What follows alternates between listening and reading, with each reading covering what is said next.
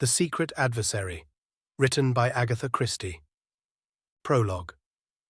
It was 2 p.m. on the afternoon of May 7th, 1915. The Lusitania had been struck by 2 torpedoes in succession and was sinking rapidly, while the boats were being launched with all possible speed. The women and children were being lined up awaiting their turn. Some still clung desperately to husbands and fathers, others clutched their children closely to their breasts. One girl stood alone, slightly apart from the rest. She was quite young, not more than 18. She did not seem afraid, and her grave, steadfast eyes looked straight ahead. "I beg your pardon." A man's voice beside her made her start and turn. She had noticed the speaker more than once amongst the first-class passengers.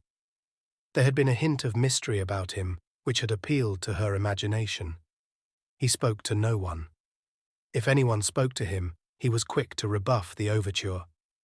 Also, he had a nervous way of looking over his shoulder with a swift, suspicious glance.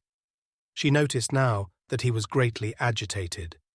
There were beads of perspiration on his brow. He was evidently in a state of overmastering fear. And yet, he did not strike her as the kind of man who would be afraid to meet death. "Yes?" Her grave eyes met his inquiringly. He stood looking at her with a kind of desperate irresolution. "It must be," he muttered to himself. "Yes, it is the only way." Then aloud he said abruptly, "You are an American?" "Yes." "A patriotic one?" The girl flushed. "I guess you've no right to ask such a thing. Of course I am." "Don't be offended. You wouldn't be if you knew how much there was at stake. But I've got to trust someone, and it must be a woman." "Why?" "Because of women and children first." He looked round and lowered his voice. "I'm carrying papers, vitally important papers. They may make all the difference to the Allies in the war. You understand? These papers have got to be saved.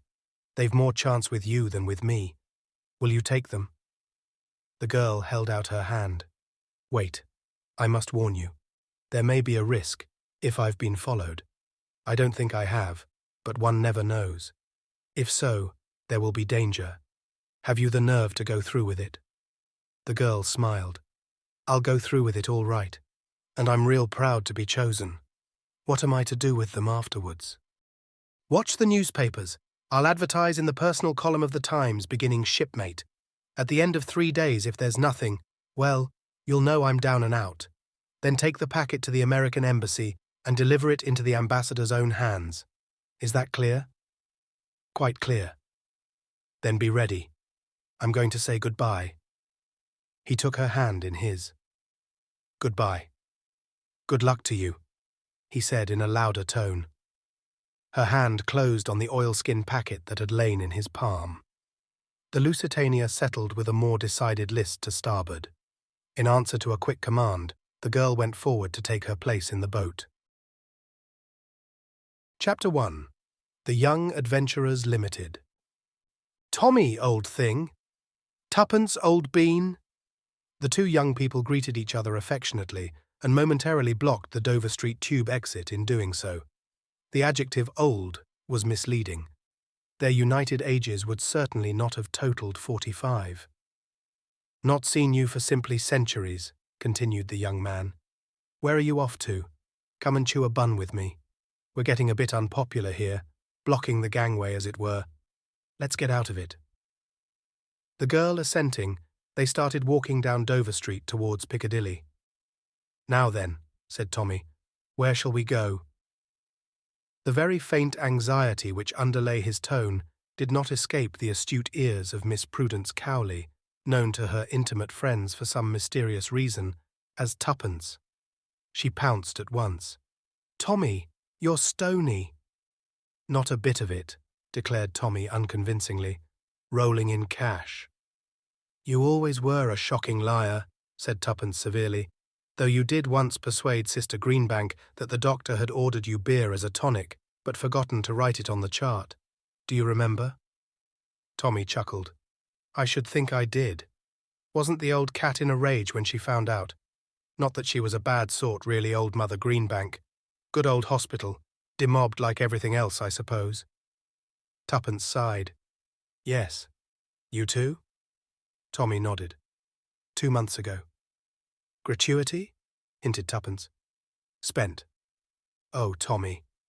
No, old thing, not in riotous dissipation. No such luck.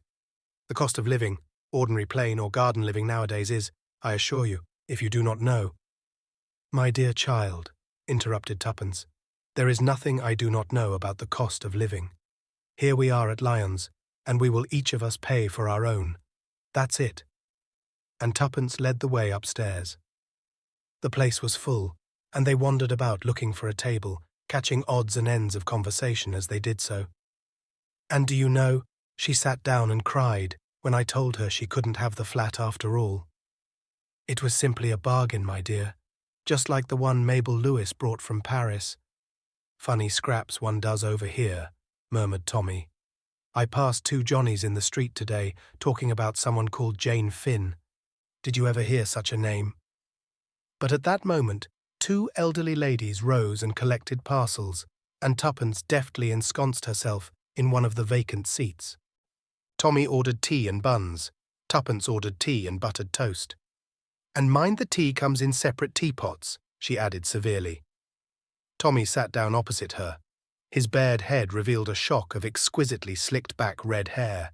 His face was pleasantly ugly, nondescript, yet unmistakably the face of a gentleman and a sportsman. His brown suit was well cut, but perilously near the end of its tether. They were an essentially modern-looking couple as they sat there. Tuppence had no claim to beauty, but there was character and charm in the elfin lines of her little face, with its determined chin and large, wide-apart grey eyes that looked mistily out from under straight black brows. She wore a small bright green toque over her black bobbed hair, and her extremely short and rather shabby skirt revealed a pair of uncommonly dainty ankles. Her appearance presented a valiant attempt at smartness. The tea came at last, and Tuppence, rousing herself from a fit of meditation, poured it out. Now then, said Tommy, taking a large bite of bun, let's get up to date. Remember, I haven't seen you since that time in hospital in 1916. Very well.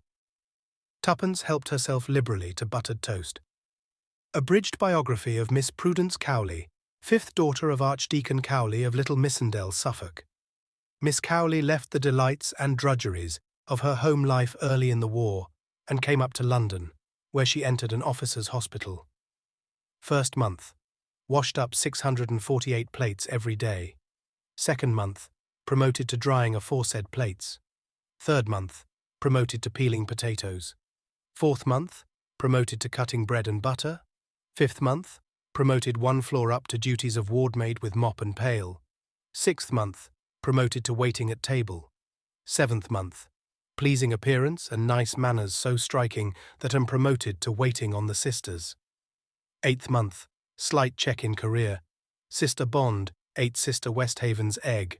Grand row, wardmaid clearly to blame. Inattention in such important matters cannot be too highly censured. Mop and pail again. How are the mighty fallen? Ninth month, promoted to sweeping out wards, where I found a friend of my childhood in Lieutenant Thomas Beresford, bow Tommy, whom I had not seen for 5 long years. The meeting was affecting. 10th month, reproved by matron for visiting the pictures in company with one of the patients, namely, the aforementioned Lieutenant Thomas Beresford. 11th and 12th months, parlour-maid duties resumed with entire success. At the end of the year, left hospital in a blaze of glory. After that, the talented Miss Cowley drove successively a trade delivery van, a motor lorry, and a general. The last was the pleasantest. He was quite a young general. What blighter was that? Inquired Tommy. Perfectly sickening the way those brass hats drove from the War Office to the Savoy, and from the Savoy to the War Office. I've forgotten his name now, confessed Tuppence. To resume, that was in a way the apex of my career. I next entered a government office. We had several very enjoyable tea parties. I had intended to become a land girl, a postwoman, and a bus conductress by way of rounding off my career. But the armistice intervened. I clung to the office with the true limpet touch for many long months, but alas, I was combed out at last. Since then, I've been looking for a job. Now then, your turn. There's not so much promotion in mine, said Tommy regretfully, and a great deal less variety. I went out to France again, as you know. Then they sent me to Mesopotamia, and I got wounded for the second time and went into hospital out there. Then I got stuck in Egypt till the armistice happened, kicked my heels there some time longer, and, as I told you, finally got demobbed. And for 10 long, weary months I've been job hunting. There aren't any jobs, and if there were, they wouldn't give 'em to me. What good am I? What do I know about business? Nothing. Tuppence nodded gloomily. What about the colonies? She suggested. Tommy shook his head. I shouldn't like the colonies, and I'm perfectly certain they wouldn't like me. Rich relations? Again Tommy shook his head. Oh, Tommy, not even a great aunt. I've got an old uncle who's more or less rolling, but he's no good. Why not? Wanted to adopt me once. I refused. I think I remember hearing about it, said Tuppence slowly. You refused because of your mother. Tommy flushed. Yes, it would have been a bit rough on the mater. As you know, I was all she had. Old boy hated her, wanted to get me away from her. Just a bit of spite. Your mother's dead, isn't she? Said Tuppence gently. Tommy nodded. Tuppence's large grey eyes looked misty. You're a good sort, Tommy. I always knew it. Rot, said Tommy hastily. Well, that's my position. I'm just about desperate. So am I. I've hung out as long as I could. I've touted round. I've answered advertisements. I've tried every mortal blessed thing. I've screwed and saved and pinched. But it's no good. I shall have to go home. Don't you want to? Of course I don't want to. What's the good of being sentimental? Father's a dear. I'm awfully fond of him. But you've no idea how I worry him. He has that delightful early Victorian view that short skirts and smoking are immoral. You can imagine what a thorn in the flesh I am to him. He just heaved a sigh of relief when the war took me off. You see, there are 7 of us at home. It's awful. All housework and mother's meetings. I have always been the changeling. I don't want to go back, but, oh, Tommy, what else is there to do? Tommy shook his head sadly. There was a silence, and then Tuppence burst out, Money, money, money. I think about money morning, noon and night. I dare say it's mercenary of me, but there it is. Same here, agreed Tommy with feeling. I've thought over every imaginable way of getting it too, continued Tuppence. There are only 3. To be left it, to marry it, or to make it. First is ruled out. I haven't got any rich elderly relatives. Any relatives I have are in homes for decayed gentlewomen. I always help old ladies over crossings and pick up parcels for old gentlemen, in case they should turn out to be eccentric millionaires.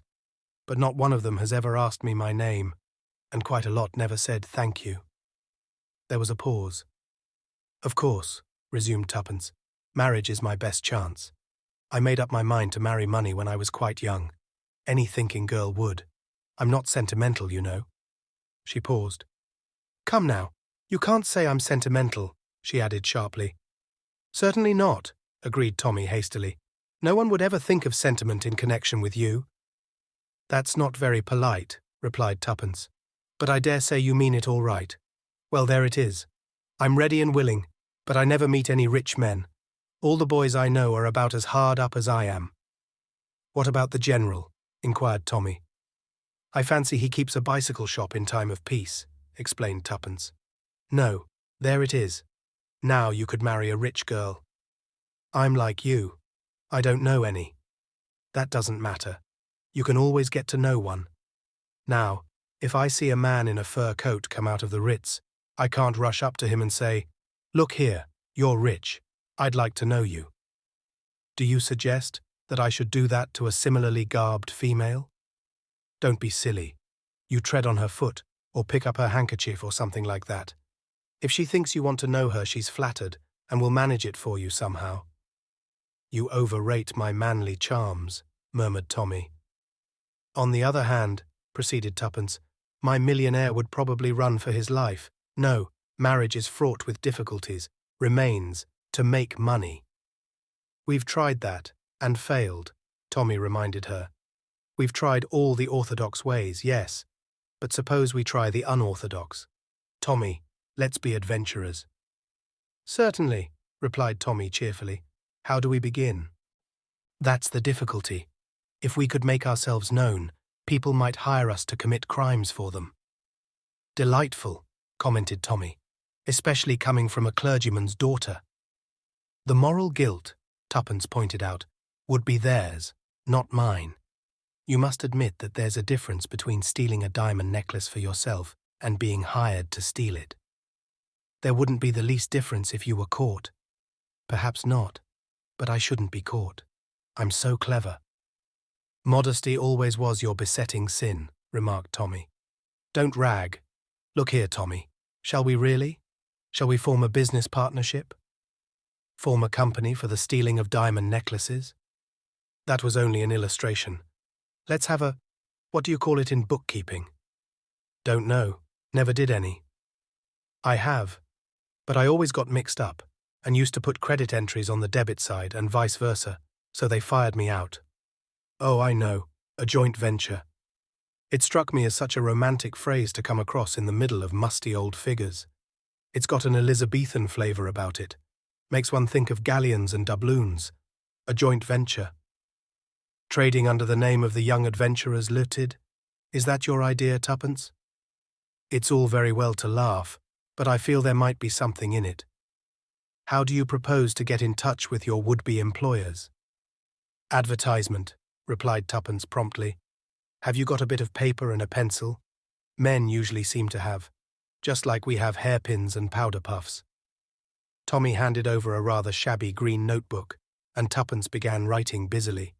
Shall we begin? Young officer? Twice wounded in the war? Certainly not. Oh, very well, my dear boy. But I can assure you that that sort of thing might touch the heart of an elderly spinster, and she might adopt you, and then there would be no need for you to be a young adventurer at all. I don't want to be adopted. I forgot you had a prejudice against it. I was only ragging you. The papers are full up to the brim with that type of thing. Now listen. How's this? 2 young adventurers for hire, willing to do anything, go anywhere. Pay must be good. We might as well make that clear from the start. Then we might add, no reasonable offer refused, like flats and furniture.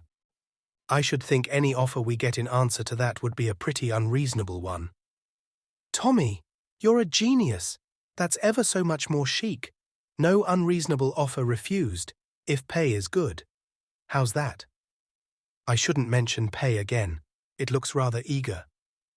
It couldn't look as eager as I feel. But perhaps you are right. Now, I'll read it straight through. 2 young adventurers for hire, willing to do anything, go anywhere. Pay must be good.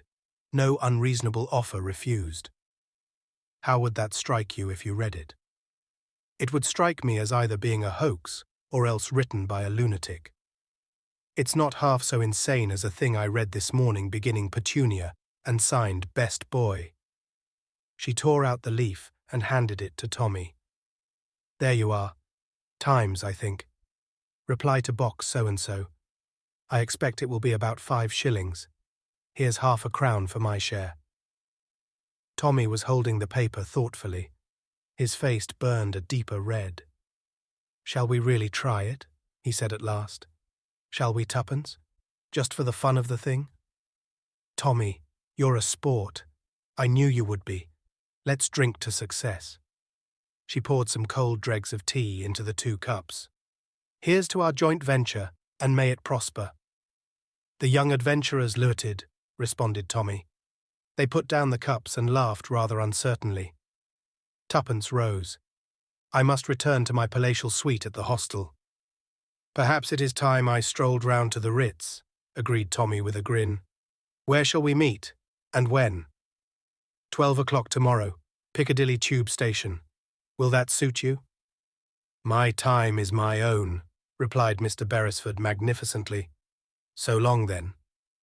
Goodbye, old thing. The 2 young people went off in opposite directions.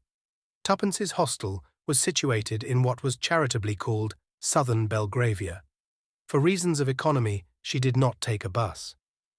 She was halfway across St. James's Park when a man's voice behind her made her start. "Excuse me," it said, "but may I speak to you for a moment?" Chapter 2. Mr. Whittington's Offer. Tuppence turned sharply, but the words hovering on the tip of her tongue remained unspoken, for the man's appearance and manner did not bear out her first and most natural assumption. She hesitated. As if he read her thoughts, the man said quickly, "I can assure you I mean no disrespect." Tuppence believed him. Although she disliked and distrusted him instinctively, she was inclined to acquit him of the particular motive which she had at first attributed to him. She looked him up and down. He was a big man, clean-shaven, with a heavy jowl. His eyes were small and cunning, and shifted their glance under her direct gaze. "Well, what is it?" she asked. The man smiled. "I happened to overhear part of your conversation with the young gentleman in Laon." "Well, what of it?" "Nothing, except that I think I may be of some use to you." Another inference forced itself into Tuppence's mind. "You followed me here?" "I took that liberty." "And in what way do you think you could be of use to me?" The man took a card from his pocket and handed it to her with a bow. Tuppence took it and scrutinized it carefully. It bore the inscription, "Mr. Edward Whittington." Below the name were the words, "Estonia Glassware Co." and the address of a city office. Mr. Whittington spoke again. "If you will call upon me tomorrow morning at 11 o'clock, I will lay the details of my proposition before you." "At 11 o'clock?" said Tuppence doubtfully. "At 11 o'clock." Tuppence made up her mind. "Very well, I'll be there." "Thank you. Good evening." He raised his hat with a flourish and walked away. Tuppence remained for some minutes gazing after him. Then she gave a curious movement of her shoulders, rather as a terrier shakes himself. "The adventures have begun," she murmured to herself.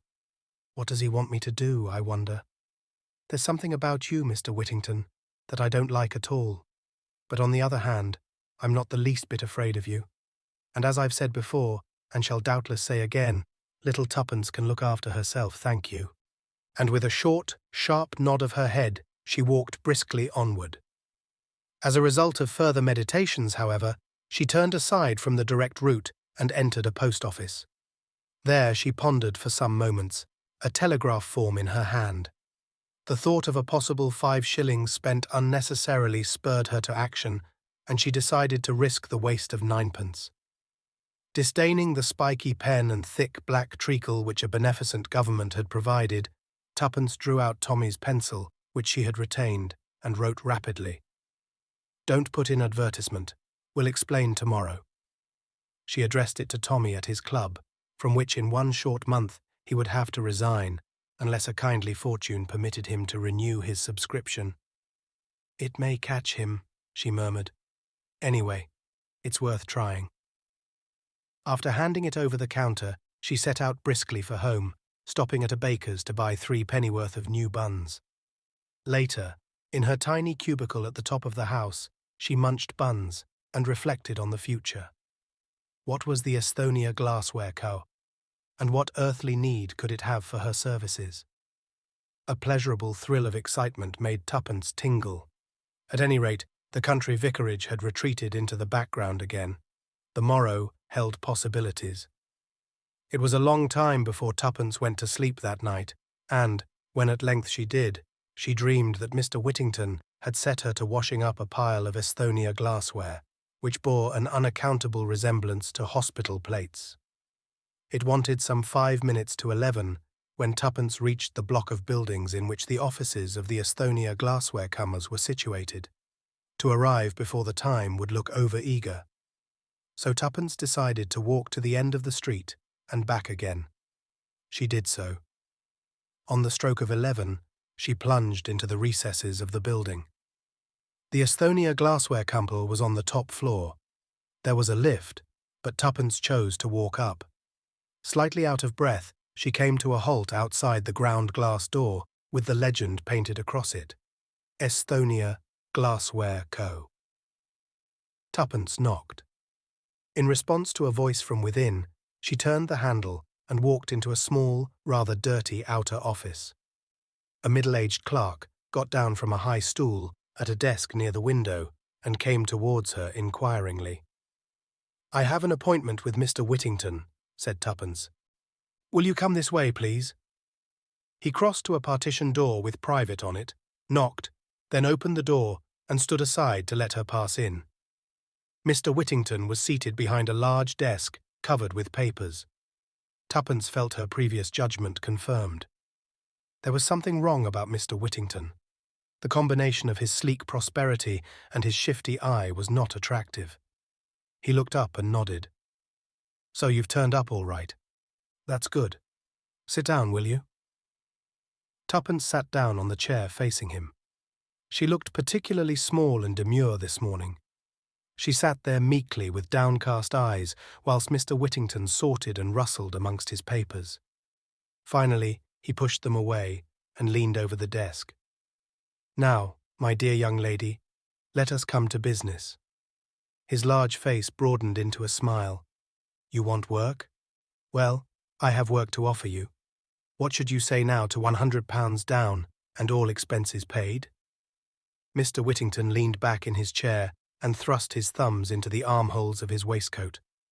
Tuppence eyed him warily. "And the nature of the work?" she demanded. "Nominal, purely nominal.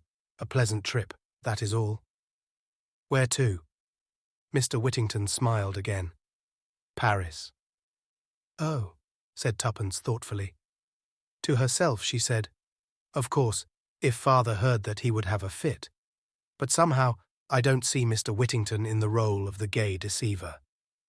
"Yes," continued Whittington, "what could be more delightful? To put the clock back a few years, a very few, I am sure, and re-enter one of those charming pensionnats de jeunes filles with which Paris abounds." Tuppence interrupted him. "A pensionnat?" "Exactly. Madame Colombier's in the Avenue de Neuilly." Tuppence knew the name well. Nothing could have been more select. She had had several American friends there. She was more than ever puzzled. "You want me to go to Madame Colombier's? For how long?" "That depends. Possibly 3 months." "And that is all? There are no other conditions?" "None whatever. You would, of course, go in the character of my ward, and you would hold no communication with your friends. I should have to request absolute secrecy for the time being. By the way, you are English, are you not?" "Yes."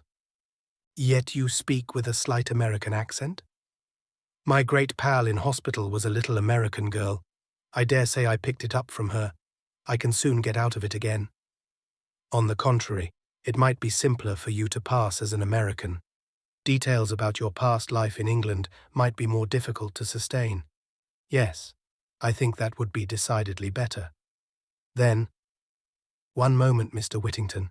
You seem to be taking my consent for granted." Whittington looked surprised. "Surely you are not thinking of refusing? I can assure you that Madame Colombier's is a most high-class and orthodox establishment, and the terms are most liberal." "Exactly," said Tuppence. "That's just it. The terms are almost too liberal, Mr. Whittington. I cannot see any way in which I can be worth that amount of money to you." "No?" said Whittington softly. "Well, I will tell you. I could doubtless obtain someone else for very much less. What I am willing to pay for is a young lady with sufficient intelligence and presence of mind to sustain her part well, and also one who will have sufficient discretion not to ask too many questions."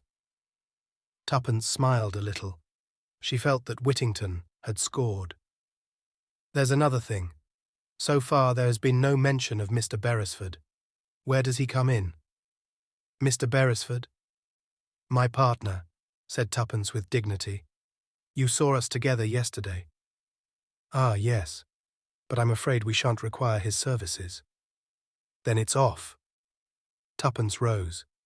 "It's both or neither. Sorry, but that's how it is. Good morning, Mr. Whittington. Wait a minute. Let us see if something can't be managed. Sit down again, miss. He paused interrogatively. Tuppence's conscience gave her a passing twinge as she remembered the Archdeacon. She seized hurriedly on the first name that came into her head. Jane Finn, she said hastily, and then paused open-mouthed at the effect of those two simple words. All the geniality had faded out of Whittington's face. It was purple with rage, and the veins stood out on the forehead. And behind it all there lurked a sort of incredulous dismay. He leaned forward and hissed savagely, "So that's your little game, is it?" Tuppence, though utterly taken aback, nevertheless kept her head. She had not the faintest comprehension of his meaning, but she was naturally quick-witted and felt it imperative to keep her end up, as she phrased it. Whittington went on, "Been playing with me, have you, all the time, like a cat and mouse? Knew all the time what I wanted you for, but kept up the comedy. Is that it, eh?" He was cooling down.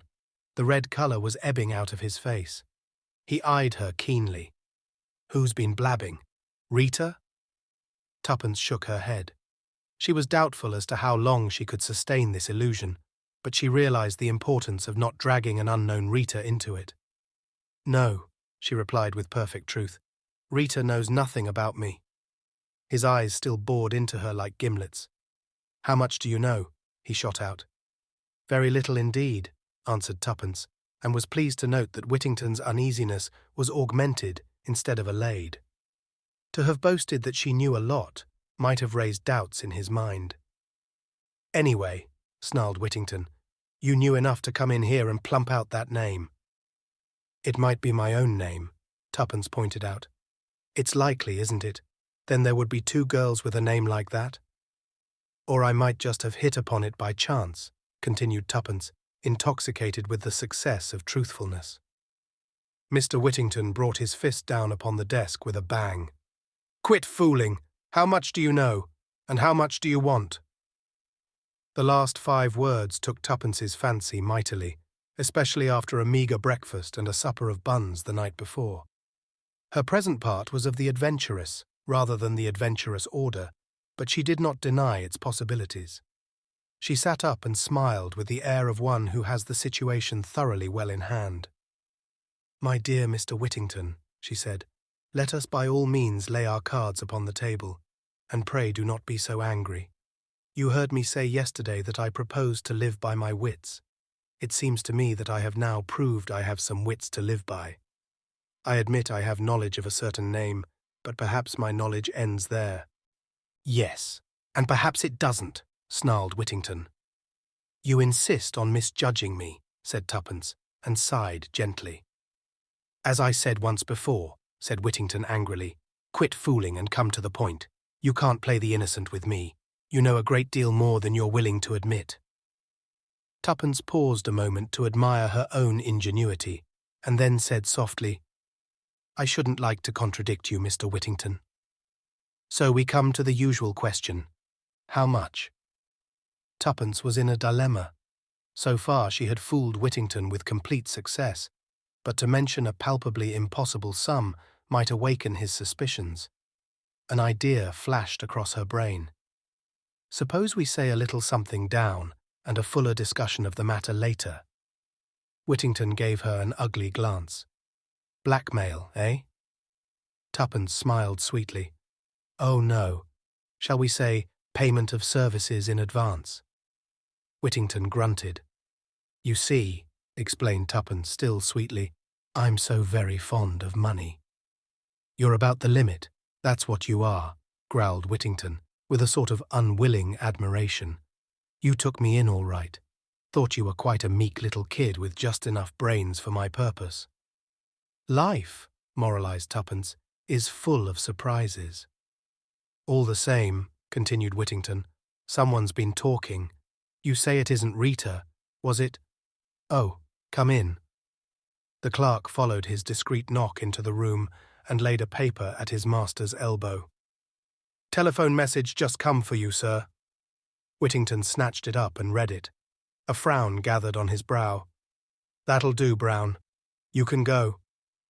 The clerk withdrew, closing the door behind him. Whittington turned to Tuppence. Come tomorrow at the same time. I'm busy now.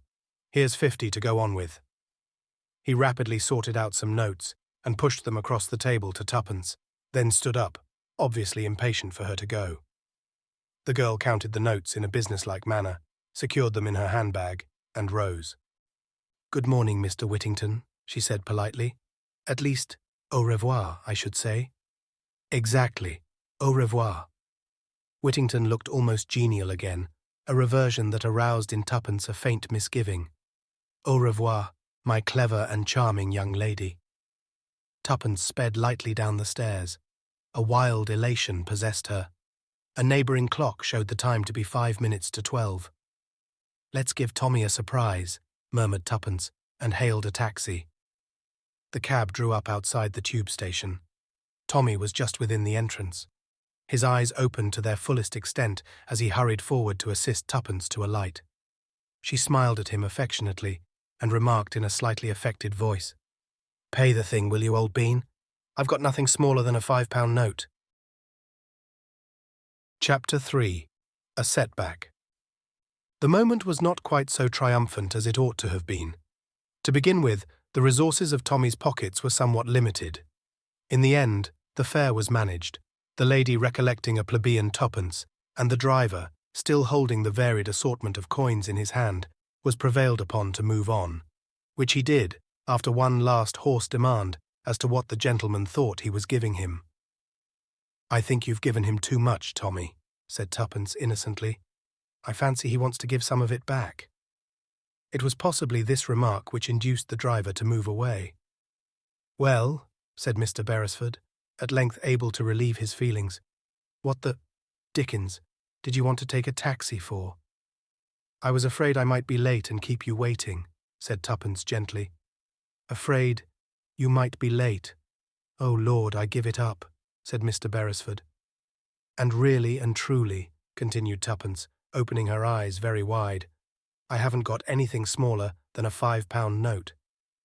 You did that part of it very well, old bean, but all the same the fellow wasn't taken in, not for a moment." "No," said Tuppence thoughtfully, "he didn't believe it. That's the curious part about speaking the truth. No one does believe it. I found that out this morning. Now let's go to lunch. How about the Savoy?" Tommy grinned. "How about the Ritz?" "On second thoughts, I prefer the Piccadilly. It's nearer. We shan't have to take another taxi. Come along." "Is this a new brand of humour, or is your brain really unhinged?" inquired Tommy. "Your last supposition is the correct one. I have come into money, and the shock has been too much for me. For that particular form of mental trouble, an eminent physician recommends unlimited hors d'oeuvre, lobster à l'américaine, chicken Newburg, and pêche Melba. Let's go and get them. Tuppence, old girl, what has really come over you?" "Oh, unbelieving one." Tuppence wrenched open her bag. "Look here, and here, and here. Great Jehoshaphat. My dear girl, don't wave fishers aloft like that." "They're not fishers. They're 5 times better than fishers, and this one's 10 times better," Tommy groaned. "I must have been drinking unawares. Am I dreaming, Tuppence, or do I really behold a large quantity of £5 notes being waved about in a dangerous fashion? Even so, O King. Now, will you come and have lunch?" "I'll come anywhere. But what have you been doing? Holding up a bank?" "All in good time. What an awful place Piccadilly Circus is. There's a huge bus bearing down on us. It would be too terrible if they killed the £5 notes." "Grill room?" inquired Tommy, as they reached the opposite pavement in safety. "The other's more expensive," demurred Tuppence. "That's mere wicked wanton extravagance. Come on below." "Are you sure I can get all the things I want there?" "That extremely unwholesome menu you were outlining just now? Of course you can, or as much as is good for you anyway." "And now tell me," said Tommy, unable to restrain his pent-up curiosity any longer, as they sat in state surrounded by the many hors d'oeuvre of Tuppence's dreams. Miss Cowley told him. "And the curious part of it is," she ended, "that I really did invent the name of Jane Finn. I didn't want to give my own because of poor father, in case I should get mixed up in anything shady." "Perhaps that's so," said Tommy slowly. "But you didn't invent it." "What?" "No, I told it to you. Don't you remember I said yesterday I'd overheard two people talking about a female called Jane Finn? That's what brought the name into your mind so pat." "So you did. I remember now. How extraordinary." Tuppence tailed off into silence. Suddenly she aroused herself. "Tommy." "Yes." "What were they like, the two men you passed?" Tommy frowned in an effort at remembrance. "One was a big fat sort of chap, clean-shaven, I think, and dark." "That's him!" cried Tuppence, in an ungrammatical squeal. "That's Whittington. What was the other man like?" "I can't remember. I didn't notice him particularly. It was really the outlandish name that caught my attention. And people say that coincidences don't happen." Tuppence tackled her pesh-melba happily, but Tommy had become serious. "Look here, Tuppence, old girl, what is this going to lead to?" "More money," replied his companion. "I know that. You've only got one idea in your head. What I mean is, what about the next step? How are you going to keep the game up?" "Oh." Tuppence laid down her spoon. "You're right, Tommy. It is a bit of a poser. After all, you know, you can't bluff him forever. You're sure to slip up sooner or later. And anyway, I'm not at all sure that it isn't actionable. Blackmail, you know." "Nonsense. Blackmail is saying you'll tell unless you are given money. Now there's nothing I could tell, because I don't really know anything." Said Tommy doubtfully. "Well, anyway, what are we going to do? Whittington was in a hurry to get rid of you this morning, but next time he'll want to know something more before he parts with his money. He'll want to know how much you know, and where you got your information from, and a lot of other things that you can't cope with. What are you going to do about it?" Tuppence frowned severely. "We must think. Order some Turkish coffee, Tommy. Stimulating to the brain. Oh dear, what a lot I have eaten. You have made rather a hog of yourself. So have I, for that matter, but I flatter myself that my choice of dishes was more judicious than yours. 2 coffees. This was to the waiter. 1 Turkish, 1 French. Tuppence sipped her coffee with a deeply reflective air and snubbed Tommy when he spoke to her. "Be quiet. I'm thinking." "Shades of Pelmanism," said Tommy, and relapsed into silence. "There," said Tuppence at last. "I've got a plan. Obviously what we've got to do is to find out more about it all." Tommy applauded. "Don't jeer. We can only find out through Whittington. We must discover where he lives, what he does, sleuth him, in fact. Now I can't do it because he knows me, but he only saw you for a minute or two in Lyons. He's not likely to recognize you. After all, one young man is much like another." "I repudiate that remark utterly. I'm sure my pleasing features and distinguished appearance would single me out from any crowd." "My plan is this," Tuppence went on calmly. "I'll go alone tomorrow. I'll put him off again like I did today. It doesn't matter if I don't get any more money at once. £50 ought to last us a few days. Or even longer.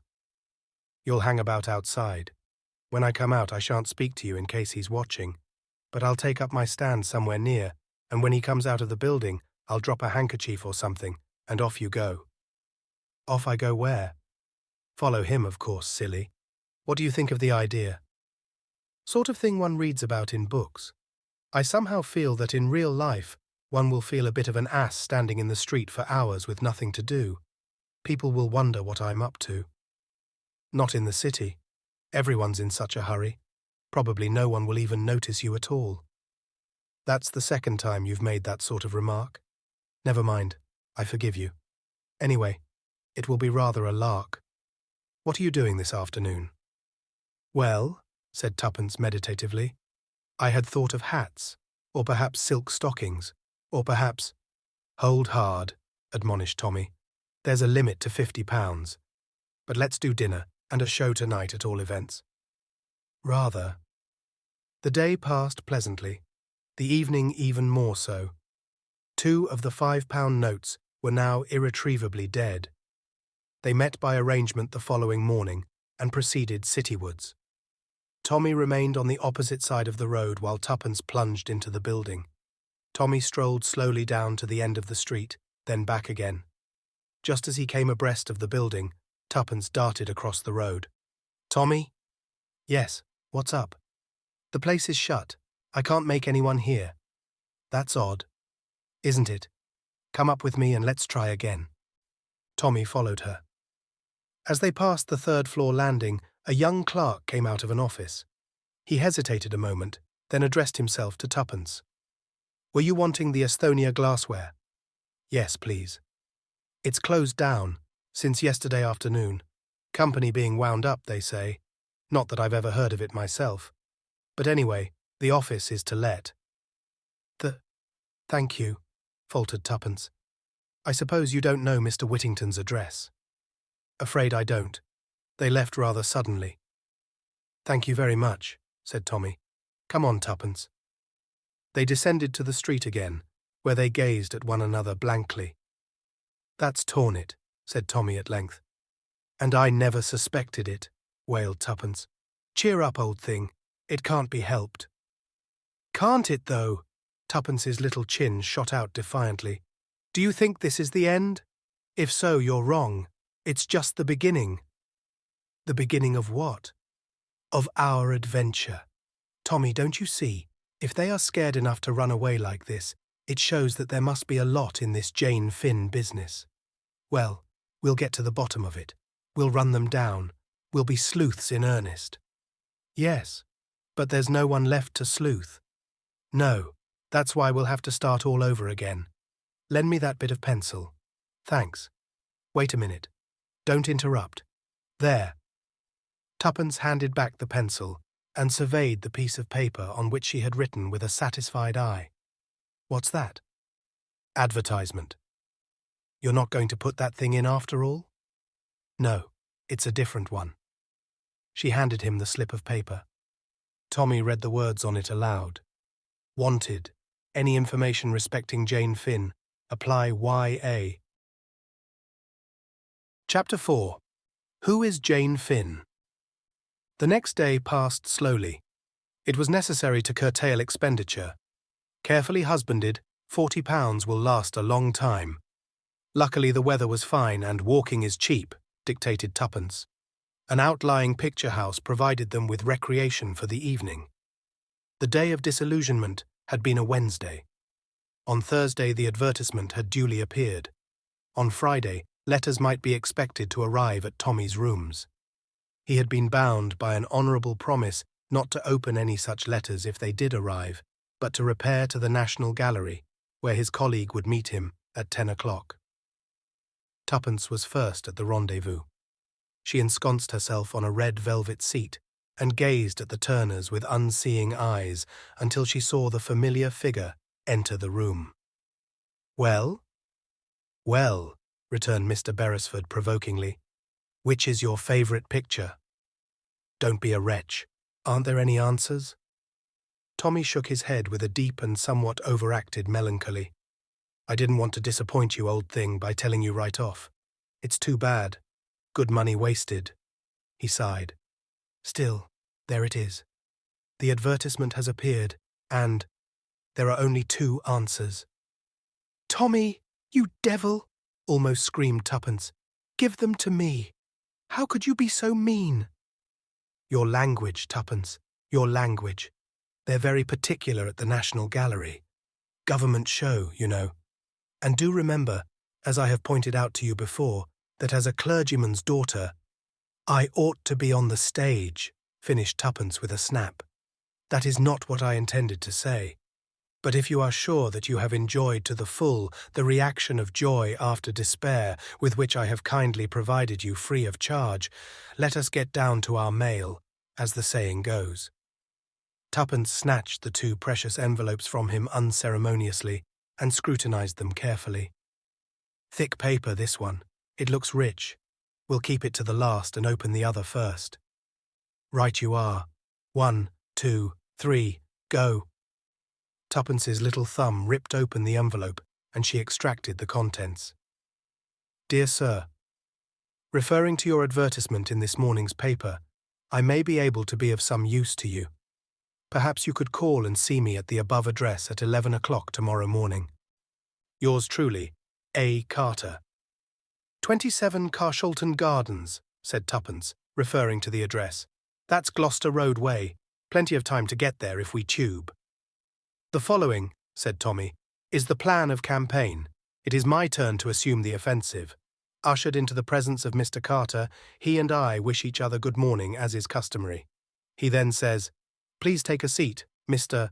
To which I reply promptly and significantly, "Edward Whittington." Whereupon Mr. Carter turns purple in the face and gasps out, "How much?" Pocketing the usual fee of £50, I rejoin you in the road outside, and we proceed to the next address and repeat the performance. Don't be absurd, Tommy. Now for the other letter.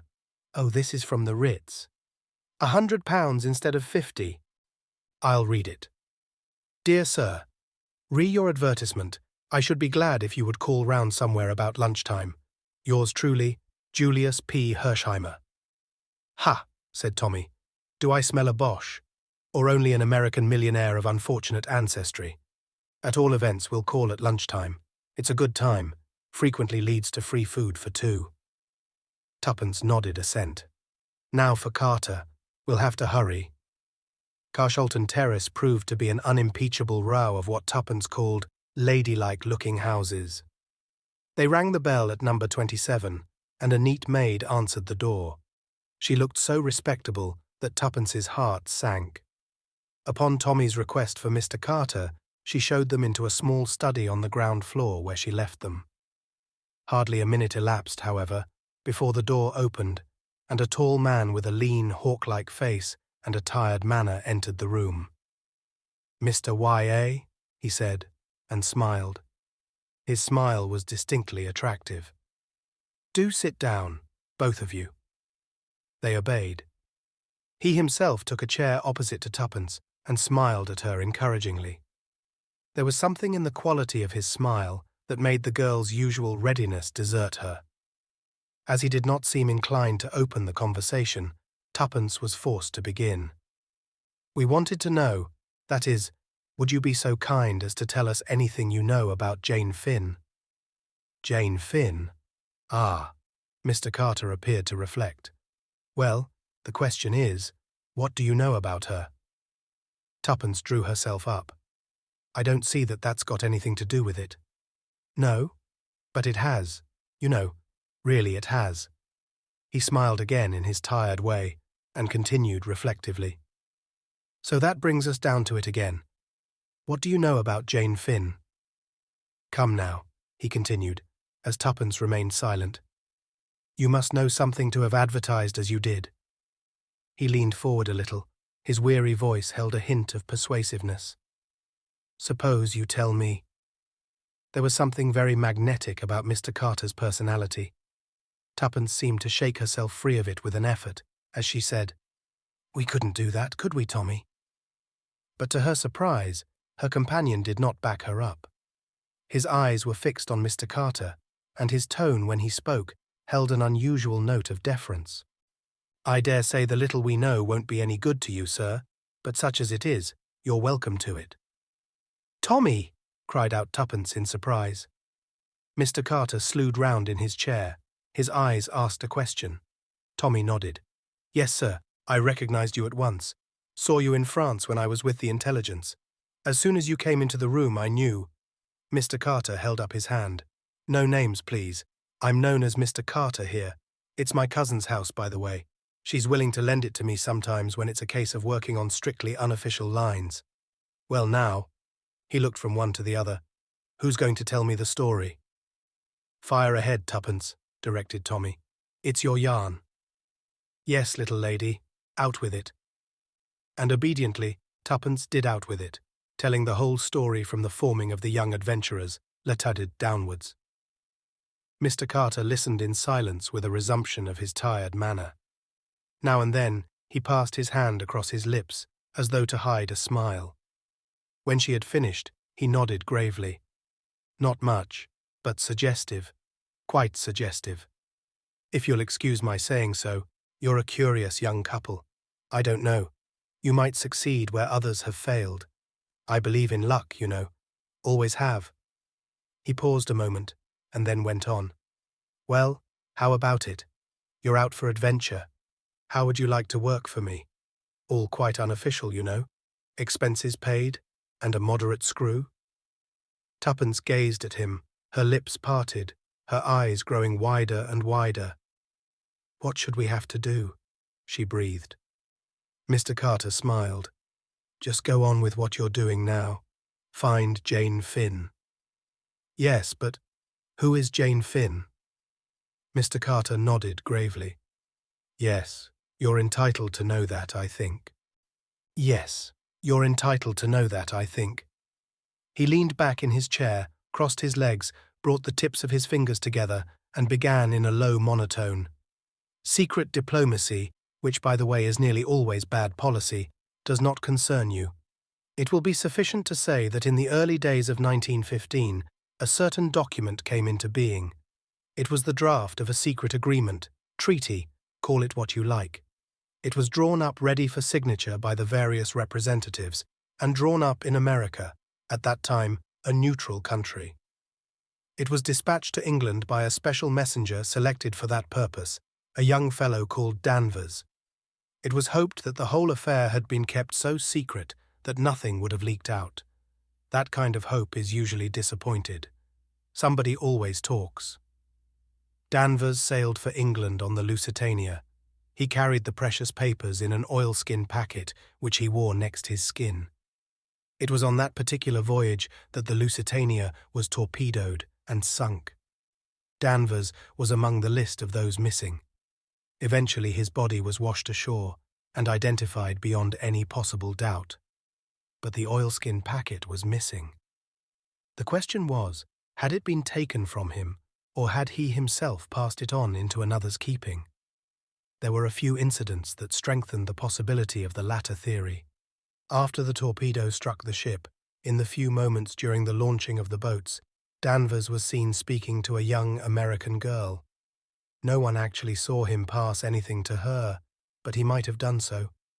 It seems to me quite likely that he entrusted the papers to this girl, believing that she, as a woman, had a greater chance of bringing them safely to shore. But if so, where was the girl, and what had she done with the papers? By later advice from America, it seemed likely that Danvers had been closely shadowed on the way over. Was this girl in league with his enemies? Or had she, in her turn, been shadowed and either tricked or forced into handing over the precious packet? We set to work to trace her out. It proved unexpectedly difficult. Her name was Jane Finn, and it duly appeared among the list of the survivors, but the girl herself seemed to have vanished completely. Inquiries into her antecedents did little to help us. She was an orphan, and had been what we should call over here a pupil teacher in a small school out west. Her passport had been made out for Paris, where she was going to join the staff of a hospital. She had offered her services voluntarily, and after some correspondence, they had been accepted. Having seen her name in the list of the saved from the Lusitania, the staff of the hospital were naturally very surprised at her not arriving to take up her billet, and at not hearing from her in any way. Well, every effort was made to trace the young lady, but all in vain. We tracked her across Ireland, but nothing could be heard of her after she set foot in England. No use was made of the draft treaty, as might very easily have been done, and we therefore came to the conclusion that Danvers had, after all, destroyed it. The war entered on another phase, the diplomatic aspect changed accordingly, and the treaty was never redrafted. Rumours as to its existence were emphatically denied. The disappearance of Jane Finn was forgotten, and the whole affair was lost in oblivion. Mr. Carter paused, and Tuppence broke in impatiently. "But why has it all cropped up again? The war's over." A hint of alertness came into Mr. Carter's manner.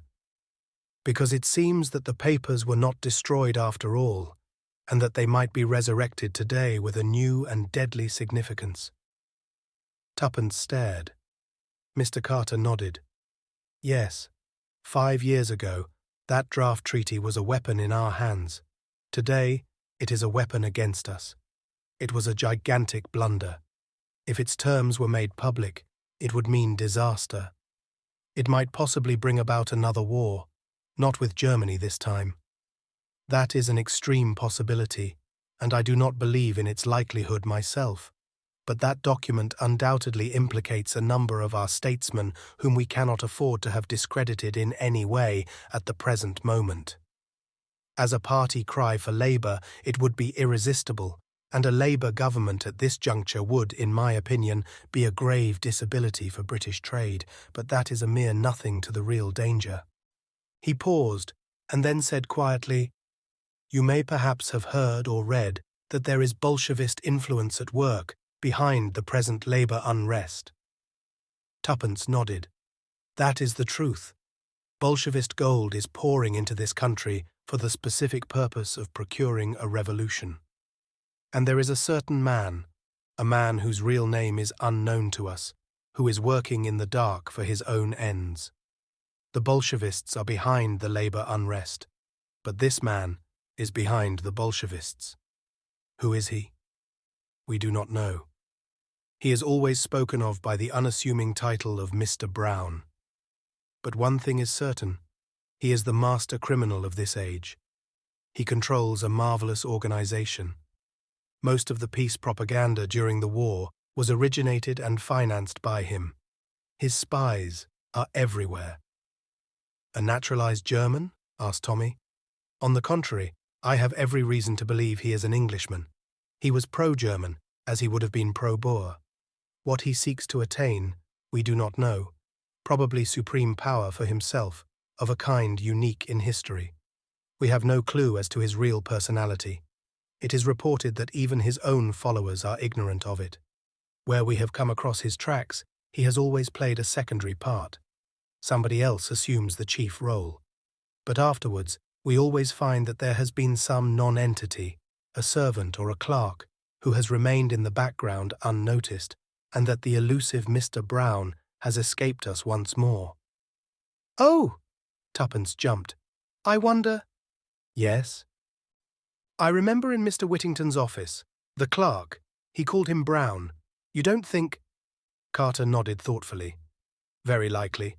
A curious point is that the name is usually mentioned, an idiosyncrasy of genius. Can you describe him at all?" "I really didn't notice. He was quite ordinary, just like anyone else." Mr. Carter sighed in his tired manner. "That is the invariable description of Mr. Brown. Brought a telephone message to the man Whittington, did he? Notice a telephone in the outer office?"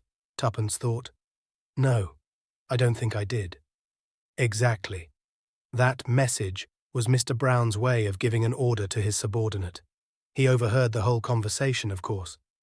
Was it after that that Whittington handed you over the money and told you to come the following day?" Tuppence nodded. "Yes, undoubtedly the hand of Mr. Brown." Mr. Carter paused. "Well, there it is. You see what you are pitting yourselves against. Possibly the finest criminal brain of the age. I don't quite like it, you know. You're such young things, both of you. I shouldn't like anything to happen to you." "It won't," Tuppence assured him positively. "I'll look after her, sir," said Tommy. "And I'll look after you," retorted Tuppence, resenting the manly assertion. "Well then, look after each other," said Mr. Carter, smiling. "Now let's get back to business. There's something mysterious about this draft treaty that we haven't fathomed yet. We've been threatened with it, in plain and unmistakable terms. The revolutionary element as good as declare that it's in their hands, and that they intend to produce it at a given moment. On the other hand, they are clearly at fault about many of its provisions. The government consider it as mere bluff on their part, and, rightly or wrongly, have stuck to the policy of absolute denial. I'm not so sure. There have been hints, indiscreet allusions, that seem to indicate that the menace is a real one. The position is much as though they had got hold of an incriminating document, but couldn't read it because it was in cipher. But we know that the draft treaty wasn't in cipher, couldn't be in the nature of things, so that won't wash. But there's something. Of course, Jane Finn may be dead for all we know, but I don't think so. The curious thing is that they're trying to get information about the girl from us. What? Yes. One or two little things have cropped up, and your story, little lady, confirms my idea. They know we're looking for Jane Finn. Well, they'll produce a Jane Finn of their own, say at a pensionnat in Paris. Tuppence gasped, and Mr. Carter smiled. No one knows in the least what she looks like, so that's all right. She's primed with a trumped-up tale, and her real business is to get as much information as possible out of us. See the idea? Then you think, Tuppence paused to grasp the supposition fully, that it was as Jane Finn that they wanted me to go to Paris. Mr. Carter smiled more wearily than ever. I believe in coincidences, you know, he said. Chapter 5. Mr. Julius P. Hersheimer. Well, said Tuppence, recovering herself, it really seems as though it were meant to be. Carter nodded. I know what you mean. I'm superstitious myself, luck and all that sort of thing. Fate seems to have chosen you out to be mixed up in this. Tommy indulged in a chuckle. My word. I don't wonder Whittington got the wind up when Tuppence plumped out that name. I should have myself. But look here, sir, we're taking up an awful lot of your time. Have you any tips to give us before we clear out? I think not. My experts working in stereotyped ways have failed. You will bring imagination and an open mind to the task. Don't be discouraged if that too does not succeed. For one thing, there is a likelihood of the pace being forced.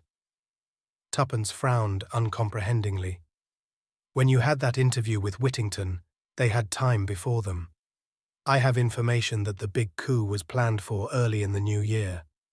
But the government is contemplating legislative action which will deal effectually with the strike menace. They'll get wind of it soon, if they haven't already, and it's possible that that may bring things to a head. I hope it will myself. The less time they have to mature their plans, the better. I'm just warning you that you haven't much time before you, and that you needn't be cast down if you fail. It's not an easy proposition anyway, that's all. Tuppence rose. I think we ought to be businesslike. What exactly can we count upon you for, Mr. Carter? Mr. Carter's lips twitched slightly, but he replied succinctly, Funds within reason, detailed information on any point, and no official recognition. I mean that if you get yourselves into trouble with the police, I can't officially help you out of it. You're on your own. Tuppence nodded sagely. I quite understand that. I'll write out a list of the things I want to know when I've had time to think. Now, about money. Yes, Miss Tuppence. Do you want to say how much? Not exactly. We've got plenty to go with for the present. But when we want more, it will be waiting for you. Yes, but I'm sure I don't want to be rude about the government if you've got anything to do with it. But you know one really has the devil of a time getting anything out of it. And if we have to fill up a blue form and send it in, and then after 3 months they send us a green one and so on, well, that won't be much use, will it? Mr. Carter laughed outright. Don't worry, Miss Tuppence. You will send a personal demand to me here, and the money in notes shall be sent by return of post. As to salary, shall we say at the rate of 300 a year, and an equal sum for Mr. Beresford, of course. Tuppence beamed upon him. How lovely. You are kind. I do love money. I'll keep beautiful accounts of our expenses, all debit and credit, and the balance on the right side, and red line drawn sideways with the totals the same at the bottom. I really know how to do it when I think. I'm sure you do. Well, goodbye, and good luck to you both. He shook hands with them, and in another minute they were descending the steps of 27 Carshalton Terrace, with their heads in a whirl. Tommy, tell me at once, who is Mr. Carter?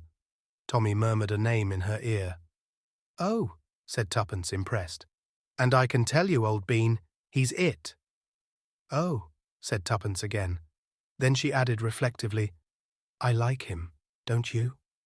He looks so awfully tired and bored, and yet you feel that underneath he's just like steel, all keen and flashing. Oh, she gave a skip. Pinch me, Tommy, do pinch me. I can't believe it's real. Mr. Beresford obliged. Ow, That's enough. Yes, we're not dreaming. We've got a job. And what a job. The joint venture has really begun. It's more respectable than I thought it would be, said Tuppence thoughtfully.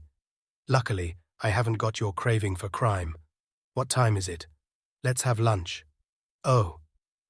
The same thought sprang to the minds of each. Tommy voiced it first. Julius P. Hersheimer. We never told Mr. Carter about hearing from him. Well, there wasn't much to tell, not till we've seen him. Come on, we'd better take a taxi. Now who's being extravagant? All expenses paid, remember? Hop in. At any rate, we shall make a better effect arriving this way, said Tuppence, leaning back luxuriously. I'm sure blackmailers never arrive in buses. We've ceased being blackmailers, Tommy pointed out. I'm not sure I have, said Tuppence darkly. On inquiring for Mr. Hersheimer, they were at once taken up to his suite. An impatient voice cried, "Come in," in answer to the page boy's knock, and the lad stood aside to let them pass in. Mr. Julius P. Hersheimer was a great deal younger than either Tommy or Tuppence had pictured him. The girl put him down as 35. He was of middle height and squarely built to match his jaw. His face was pugnacious, but pleasant. No one could have mistaken him for anything but an American, though he spoke with very little accent. Get my note? Sit down and tell me right away all you know about my cousin. Your cousin? Sure thing. Jane Finn. Is she your cousin? My father and her mother were brother and sister, explained Mr. Hersheimer meticulously. Oh, cried Tuppence. Then you know where she is? No. Mr. Hersheimer brought down his fist with a bang on the table. I'm darned if I do. Don't you? We advertise to receive information, not to give it, said Tuppence severely. I guess I know that. I can read. But I thought maybe it was her back history you were after, and that you'd know where she was now. Well, we wouldn't mind hearing her back history, said Tuppence guardedly. But Mr. Hersheimer seemed to grow suddenly suspicious. See here, he declared. This isn't Sicily. No demanding ransom or threatening to crop her ears if I refuse. These are the British Isles, so quit the funny business, or I'll just sing out for that beautiful big British policeman I see out there in Piccadilly. Tommy hastened to explain. We haven't kidnapped your cousin. On the contrary, we're trying to find her. We're employed to do so. Mr. Hersheimer leant back in his chair. Put me wise, he said succinctly. Tommy fell in with this demand insofar as he gave him a guarded version of the disappearance of Jane Finn and of the possibility of her having been mixed up unawares in some political show. He alluded to Tuppence and himself as private inquiry agents commissioned to find her, and added that they would therefore be glad of any details Mr. Hersheimer could give them. That gentleman nodded approval. I guess that's all right. I was just a mite hasty. But London gets my goat. I only know little old New York. Just trot out your questions and I'll answer. For the moment, this paralysed the young adventurers, but Tuppence, recovering herself, plunged boldly into the breach with a reminiscence culled from detective fiction. When did you last see the your cousin, I mean? Never seen her, responded Mr. Hersheimer. What? Demanded Tommy, astonished. Hersheimer turned to him. No, sir. As I said before, my father and her mother were brother and sister, just as you might be. Tommy did not correct this view of their relationship. But they didn't always get on together. And when my aunt made up her mind to marry Amos Finn, who was a poor schoolteacher out west, my father was just mad. Said if he made his pile, as he seemed in a fair way to do, she'd never see a cent of it. Well, the upshot was that Aunt Jane went out west, and we never heard from her again. The old man did pile it up. He went into oil, and he went into steel, and he played a bit with railroads, and I can tell you he made Wall Street sit up. He paused. Then he died, last fall, and I got the dollars. Well, would you believe it, my conscience got busy, kept knocking me up and saying, what about your Aunt Jane way out west? It worried me some. You see, I figured it out that Amos Finn would never make good. He wasn't the sort. End of it was, I hired a man to hunt her down. Result, she was dead, and Amos Finn was dead. But they'd left a daughter, Jane, who'd been torpedoed in the Lusitania on her way to Paris. She was saved all right, but they didn't seem able to hear of her over this side. I guessed they weren't hustling any, so I thought I'd come along over and speed things up. I phoned Scotland Yard and the Admiralty first thing. The Admiralty rather choked me off, but Scotland Yard were very civil, said they would make inquiries, even sent a man round this morning to get her photograph. I'm off to Paris tomorrow, just to see what the prefecture is doing. I guess if I go to and fro hustling them, they ought to get busy. The energy of Mr. Hersheimer was tremendous. They bowed before it. But say now, he ended, you're not after her for anything. Contempt of court or something British. A proud-spirited young American girl might find your rules and regulations in wartime rather irksome and get up against it. If that's the case, and there's such a thing as graft in this country, I'll buy her off. Tuppence reassured him. That's good. Then we can work together. What about some lunch? Shall we have it up here, or go down to the restaurant? Tuppence expressed a preference for the latter, and Julius bowed to her decision. Oysters had just given place to sole Colbert when a card was brought to Hersheimer. Inspector Japp, CID Scotland Yard again. Another man this time. What does he expect I can tell him that I didn't tell the first chap? I hope they haven't lost that photograph. That Western photographer's place was burned down and all his negatives destroyed. This is the only copy in existence. I got it from the principal of the college there. An unformulated dread swept over Tuppence. You don't know the name of the man who came this morning? Yes, I do. No, I don't. Half a second. It was on his card. Oh, I know. Inspector Brown. Quiet, unassuming sort of chap. Chapter 6. A Plan of Campaign. A veil might with profit be drawn over the events of the next half hour. Suffice it to say that no such person as Inspector Brown was known to Scotland Yard. The photograph of Jane Finn, which would have been of the utmost value to the police in tracing her, was lost beyond recovery. Once again, Mr. Brown had triumphed. The immediate result of this setback was to effect a rapprochement between Julius Hersheimer and the young adventurers. All barriers went down with a crash, and Tommy and Tuppence felt they had known the young American all their lives. They abandoned the discreet reticence of private inquiry agents and revealed to him the whole history of the joint venture, whereat the young man declared himself tickled to death. He turned to Tuppence at the close of the narration. I've always had a kind of idea that English girls were just a mite moss-grown, old-fashioned and sweet, you know, but scared to move round without a footman or a maiden aunt. I guess I'm a bit behind the times. The upshot of these confidential relations was that Tommy and Tuppence took up their abode forthwith at the Ritz, in order, as Tuppence put it, to keep in touch with Jane Finn's only living relation. And put like that, she added confidentially to Tommy, nobody could boggle at the expense. Nobody did, which was the great thing. And now, said the young lady on the morning after their installation, to work. Mr. Beresford put down the Daily Mail, which he was reading, and applauded with somewhat unnecessary vigour. He was politely requested by his colleague not to be an ass. Dash it all, Tommy, we've got to do something for our money. Tommy sighed. Yes, I fear even the dear old government will not support us at the Ritz in idleness forever. Therefore, as I said before, we must do something. Well, said Tommy, picking up the Daily Mail again, do it. I shan't stop you. You see, continued Tuppence, I've been thinking. She was interrupted by a fresh bout of applause. It's all very well for you to sit there being funny, Tommy.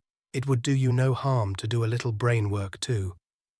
My union, Tuppence, my union. It does not permit me to work before 11 a.m. Tommy, do you want something thrown at you? It is absolutely essential that we should without delay map out a plan of campaign. Hear, hear. Well, let's do it. Tommy laid his paper finally aside. There's something of the simplicity of the truly great mind about you, Tuppence. Fire ahead, I'm listening. To begin with, said Tuppence, what have we to go upon? Absolutely nothing, said Tommy cheerily. Wrong! Tuppence wagged an energetic finger. We have two distinct clues. What are they? First clue, we know one of the gang. Whittington. Yes, I'd recognize him anywhere. Said Tommy doubtfully. I don't call that much of a clue. You don't know where to look for him, and it's about 1,000 to 1 against your running against him by accident. I'm not so sure about that, replied Tuppence thoughtfully. I've often noticed that once coincidences start happening, they go on happening in the most extraordinary way. I dare say it's some natural law that we haven't found out. Still, as you say, we can't rely on that. But there are places in London where simply everyone is bound to turn up sooner or later. Piccadilly Circus, for instance. One of my ideas was to take up my stand there every day with a tray of flags. What about meals? Inquired the practical Tommy. How like a man. What does mere food matter? That's all very well. You've just had a thundering good breakfast. No one's got a better appetite than you have, Tuppence, and by tea-time you'd be eating the flags, pins and all. But honestly, I don't think much of the idea. Whittington mayn't be in London at all. That's true. Anyway, I think clue number 2 is more promising. Let's hear it. It's nothing much. Only a Christian name. Rita. Whittington mentioned it that day. Are you proposing a third advertisement? Wanted female crook, answering to the name of Rita? I am not. I propose to reason in a logical manner. That man, Danvers, was shadowed on the way over, wasn't he? And it's more likely to have been a woman than a man. I don't see that at all. I am absolutely certain that it would be a woman, and a good-looking one, replied Tuppence calmly. On these technical points I bow to your decision, murmured Mr. Beresford. Now obviously this woman, whoever she was saved. How do you make that out? If she wasn't, how would they have known Jane Finn had got the papers? Correct. Proceed, O Sherlock. Now there's just a chance, I admit it's only a chance, that this woman may have been Rita. And if so? If so, we've got to hunt through the survivors of the Lusitania till we find her. Then the first thing is to get a list of the survivors. I've got it. I wrote a long list of things I wanted to know and sent it to Mr. Carter. I got his reply this morning, and among other things, it encloses the official statement of those saved from the Lusitania. How's that for clever little Tuppence? Full marks for industry, 0 for modesty. But the great point is there a Rita on the list? That's just what I don't know, confessed Tuppence. Don't know? Yes. Look here. Together they bent over the list. You see, very few Christian names are given. They're nearly all Mrs. or Miss. Tommy nodded. That complicates matters, he murmured thoughtfully. Tuppence gave her characteristic terrier shake. Well, we've just got to get down to it, that's all. We'll start with the London area. Just note down the addresses of any of the females who live in London or roundabout, while I put on my hat. 5 minutes later, the young couple emerged into Piccadilly, and a few seconds later, a taxi was bearing them to the Laurels, Glendower Road, N7, the residence of Mrs. Edgar Keith, whose name figured first in a list of 7 reposing in Tommy's pocketbook. The Laurels was a dilapidated house, standing back from the road with a few grimy bushes to support the fiction of a front garden. Tommy paid off the taxi and accompanied Tuppence to the front doorbell. As she was about to ring it, he arrested her hand. What are you going to say? What am I going to say? Why, I shall say, oh dear, I don't know. It's very awkward. I thought as much, said Tommy with satisfaction. How like a woman. No foresight. Now just stand aside and see how easily the mere male deals with the situation. He pressed the bell. Tuppence withdrew to a suitable spot. A slatternly-looking servant, with an extremely dirty face and a pair of eyes that did not match, answered the door. Tommy had produced a notebook and pencil.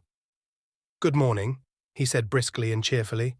From the Hampstead Borough Council. The new voting register. Mrs. Edgar Keith lives here, does she not? Yes, said the servant. Christian name? Asked Tommy, his pencil poised. Mrs.'s? Eleanor Jane? Eleanor, spelt Tommy. Any sons or daughters over 21? Now. Thank you. Tommy closed the notebook with a brisk snap. Good morning. The servant volunteered her first remark. I thought perhaps as you'd come about the gas, she observed cryptically, and shut the door. Tommy rejoined his accomplice. You see, Tuppence, he observed, child's play to the masculine mind. I don't mind admitting that for once you've scored handsomely. I should never have thought of that. Good wheeze, wasn't it? And we can repeat it ad lib. Lunchtime found the young couple attacking a steak and chips in an obscure hostelry with avidity. They had collected a Gladys Mary and a Marjorie, been baffled by one change of address, and had been forced to listen to a long lecture on universal suffrage from a vivacious American lady whose Christian name had proved to be Sadie. Ah, said Tommy, imbibing a long draught of beer. I feel better. Where's the next drawer? The notebook lay on the table between them. Tuppence picked it up. Mrs. Vandermeyer, she read. 20 South Audley Mansions. Miss Wheeler, 43 Clappington Road, Battersea. She's a lady's maid as far as I remember, so probably won't be there, and, anyway, she's not likely. Then the Mayfair lady is clearly indicated as the first port of call. Tommy, I'm getting discouraged. Buck up, old bean. We always knew it was an outside chance, and anyway, we're only starting. If we draw a blank in London, there's a fine tour of England, Ireland and Scotland before us. True, said Tuppence, her flagging spirits reviving. And all expenses paid. But oh, Tommy, I do like things to happen quickly. So far, adventure has succeeded adventure, but this morning has been dull as dull. You must stifle this longing for vulgar sensation, Tuppence. Remember that if Mr. Brown is all he is reported to be, it's a wonder that he has not ere now done us to death. That's a good sentence, quite a literary flavour about it. You're really more conceited than I am, with less excuse, ahem, but it certainly is queer that Mr. Brown has not yet wreaked vengeance upon us. You see, I can do it too. We pass on our way, unscathed. Perhaps he doesn't think us worth bothering about, suggested the young man simply. Tuppence received the remark with great disfavour. How horrid you are, Tommy. Just as though we didn't count. Sorry, Tuppence.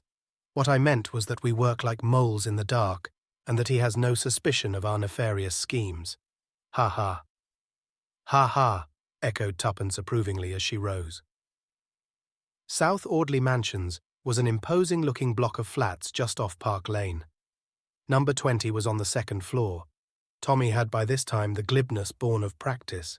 He rattled off the formula to the elderly woman, looking more like a housekeeper than a servant, who opened the door to him. Christian name? Margaret. Tommy spelt it, but the other interrupted him. No, G-U-A. Oh, Marguerite. French way, I see. He paused, then plunged boldly. We had her down as Rita Vandermeyer, but I suppose that's incorrect. She's mostly called that, sir, but Marguerite's her name. Thank you. That's all. Good morning. Hardly able to contain his excitement, Tommy hurried down the stairs. Tuppence was waiting at the angle of the turn. You heard? Yes. Oh, Tommy. Tommy squeezed her arm sympathetically. I know, old thing. I feel the same. It's so lovely to think of things, and then for them really to happen, cried Tuppence enthusiastically. Her hand was still in Tommy's. They had reached the entrance hall. There were footsteps on the stairs above them, and voices. Suddenly, to Tommy's complete surprise, Tuppence dragged him into the little space by the side of the lift, where the shadow was deepest. What the— Hush! Two men came down the stairs and passed out through the entrance. Tuppence's hand closed tighter on Tommy's arm. Quick, follow them. I daren't. He might recognize me. I don't know who the other man is, but the bigger of the two was Whittington. Chapter 7. The House in Soho. Whittington and his companion were walking at a good pace. Tommy started in pursuit at once and was in time to see them turn the corner of the street. His vigorous strides soon enabled him to gain upon them, and by the time he, in his turn, reached the corner, the distance between them was sensibly lessened.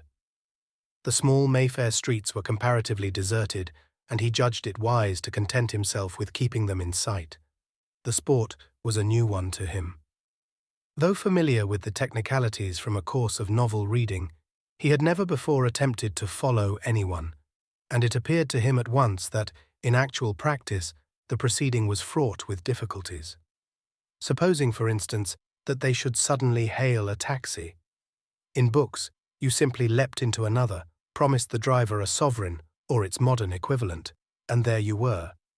In actual fact, Tommy foresaw that it was extremely likely there would be no second taxi. Therefore, he would have to run. What happened in actual fact to a young man who ran incessantly and persistently through the London streets? In a main road, he might hope to create the illusion that he was merely running for a bus. But in these obscure aristocratic byways, he could not but feel that an officious policeman might stop him to explain matters. At this juncture in his thoughts, a taxi with flag erect turned the corner of the street ahead. Tommy held his breath. Would they hail it? He drew a sigh of relief as they allowed it to pass unchallenged. Their course was a zigzag one designed to bring them as quickly as possible to Oxford Street. When at length they turned into it, proceeding in an easterly direction, Tommy slightly increased his pace. Little by little he gained upon them. On the crowded pavement, there was little chance of his attracting their notice, and he was anxious, if possible, to catch a word or two of their conversation. In this, he was completely foiled. They spoke low, and the din of the traffic drowned their voices effectually. Just before the Bond Street tube station, they crossed the road, Tommy, unperceived, faithfully at their heels, and entered the Big Lions. There they went up to the first floor, and sat at a small table in the window. It was late, and the place was thinning out. Tommy took a seat at the table next to them, sitting directly behind Whittington in case of recognition. On the other hand, he had a full view of the second man, and studied him attentively. He was fair, with a weak, unpleasant face, and Tommy put him down as being either a Russian or a Pole. He was probably about 50 years of age. His shoulders cringed a little as he talked, and his eyes, small and crafty, shifted unceasingly. Having already lunched heartily, Tommy contented himself with ordering a Welsh rarebit and a cup of coffee. Whittington ordered a substantial lunch for himself and his companion. Then, as the waitress withdrew, he moved his chair a little closer to the table and began to talk earnestly in a low voice. The other man joined in. Listen as he would, Tommy could only catch a word here and there, but the gist of it seemed to be some directions or orders which the big man was impressing on his companion, and with which the latter seemed from time to time to disagree. Whittington addressed the other as Boris. Tommy caught the word Ireland several times, also propaganda, but of Jane Finn there was no mention. Suddenly, in a lull in the clatter of the room, he got one phrase entire. Whittington was speaking. "Ah, but you don't know Flossie. She's a marvel. An archbishop would swear she was his own mother. She gets the voice right every time, and that's really the principal thing." Tommy did not hear Boris's reply, but in response to it, Whittington said something that sounded like, "Of course, only in an emergency." Then he lost the thread again. But presently the phrases became distinct again, whether because the other two had insensibly raised their voices, or because Tommy's ears were getting more attuned, he could not tell. But two words certainly had a most stimulating effect upon the listener. They were uttered by Boris, and they were, "Mr. Brown." Whittington seemed to remonstrate with him, but he merely laughed. "Why not, my friend? It is a name most respectable, most common. Did he not choose it for that reason? Ah, I should like to meet him, Mr. Brown." There was a steely ring in Whittington's voice as he replied, "Who knows? You may have met him already." "Bah," retorted the other. "That is children's talk, a fable for the police. Do you know what I say to myself sometimes? that he is a fable invented by the inner ring, a bogey to frighten us with. It might be so. And it might not. I wonder. Or is it indeed true that he is with us and amongst us, unknown to all but a chosen few? If so, he keeps his secret well. And the idea is a good one, yes. We never know. We look at each other. One of us is Mr. Brown, which he commands, but also he serves. Among us, in the midst of us. And no one knows which he is. With an effort, the Russian shook off the vagary of his fancy. He looked at his watch. "Yes," said Whittington. "We might as well go." He called the waitress and asked for his bill. Tommy did likewise, and a few moments later was following the two men down the stairs. Outside, Whittington hailed a taxi and directed the driver to go to Waterloo. Taxis were plentiful here, and before Whittington's had driven off, another was drawing up to the curb in obedience to Tommy's peremptory hand. "Follow that other taxi," directed the young man. "Don't lose it." The elderly chauffeur showed no interest. He merely grunted and jerked down his flag. The drive was uneventful. Tommy's taxi came to rest at the departure platform just after Whittington's. Tommy was behind him at the booking office. He took a first-class single ticket to Bournemouth. Tommy did the same. As he emerged, Boris remarked, glancing up at the clock, "You are early. You have nearly half an hour." Boris's words had aroused a new train of thought in Tommy's mind. Clearly Whittington was making the journey alone, while the other remained in London. Therefore, he was left with a choice as to which he would follow. Obviously, he could not follow both of them unless... Like Boris, he glanced up at the clock, and then to the announcement board of the trains. The Bournemouth train left at 3:30. It was now 10 past. Whittington and Boris were walking up and down by the bookstall. He gave one doubtful look at them, then hurried into an adjacent telephone box. He dared not waste time in trying to get hold of Tuppence. In all probability, she was still in the neighbourhood of South Audley Mansions. But there remained another ally. He rang up the Ritz and asked for Julius Hershemer. There was a click and a buzz. Oh, if only the young American was in his room. There was another click, and then, "Hello," in unmistakable accents came over the wire. "That you, Hershemer? Beresford speaking. I'm at Waterloo. I've followed Whittington and another man here. No time to explain. Whittington's off to Bournemouth by the 3:30. Can you get there by then?" The reply was reassuring. "Sure, I'll hustle." The telephone rang off. Tommy put back the receiver with a sigh of relief. His opinion of Julius's power of hustling was high. He felt instinctively that the American would arrive in time. Whittington and Boris were still where he had left them. If Boris remained to see his friend off, all was well. Then Tommy fingered his pocket thoughtfully. In spite of the carte blanche assured to him, he had not yet acquired the habit of going about with any considerable sum of money on him. The taking of the first-class ticket to Bournemouth had left him with only a few shillings in his pocket. It was to be hoped that Julius would arrive better provided. In the meantime, the minutes were creeping by. 3:15, 3:20, 3:25, 3:27. Supposing Julius did not get there in time. 3:29. Doors were banging. Tommy felt cold waves of despair pass over him. Then a hand fell on his shoulder. "Here I am, son. Your British traffic beats description. Put me wise to the crooks right away." "That's Whittington. They're getting in now, that big dark man. The other is the foreign chap he's talking to. I'm on to them. Which of the two is my bird?" Tommy had thought out this question. "Got any money with you?" Julius shook his head, and Tommy's face fell. "I guess I haven't more than $300 or $400 with me at the moment," explained the American. Tommy gave a faint whoop of relief. "Oh, Lord, you millionaires. You don't talk the same language. Climb aboard the lugger. Here's your ticket. Whittington's your man." "Me for Whittington," said Julius darkly. The train was just starting as he swung himself aboard. "So long, Tommy." The train slid out of the station. Tommy drew a deep breath. The man Boris was coming along the platform towards him. Tommy allowed him to pass and then took up the chase once more. From Waterloo, Boris took the tube as far as Piccadilly Circus. Then he walked up Shaftesbury Avenue, finally turning off into the maze of mean streets round Soho. Tommy followed him at a judicious distance. They reached at length a small, dilapidated square. The houses there had a sinister air in the midst of their dirt and decay.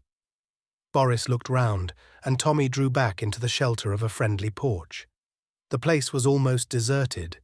It was a cul-de-sac, and consequently no traffic passed that way. The stealthy way the other had looked round stimulated Tommy's imagination. From the shelter of the doorway, he watched him go up the steps of a particularly evil-looking house and rap sharply, with a peculiar rhythm, on the door. It was opened promptly. He said a word or two to the doorkeeper, then passed inside. The door was shut to again. It was at this juncture that Tommy lost his head. What he ought to have done, what any sane man would have done, was to remain patiently where he was and wait for his man to come out again. What he did do was entirely foreign to the sober common sense, which was, as a rule, his leading characteristic.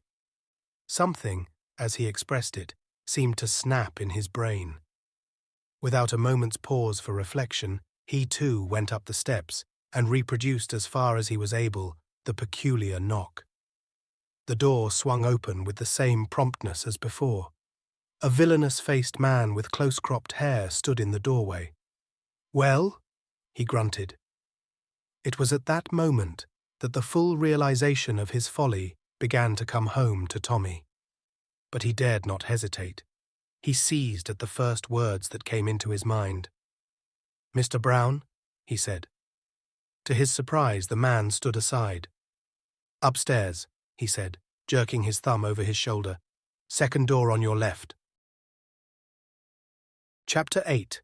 The Adventures of Tommy. Taken aback though he was by the man's words, Tommy did not hesitate. If audacity had successfully carried him so far, it was to be hoped it would carry him yet farther. He quietly passed into the house and mounted the ramshackle staircase. Everything in the house was filthy beyond words.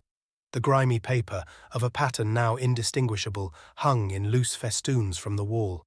In every angle was a grey mass of cobweb. Tommy proceeded leisurely. By the time he reached the bend of the staircase, he had heard the man below disappear into a back room. Clearly, no suspicion attached to him as yet. To come to the house and ask for Mr. Brown appeared indeed to be a reasonable and natural proceeding. At the top of the stairs, Tommy halted to consider his next move. In front of him ran a narrow passage, with doors opening on either side of it. From the one nearest him on the left came a low murmur of voices. It was this room which he had been directed to enter. But what held his glance fascinated was a small recess immediately on his right, half concealed by a torn velvet curtain. It was directly opposite the left-handed door, and, owing to its angle, it also commanded a good view of the upper part of the staircase. As a hiding place for one or, at a pinch, two men, it was ideal, being about 2 feet deep and 3 feet wide. It attracted Tommy mightily. He thought things over in his usual slow and steady way, deciding that the mention of Mr. Brown was not a request for an individual, but in all probability a password used by the gang. His lucky use of it had gained him admission. So far, he had aroused no suspicion. But he must decide quickly on his next step. Suppose he were boldly to enter the room on the left of the passage. Would the mere fact of his having been admitted to the house be sufficient? Perhaps a further password would be required, or, at any rate, some proof of identity. The doorkeeper clearly did not know all the members of the gang by sight, but it might be different upstairs. On the whole, it seemed to him that luck had served him very well so far, but that there was such a thing as trusting it too far. To enter that room was a colossal risk. He could not hope to sustain his part indefinitely. Sooner or later, he was almost bound to betray himself, and then he would have thrown away a vital chance in mere foolhardiness. A repetition of the signal knock sounded on the door below, and Tommy, his mind made up, slipped quickly into the recess and cautiously drew the curtain farther across so that it shielded him completely from sight. There were several rents and slits in the ancient material which afforded him a good view. He would watch events, and any time he chose could, after all, join the assembly, modelling his behaviour on that of the new arrival.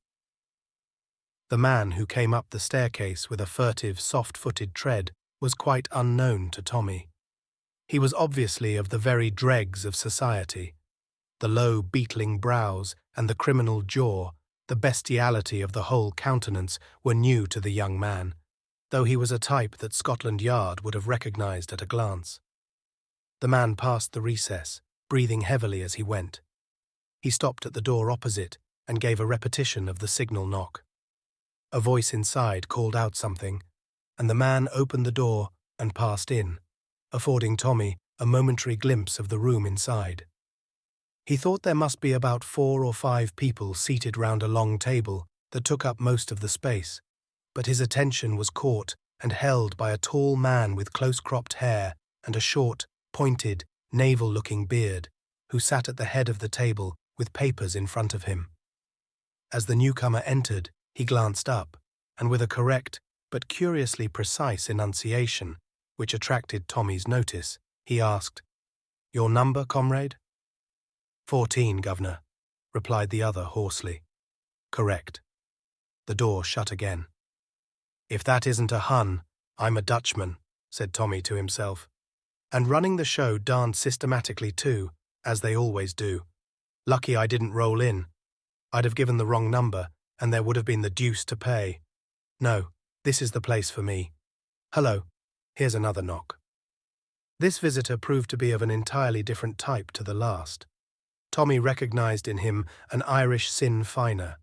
Certainly Mr. Brown's organisation was a far-reaching concern. The common criminal, the well-bred Irish gentleman, the pale Russian, and the efficient German master of the ceremonies. Truly a strange and sinister gathering. Who was this man who held in his finger these curiously variegated links of an unknown chain? In this case, the procedure was exactly the same. The signal knock, the demand for a number, and the reply, correct. 2 knocks followed in quick succession on the door below. The first man was quite unknown to Tommy, who put him down as a city clerk. A quiet, intelligent-looking man, rather shabbily dressed. The second was of the working classes, and his face was vaguely familiar to the young man. 3 minutes later came another, a man of commanding appearance, exquisitely dressed, and evidently well-born. His face, again, was not unknown to the watcher, though he could not for the moment put a name to it. After his arrival, there was a long wait. In fact, Tommy concluded that the gathering was now complete, and was just cautiously creeping out from his hiding place when another knock sent him scuttling back to cover. This last comer came up the stairs so quietly that he was almost abreast of Tommy before the young man had realised his presence. He was a small man, very pale, with a gentle, almost womanish air. The angle of the cheekbones hinted at his Slavonic ancestry, otherwise there was nothing to indicate his nationality. As he passed the recess, he turned his head slowly. The strange light eyes seemed to burn through the curtain. Tommy could hardly believe that the man did not know he was there, and in spite of himself, he shivered. He was no more fanciful than the majority of young Englishmen, but he could not rid himself of the impression that some unusually potent force emanated from the man. The creature reminded him of a venomous snake. A moment later, his impression was proved correct. The newcomer knocked on the door as all had done, but his reception was very different. The bearded man rose to his feet, and all the others followed suit. The German came forward and shook hands. His heels clicked together. "We are honoured," he said. "We are greatly honoured. I much feared that it would be impossible." The other answered in a low voice that had a kind of hiss in it. "There were difficulties. It will not be possible again, I fear. But one meeting is essential to define my policy. I can do nothing without Mr. Brown. He is here?"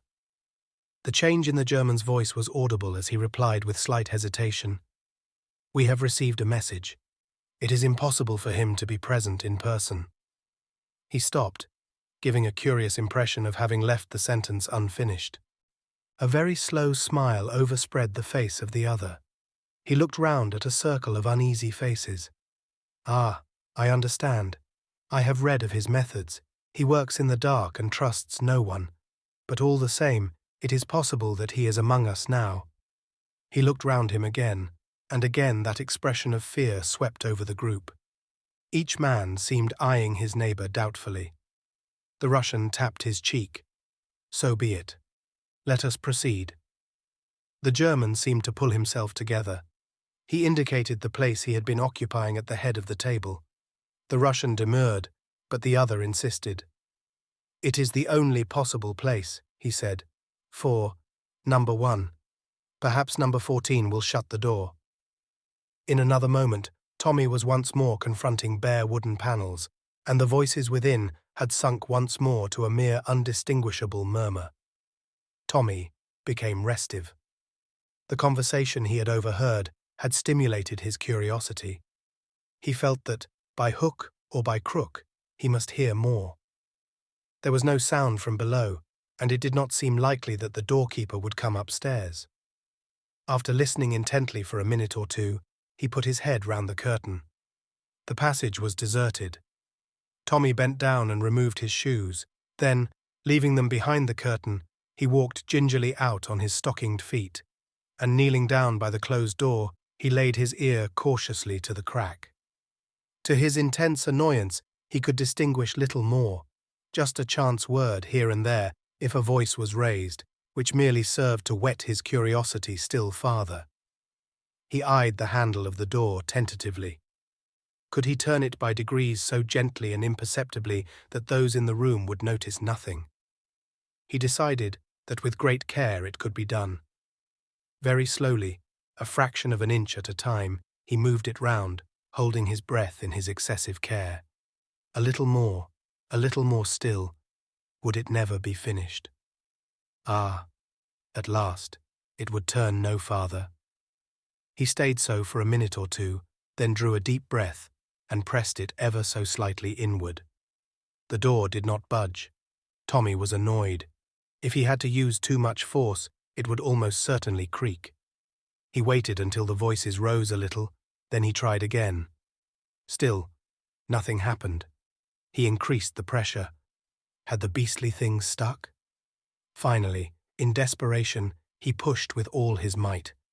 But the door remained firm, and at last the truth dawned upon him. It was locked or bolted on the inside. For a moment or two, Tommy's indignation got the better of him. "Well, I'm damned," he said. "What a dirty trick." As his indignation cooled, he prepared to face the situation. Clearly, the first thing to be done was to restore the handle to its original position. If he let it go suddenly, the men inside would be almost certain to notice it, so, with the same infinite pains, he reversed his former tactics. All went well, and with a sigh of relief, the young man rose to his feet. There was a certain bulldog tenacity about Tommy that made him slow to admit defeat. Checkmated for the moment, he was far from abandoning the conflict. He still intended to hear what was going on in the locked room. As one plan had failed, he must hunt about for another. He looked round him. A little farther along the passage on the left was a second door. He slipped silently along to it. He listened for a moment or two, then tried the handle. It yielded, and he slipped inside. The room, which was untenanted, was furnished as a bedroom. Like everything else in the house, the furniture was falling to pieces, and the dirt was, if anything, more abundant. But what interested Tommy was the thing he had hoped to find, a communicating door between the two rooms, up on the left by the window. Carefully closing the door into the passage behind him, he stepped across to the other and examined it closely. The bolt was shot across it. It was very rusty and had clearly not been used for some time. By gently wriggling it to and fro, Tommy managed to draw it back without making too much noise. Then, He repeated his former maneuvers with the handle, this time with complete success. The door swung open, a crack, a mere fraction, but enough for Tommy to hear what went on.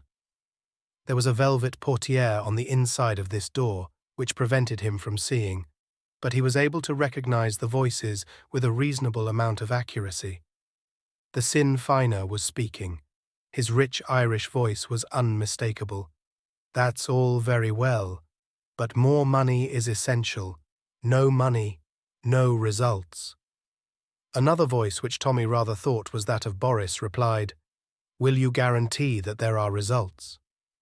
"In a month from now, sooner or later as you wish, I will guarantee you such a reign of terror in Ireland as shall shake the British Empire to its foundations." There was a pause, and then came the soft, sibilant accents of number one.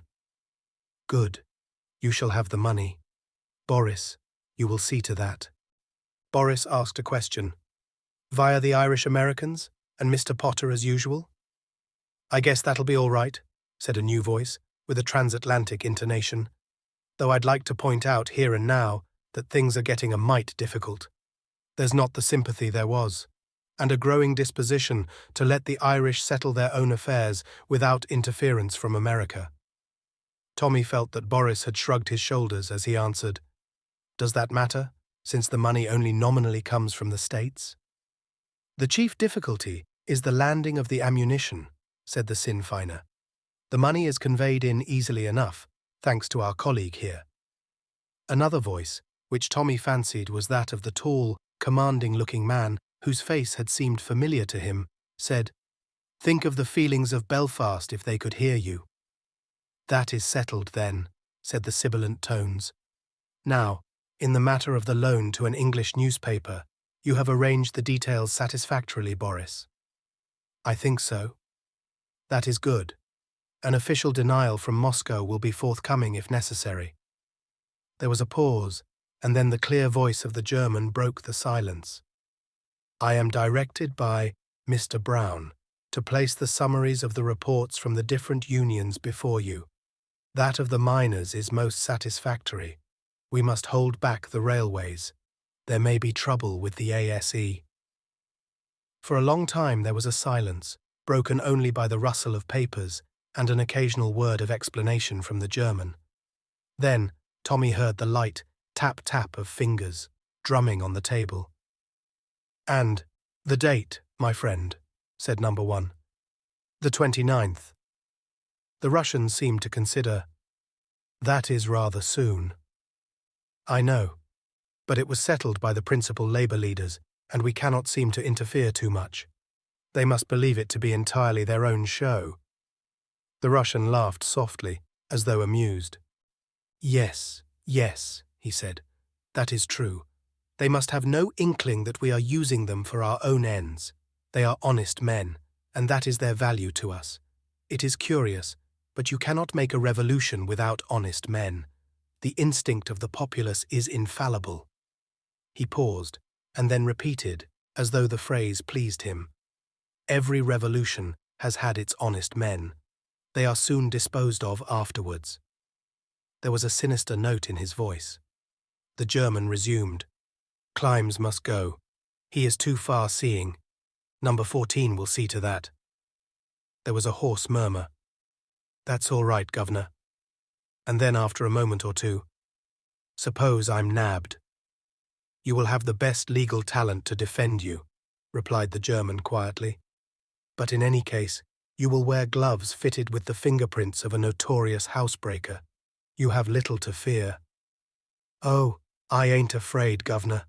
All for the good of the cause. The streets is going to run with blood, so they say." He spoke with a grim relish.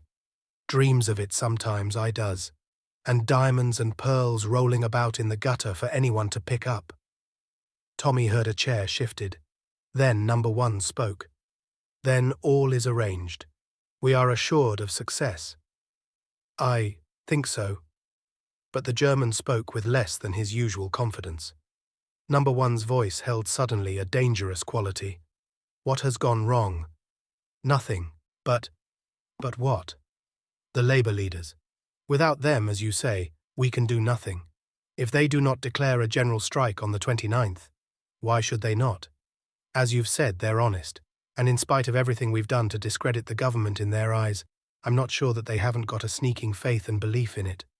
But, I know, they abuse it unceasingly.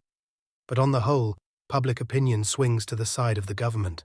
They will not go against it. Again the Russian's fingers drummed on the table.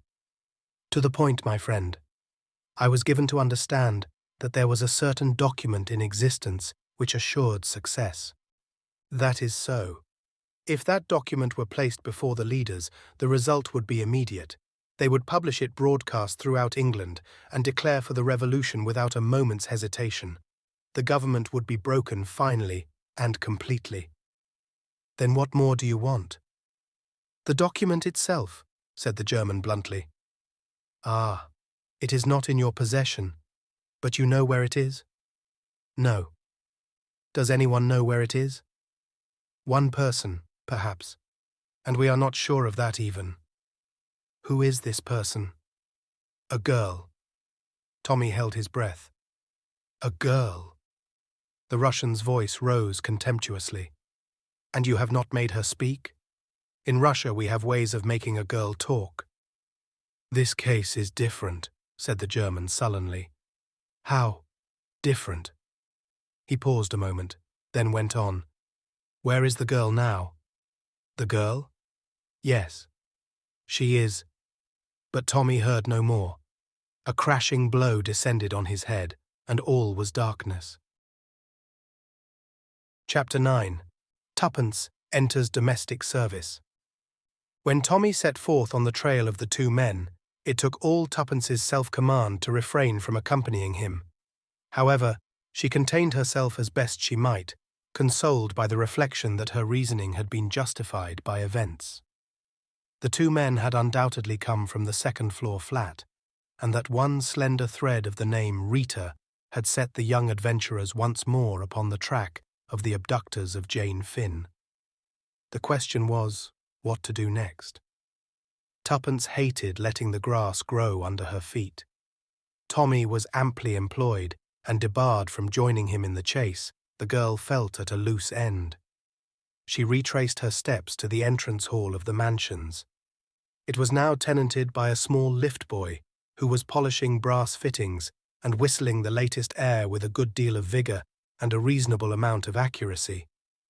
He glanced round at Tuppence's entry. There was a certain amount of the gamin element in the girl.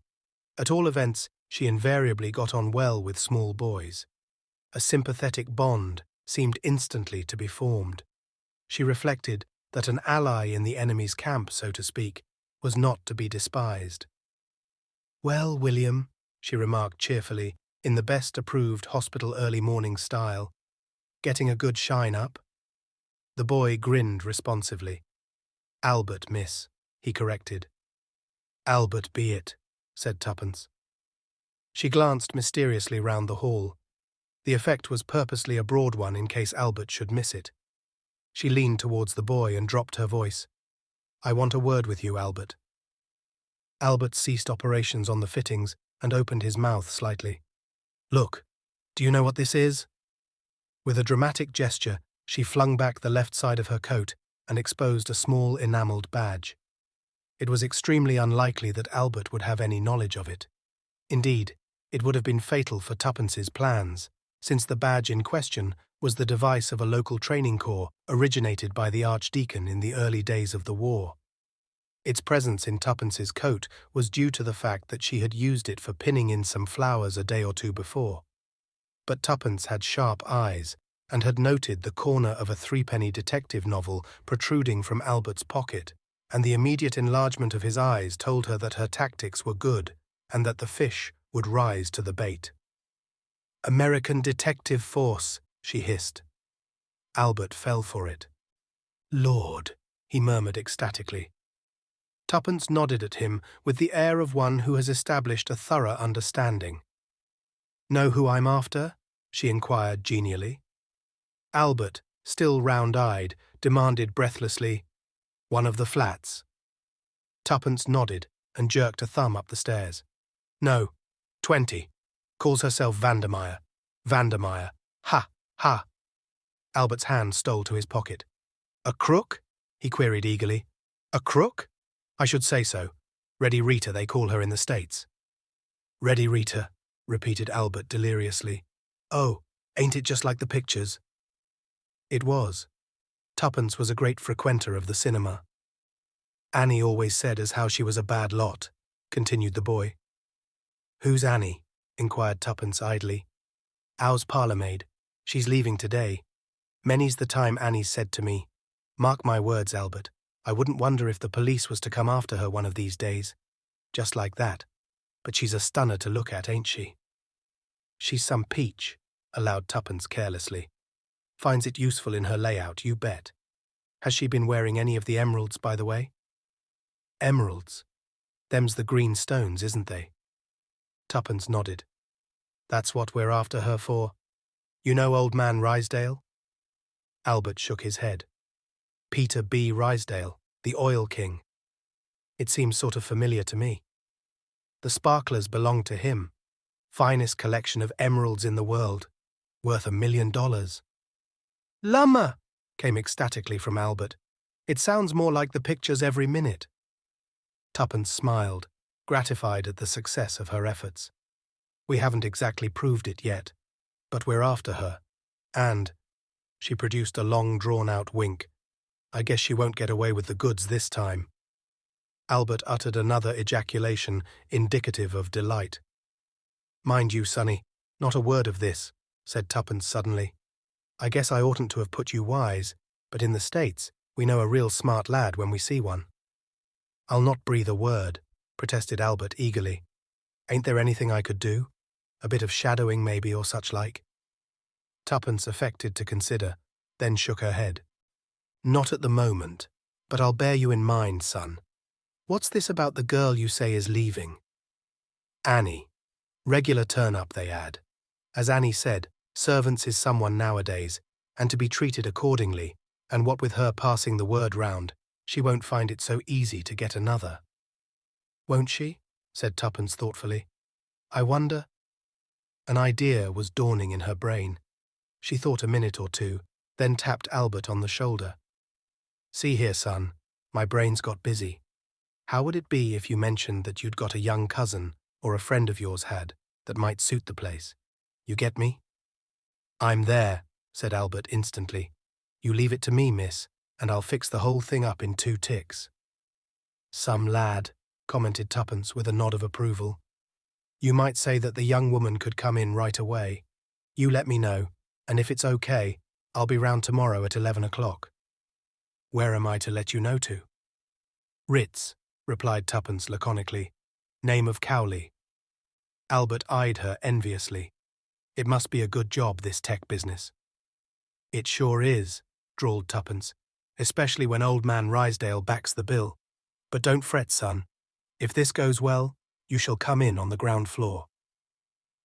With which promise, she took leave of her new ally and walked briskly away from South Audley Mansions, well pleased with her morning's work. But there was no time to be lost. She went straight back to the Ritz and wrote a few brief words to Mr. Carter. Having dispatched this, and Tommy not having yet returned, which did not surprise her, she started off on a shopping expedition, which, with an interval for tea and assorted creamy cakes, occupied her until well after 6 o'clock, and she returned to the hotel jaded but satisfied with her purchases. Starting with a cheap clothing store and passing through 1 or 2 second-hand establishments, she had finished the day at a well-known hairdresser's. Now, in the seclusion of her bedroom, she unwrapped that final purchase. 5 minutes later, she smiled contentedly at her reflection in the glass.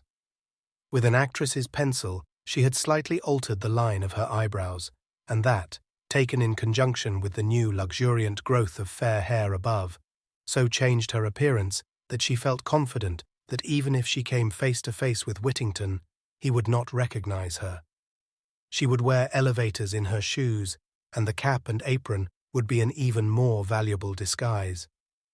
From hospital experience, she knew only too well that a nurse out of uniform is frequently unrecognized by her patients. "Yes," said Tuppence aloud, nodding at the pert reflection in the glass. "You'll do." She then resumed her normal appearance. Dinner was a solitary meal. Tuppence was rather surprised at Tommy's non-return. Julius, too, was absent, but that to the girl's mind was more easily explained.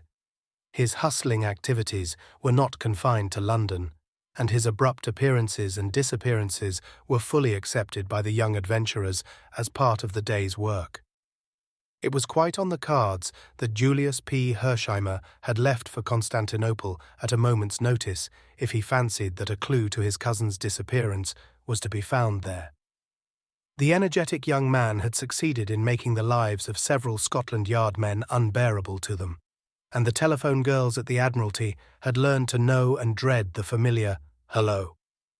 He had spent 3 hours in Paris hustling the Prefecture, and had returned from there imbued with the idea, possibly inspired by a weary French official, that the true clue to the mystery was to be found in Ireland. "I dare say he's dashed off there now," thought Tuppence.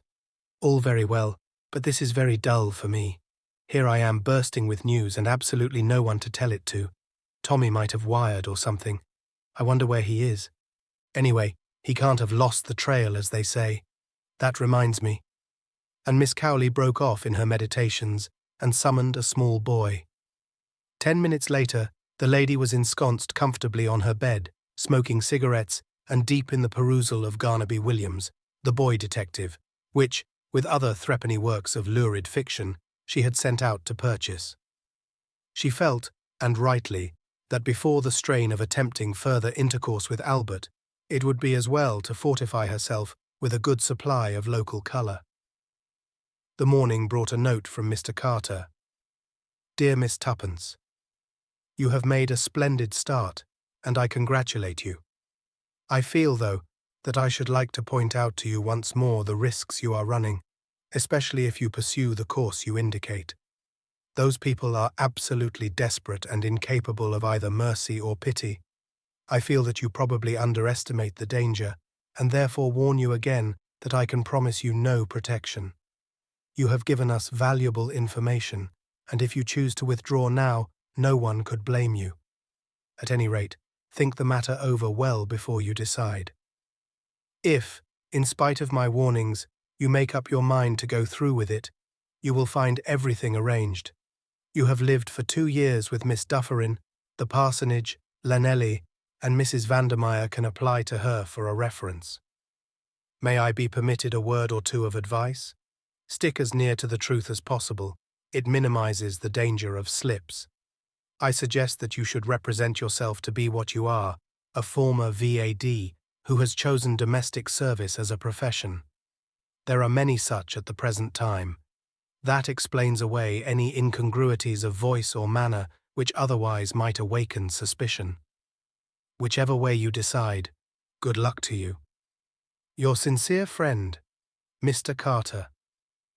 Tuppence's spirits rose mercurially. Mr. Carter's warnings passed unheeded. The young lady had far too much confidence in herself to pay any heed to them. With some reluctance, she abandoned the interesting part she had sketched out for herself.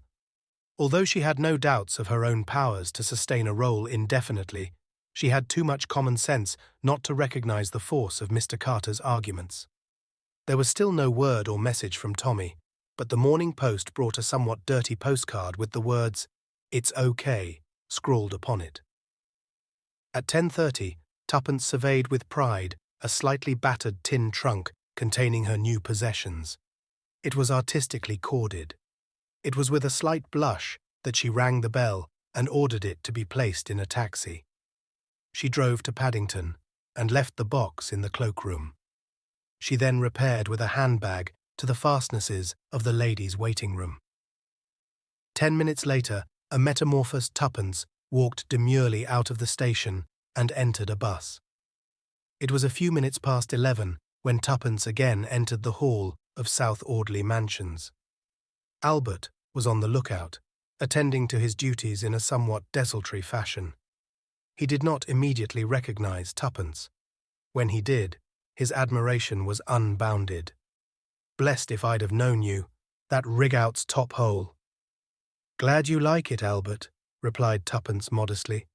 "By the way, am I your cousin, or am I not?" "Your voice too," cried the delighted boy.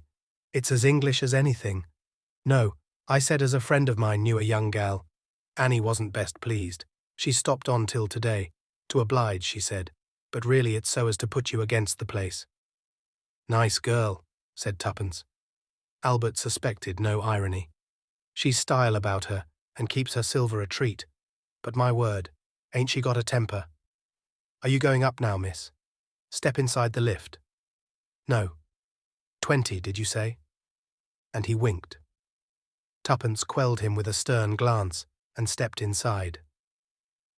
As she rang the bell of number 20, she was conscious of Albert's eyes slowly descending beneath the level of the floor. A smart young woman opened the door. "I've come about the place," said Tuppence. "It's a rotten place," said the young woman without hesitation. "Regular old cat, always interfering. Accused me of tampering with her letters. Me. The flap was half undone anyway. There's never anything in the waste paper basket.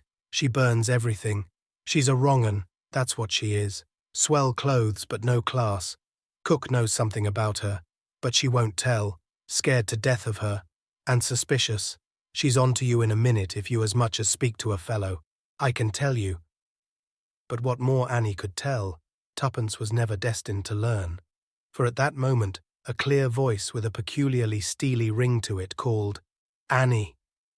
The smart young woman jumped as if she had been shot. "Yes, ma'am." "Who are you talking to?" "It's a young woman about the situation, ma'am." "Show her in, then. At once." "Yes, ma'am." Tuppence was ushered into a room on the right of the long passage. A woman was standing by the fireplace. She was no longer in her first youth, and the beauty she undeniably possessed was hardened and coarsened. In her youth, she must have been dazzling. Her pale gold hair, owing a slight assistance to art, was coiled low on her neck. Her eyes, of a piercing electric blue, seemed to possess a faculty of boring into the very soul of the person she was looking at.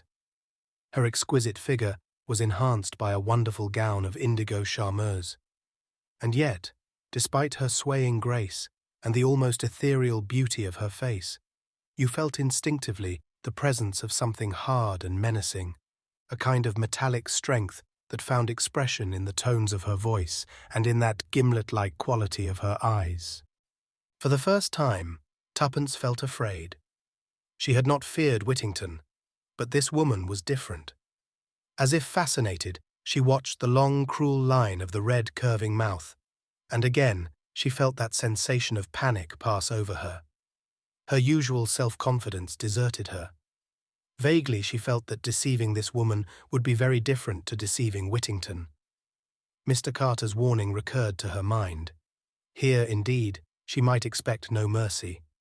Fighting down that instinct of panic, which urged her to turn tail and run without further delay, Tuppence returned the lady's gaze firmly and respectfully.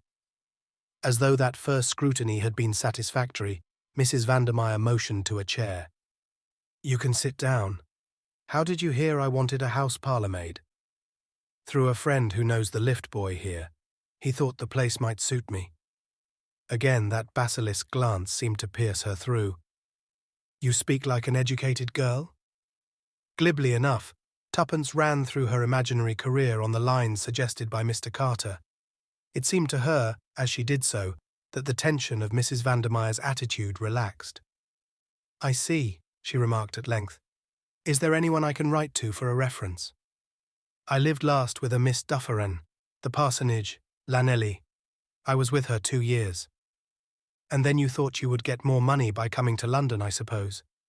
"Well, it doesn't matter to me. I will give you £50, £60, whatever you want. You can come in at once?" "Yes, ma'am. Today, if you like. My box is at Paddington." "Go and fetch it in a taxi, then. It's an easy place. I am out a good deal. By the way, what's your name?" "Prudence Cooper, ma'am." "Very well, Prudence. Go away and fetch your box. I shall be out to lunch. The cook will show you where everything is." "Thank you, ma'am." Tuppence withdrew. The smart Annie was not in evidence.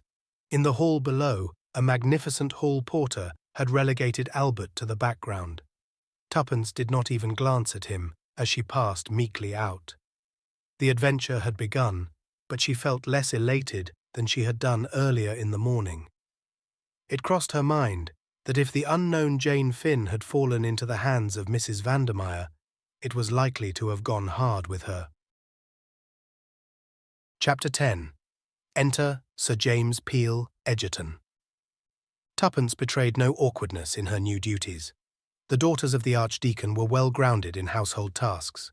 They were also experts in training a raw girl, the inevitable result being that the raw girl, once trained, departed elsewhere where her newly acquired knowledge commanded a more substantial remuneration than the Archdeacon's meagre purse allowed. Tuppence had therefore very little fear of proving inefficient. Mrs. Vandermeyer's cook puzzled her. She evidently went in deadly terror of her mistress. The girl thought it probable that the other woman had some hold over her. For the rest, she cooked like a chef, as Tuppence had an opportunity of judging that evening. Mrs. Vandermeyer was expecting a guest to dinner, and Tuppence accordingly laid the beautifully polished table for two. She was a little exercised in her own mind as to this visitor. It was highly possible that it might prove to be Whittington. Although she felt fairly confident that he would not recognize her, yet she would have been better pleased had the guest proved to be a total stranger. However, there was nothing for it but to hope for the best. At a few minutes past 8, the front doorbell rang, and Tuppence went to answer it with some inward trepidation. She was relieved to see that the visitor was the second of the two men whom Tommy had taken upon himself to follow. He gave his name as Count Stepanoff. Tuppence announced him, and Mrs. Vandermeyer rose from her seat on a low divan with a quick murmur of pleasure. "It is delightful to see you, Boris Ivanovitch," she said. "And you, madame." He bowed low over her hand. Tuppence returned to the kitchen. "Count Stepanoff, or some such," she remarked, and affecting a frank and unvarnished curiosity. "Who's he?" "A Russian gentleman, I believe." "Come here much?" "Once in a while. What do you want to know for?" "Fancied he might be sweet on the missus, that's all," explained the girl, adding with an appearance of sulkiness, "How you do take one up." "I'm not quite easy in my mind about the soufflé," explained the other. "You know something," thought Tuppence to herself, but aloud she only said, "Going to dish up now? Righto." Whilst waiting at table, Tuppence listened closely to all that was said. She remembered that this was one of the men Tommy was shadowing when she had last seen him. Already, although she would hardly admit it, she was becoming uneasy about her partner. Where was he? Why had no word of any kind come from him? She had arranged before leaving the Ritz to have all letters or messages sent on at once by special messenger to a small stationer's shop near at hand, where Albert was to call in frequently. True, it was only yesterday morning that she had parted from Tommy, and she told herself that any anxiety on his behalf would be absurd. Still, it was strange that he had sent no word of any kind. But listen as she might, the conversation presented no clue. Boris and Mrs. Vandermeyer talked on purely indifferent subjects, plays they had seen, new dances, and the latest society gossip. After dinner, they repaired to the small boudoir where Mrs. Vandermeyer, stretched on the divan, looked more wickedly beautiful than ever. Tuppence brought in the coffee and liqueurs and unwillingly retired. As she did so, she heard Boris say, "New, isn't she? She came in today. The other was a fiend. This girl seems all right. She waits well." Tuppence lingered a moment longer by the door, which she had carefully neglected to close, and heard him say, "Quite safe, I suppose?" "Really, Boris, you are absurdly suspicious. I believe she's the cousin of the hall porter, or something of the kind, and nobody even dreams that I have any connection with our mutual friend, Mr. Brown. For heaven's sake, be careful, Rita. That door isn't shut." "Well, shut it then," laughed the woman. Tuppence removed herself speedily. She dared not absent herself longer from the back premises, but she cleared away and washed up with a breathless speed acquired in hospital. Then she slipped quietly back to the boudoir door. The cook, more leisurely, was still busy in the kitchen, and, if she missed the other, would only suppose her to be turning down the beds. Alas, the conversation inside was being carried on in too low a tone to permit of her hearing anything of it. She dared not reopen the door, however gently. Mrs. Vandermeyer was sitting almost facing it, and Tuppence respected her mistress's lynx-eyed powers of observation. Nevertheless, she felt she would give a good deal to overhear what was going on. Possibly, if anything unforeseen had happened, she might get news of Tommy. For some moments she reflected desperately, then her face brightened. She went quickly along the passage to Mrs. Vandermeyer's bedroom, which had long French windows leading onto a balcony that ran the length of the flat. Slipping quickly through the window, Tuppence crept noiselessly along till she reached the boudoir window. As she had thought, it stood a little ajar, and the voices within were plainly audible. Tuppence listened attentively, but there was no mention of anything that could be twisted to apply to Tommy. Mrs. Vandermeyer and the Russian seemed to be at variance over some matter, and finally the latter exclaimed bitterly, "With your persistent recklessness, you will end by ruining us." "Bah!" laughed the woman. "Notoriety of the right kind is the best way of disarming suspicion. You will realize that one of these days, perhaps sooner than you think. In the meantime, you are going about everywhere with Peel Egerton. Not only is he, perhaps, the most celebrated K.C. in England, but his special hobby is criminology. It is madness. I know that his eloquence has saved untold men from the gallows," said Mrs. Vandermeyer calmly. "What of it? I may need his assistance in that line myself some day. If so, how fortunate to have such a friend at court. Or perhaps it would be more to the point to say, in court." Boris got up and began striding up and down. He was very excited. "You are a clever woman, Rita, but you are also a fool. Be guided by me, and give up Peel Egerton." Mrs. Vandermeyer shook her head gently. "I think not." "You refuse?" There was an ugly ring in the Russian's voice. "I do." "Then, by heaven," snarled the Russian, "we will see." But Mrs. Vandermeyer also rose to her feet, her eyes flashing. "You forget, Boris," she said. "I am accountable to no one. I take my orders only from Mr. Brown." The other threw up his hands in despair. "You are impossible," he muttered. "Impossible. Already it may be too late. They say Peel Egerton can smell a criminal. How do we know what is at the bottom of his sudden interest in you?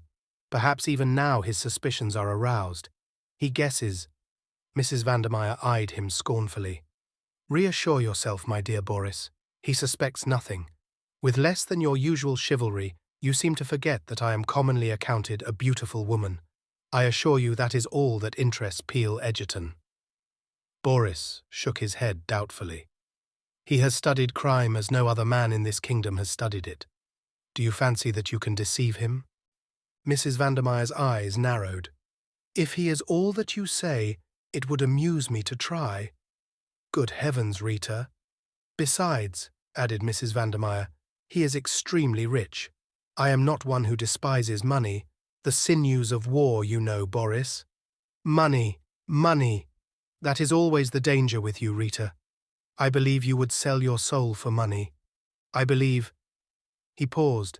Then, in a low, sinister voice, he said slowly, "Sometimes I believe that you would sell us." Mrs. Vandermeyer smiled and shrugged her shoulders.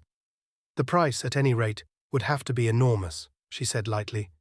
"It would be beyond the power of anyone but a millionaire to pay." "Ah," snarled the Russian.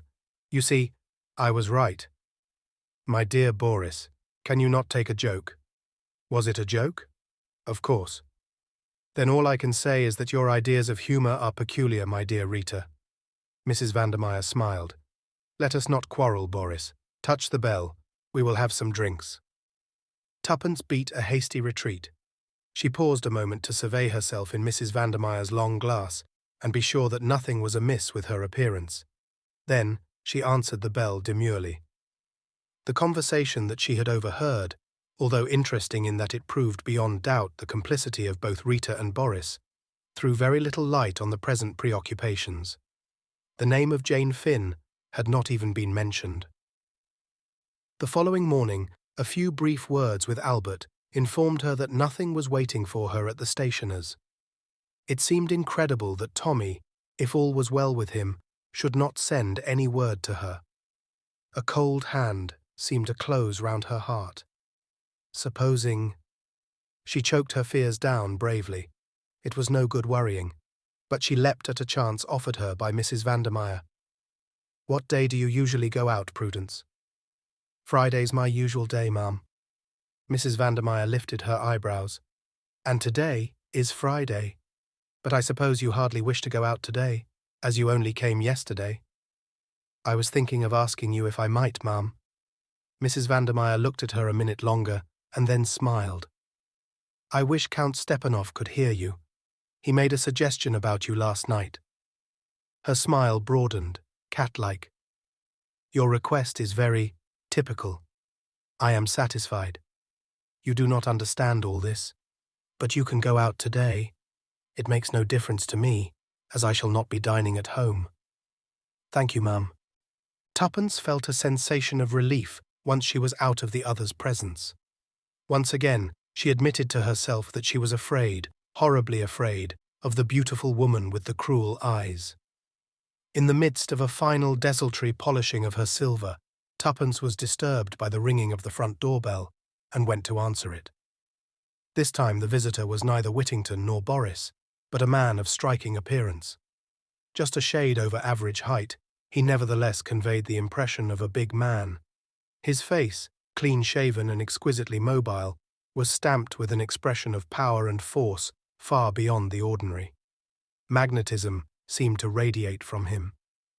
Tuppence was undecided for the moment whether to put him down as an actor or a lawyer, but her doubts were soon solved as he gave her his name, Sir James Peel Egerton.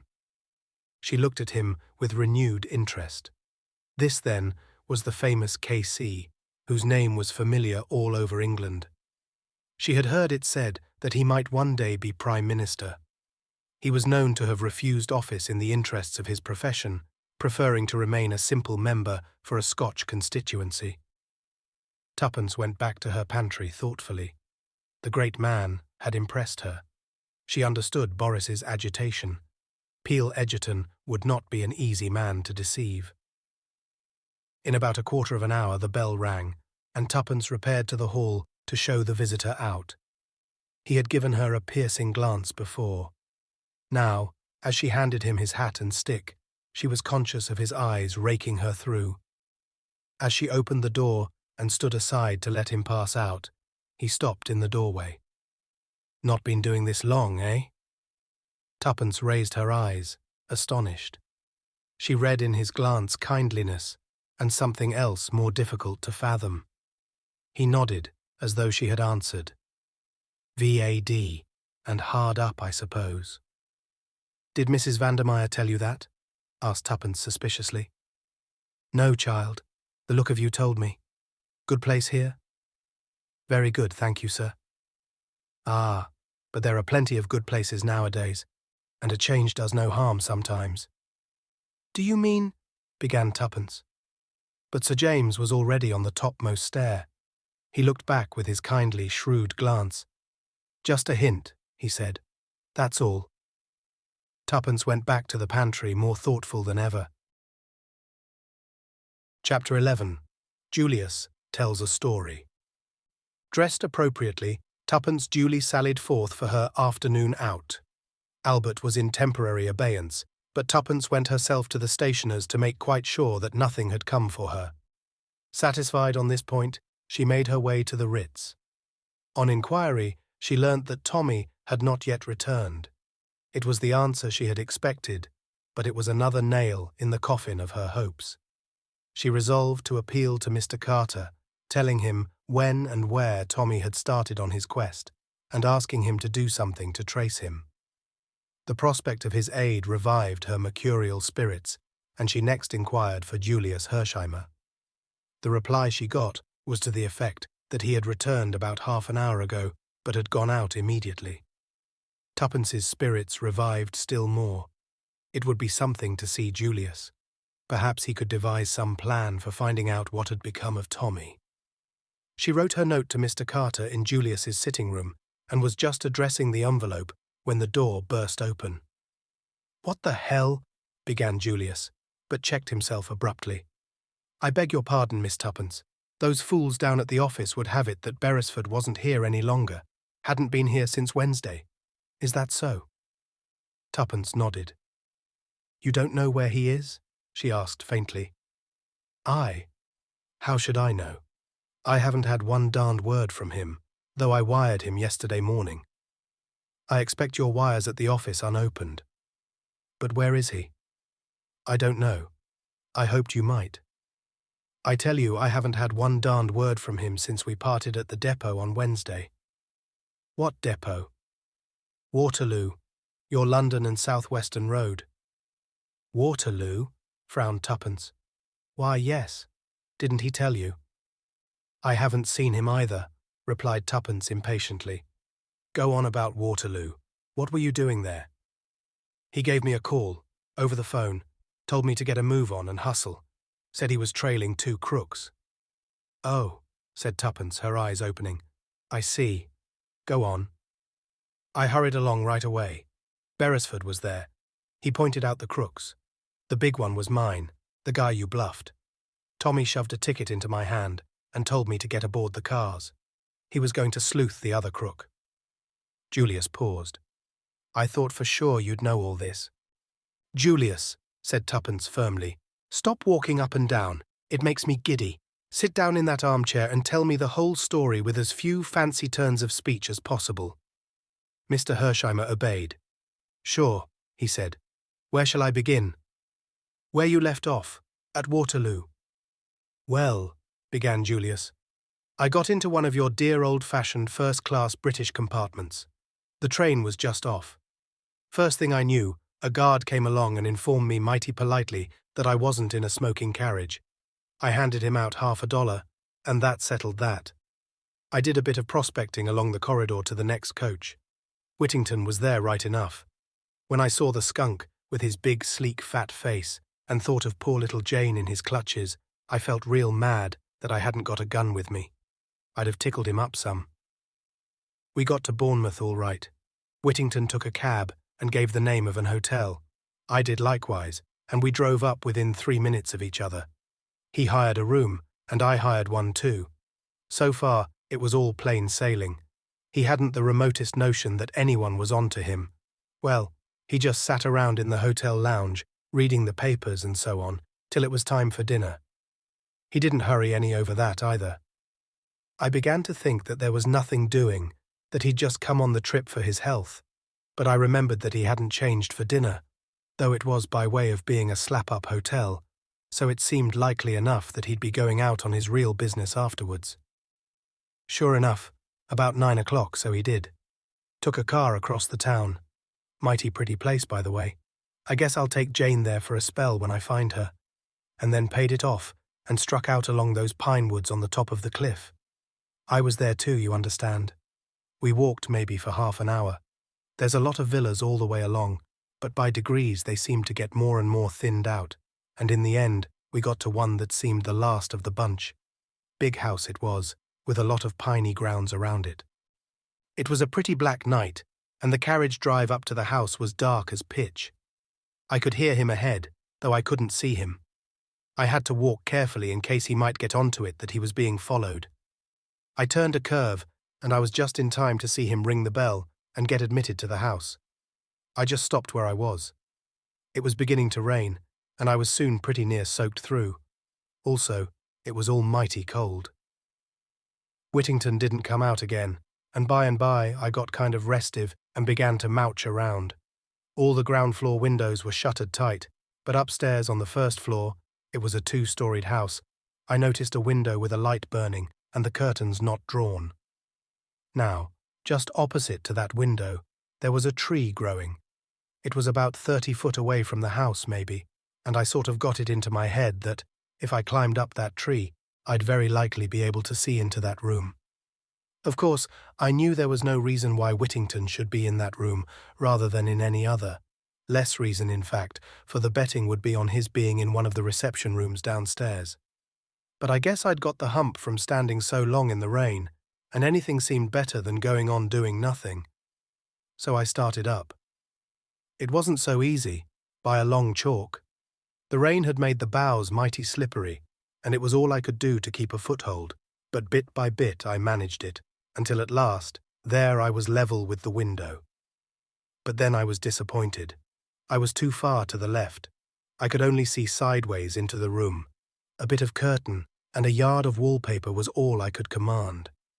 Well, that wasn't any manner of good to me, but just as I was going to give it up and climb down ignominiously, someone inside moved and threw his shadow on my little bit of wall, and by gum, it was Whittington. After that, my blood was up. I'd just got to get a look into that room. It was up to me to figure out how. I noticed that there was a long branch running out from the tree in the right direction.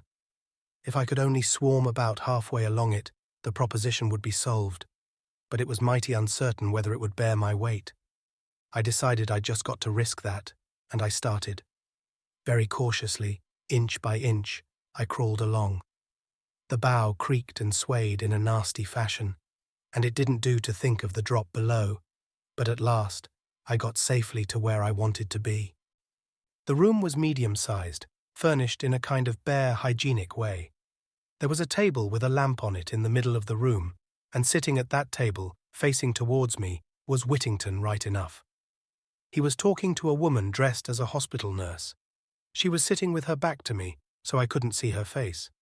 Although the blinds were up, the window itself was shut, so I couldn't catch a word of what they said. Whittington seemed to be doing all the talking, and the nurse just listened. Now and then she nodded, and sometimes she'd shake her head, as though she were answering questions. He seemed very emphatic. Once or twice he beat with his fist on the table. The rain had stopped now, and the sky was clearing in that sudden way it does. Presently, he seemed to get to the end of what he was saying. He got up, and so did she. He looked towards the window and asked something. I guess it was whether it was raining. Anyway, she came right across and looked out. Just then, the moon came out from behind the clouds. I was scared the woman would catch sight of me, for I was full in the moonlight. I tried to move back a bit. The jerk I gave was too much for that rotten old branch. With an almighty crash, down it came, and Julius P. Hershimer with it. "Oh, Julius," breathed Tuppence. "How exciting. Go on." Well, luckily for me, I pitched down into a good soft bed of earth, but it put me out of action for the time, sure enough. The next thing I knew, I was lying in bed with a hospital nurse, not Whittington's one, on one side of me, and a little black-bearded man with gold glasses, and medical man written all over him, on the other. He rubbed his hands together and raised his eyebrows as I stared at him. "Ah," he said, "so our young friend is coming round again. Capital. Capital." I did the usual stunt, said, "What's happened?" and "Where am I?" But I knew the answer to the last well enough.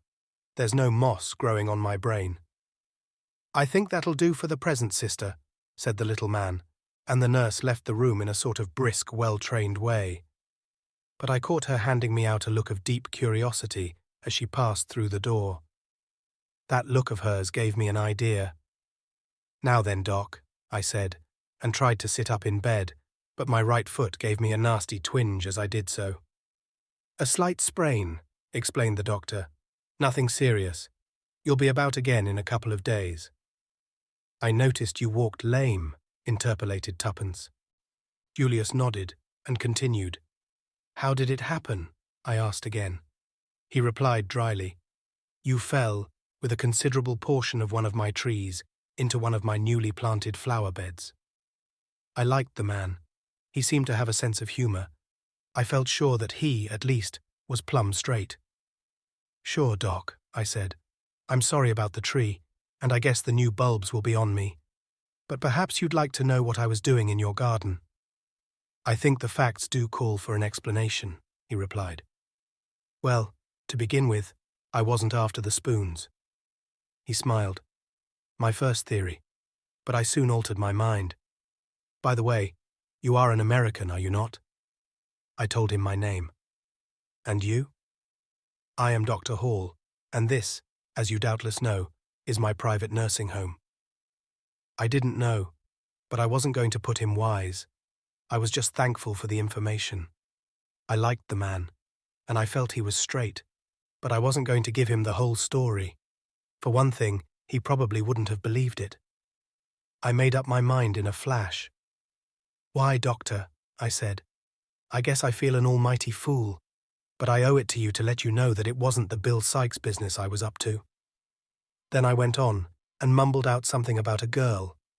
I trotted out the Stern Guardian business and a nervous breakdown, and finally explained that I had fancied I recognized her among the patients at the home, hence my nocturnal adventures.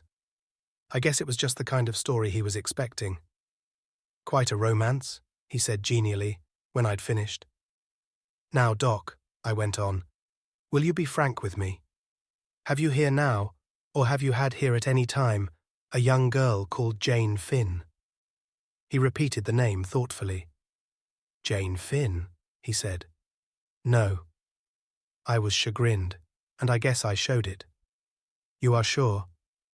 Quite sure, Mr. Hersheimer. It is an uncommon name, and I should not have been likely to forget it. Well, that was flat. It laid me out for a space.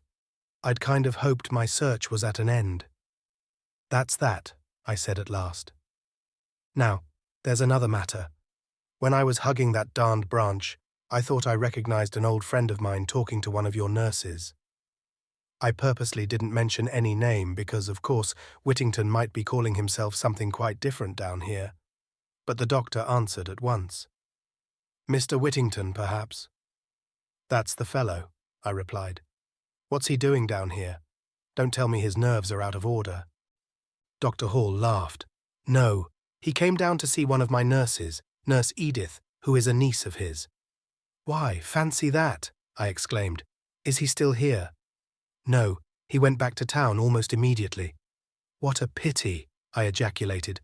But perhaps I could speak to his niece. Nurse Edith, did you say her name was? But the doctor shook his head. I'm afraid that too is impossible. Nurse Edith left with a patient tonight also. I seem to be real unlucky, I remarked. Have you Mr. Whittington's address in town? I guess I'd like to look him up when I get back. I don't know his address. I can write to Nurse Edith for it if you like. I thanked him. Don't say who it is wants it. I'd like to give him a little surprise. That was about all I could do for the moment. Of course, if the girl was really Whittington's niece, she might be too cute to fall into the trap, but it was worth trying. Next thing I did was to write out a wire to Beresford saying where I was, and that I was laid up with a sprained foot, and telling him to come down if he wasn't busy. I had to be guarded in what I said. However, I didn't hear from him, and my foot soon got all right. It was only ricked, not really sprained, so today I said goodbye to the little doctor chap, asked him to send me word if he heard from Nurse Edith, and came right away back to town. Say, Miss Tuppence, you're looking mighty pale. It's Tommy, said Tuppence. What can have happened to him? Buck up. I guess he's all right, really. Why shouldn't he be? See here, it was a foreign-looking guy he went off after. Maybe they've gone abroad, to Poland or something like that. Tuppence shook her head. He couldn't without passports and things. Besides, I've seen that man, Boris something, since. He dined with Mrs. Vandermeyer last night. Mrs. who? I forgot. Of course you don't know all that. I'm listening, said Julius, and gave vent to his favourite expression. Put me wise. Tuppence thereupon related the events of the last 2 days. Julius's astonishment and admiration were unbounded. Bully for you. Fancy you a menial. It just tickles me to death. Then he added seriously, But say now, I don't like it, Miss Tuppence. I sure don't. You're just as plucky as they make 'em, but I wish you'd keep right out of this. These crooks we're up against would as soon croak a girl as a man any day. Do you think I'm afraid? Said Tuppence indignantly, valiantly repressing memories of the steely glitter in Mrs. Vandermeyer's eyes. I said before you were darned plucky, but that doesn't alter facts. Oh, bother me, said Tuppence impatiently. Let's think about what can have happened to Tommy. I've written to Mr. Carter about it, she added, and told him the gist of her letter. Julius nodded gravely. I guess that's good as far as it goes, but it's for us to get busy and do something. What can we do? Asked Tuppence, her spirits rising. I guess we'd better get on the track of Boris.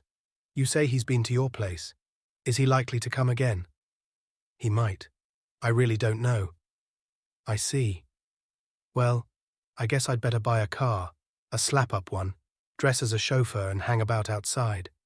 Then if Boris comes, you could make some kind of signal, and I'd trail him. How's that? Splendid. But he mightn't come for weeks. We'll have to chance that. I'm glad you like the plan. He rose. Where are you going? To buy the car, of course, replied Julius, surprised. What make do you like? I guess you'll do some riding in it before we've finished. Oh, said Tuppence faintly. I like Rolls-Royces, but... Sure, agreed Julius. What you say goes. I'll get one. But you can't at once, cried Tuppence. People wait ages sometimes. Little Julius doesn't, affirmed Mr. Hershamer. Don't you worry any. I'll be round in the car in half an hour. Tuppence got up. You're awfully good, Julius, but I can't help feeling that it's rather a forlorn hope. I'm really pinning my faith to Mr. Carter. Then I shouldn't. Why? Just an idea of mine. Oh, but he must do something. There's no one else. By the way, I forgot to tell you of a queer thing that happened this morning. And she narrated her encounter with Sir James Peel Egerton. Julius was interested. What did the guy mean, do you think? He asked. I don't quite know, said Tuppence meditatively. But I think that, in an ambiguous, legal, without prejudicious lawyer's way, he was trying to warn me. Why should he? I don't know, confessed Tuppence, but he looked kind and simply awfully clever. I wouldn't mind going to him and telling him everything. Somewhat to her surprise, Julius negatived the idea sharply. See here, he said, we don't want any lawyers mixed up in this. That guy couldn't help us any. Well, I believe he could, reiterated Tuppence obstinately. Don't you think it? So long. I'll be back in half an hour. 35 minutes had elapsed when Julius returned. He took Tuppence by the arm and walked her to the window. There she is. Oh, said Tuppence with a note of reverence in her voice as she gazed down at the enormous car. She's some pacemaker, I can tell you, said Julius complacently. How did you get it? Gasped Tuppence. She was just being sent home to some bigwig. Well, I went round to his house, said Julius. I said that I reckoned a car like that was worth every penny of $20,000. Then I told him that it was worth just about $50,000 to me if he'd get out. Well, said Tuppence, intoxicated. Well, returned Julius, he got out, that's all. Chapter 12. A Friend in Need. Friday and Saturday passed uneventfully. Tuppence had received a brief answer to her appeal from Mr. Carter. In it, he pointed out that the young adventurers had undertaken the work at their own risk and had been fully warned of the dangers. If anything had happened to Tommy, he regretted it deeply, but he could do nothing. This was cold comfort. Somehow, without Tommy, all the savour went out of the adventure, and for the first time, Tuppence felt doubtful of success. While they had been together, she had never questioned it for a minute. Although she was accustomed to take the lead and to pride herself on her quick-wittedness, in reality she had relied upon Tommy more than she realized at the time. There was something so eminently sober and clear-headed about him. His common sense and soundness of vision were so unvarying that without him, Tuppence felt much like a rudderless ship. It was curious that Julius, who was undoubtedly much cleverer than Tommy, did not give her the same feeling of support. She had accused Tommy of being a pessimist, and it is certain that he always saw the disadvantages and difficulties which she herself was optimistically given to overlooking. But nevertheless, she had really relied a good deal on his judgment. He might be slow, but he was very sure. It seemed to the girl that for the first time she realized the sinister character of the mission they had undertaken so light-heartedly. It had begun like a page of romance. Now, shorn of its glamour, it seemed to be turning to grim reality. Tommy, that was all that mattered. Many times in the day, Tuppence blinked the tears out of her eyes resolutely. "Little fool," she would apostrophize herself. "Don't snivel. Of course you're fond of him. You've known him all your life. But there's no need to be sentimental about it." In the meantime, nothing more was seen of Boris. He did not come to the flat, and Julius and the car waited in vain. Tuppence gave herself over to new meditations. Whilst admitting the truth of Julius's objections, she had nevertheless not entirely relinquished the idea of appealing to Sir James Peel Egerton.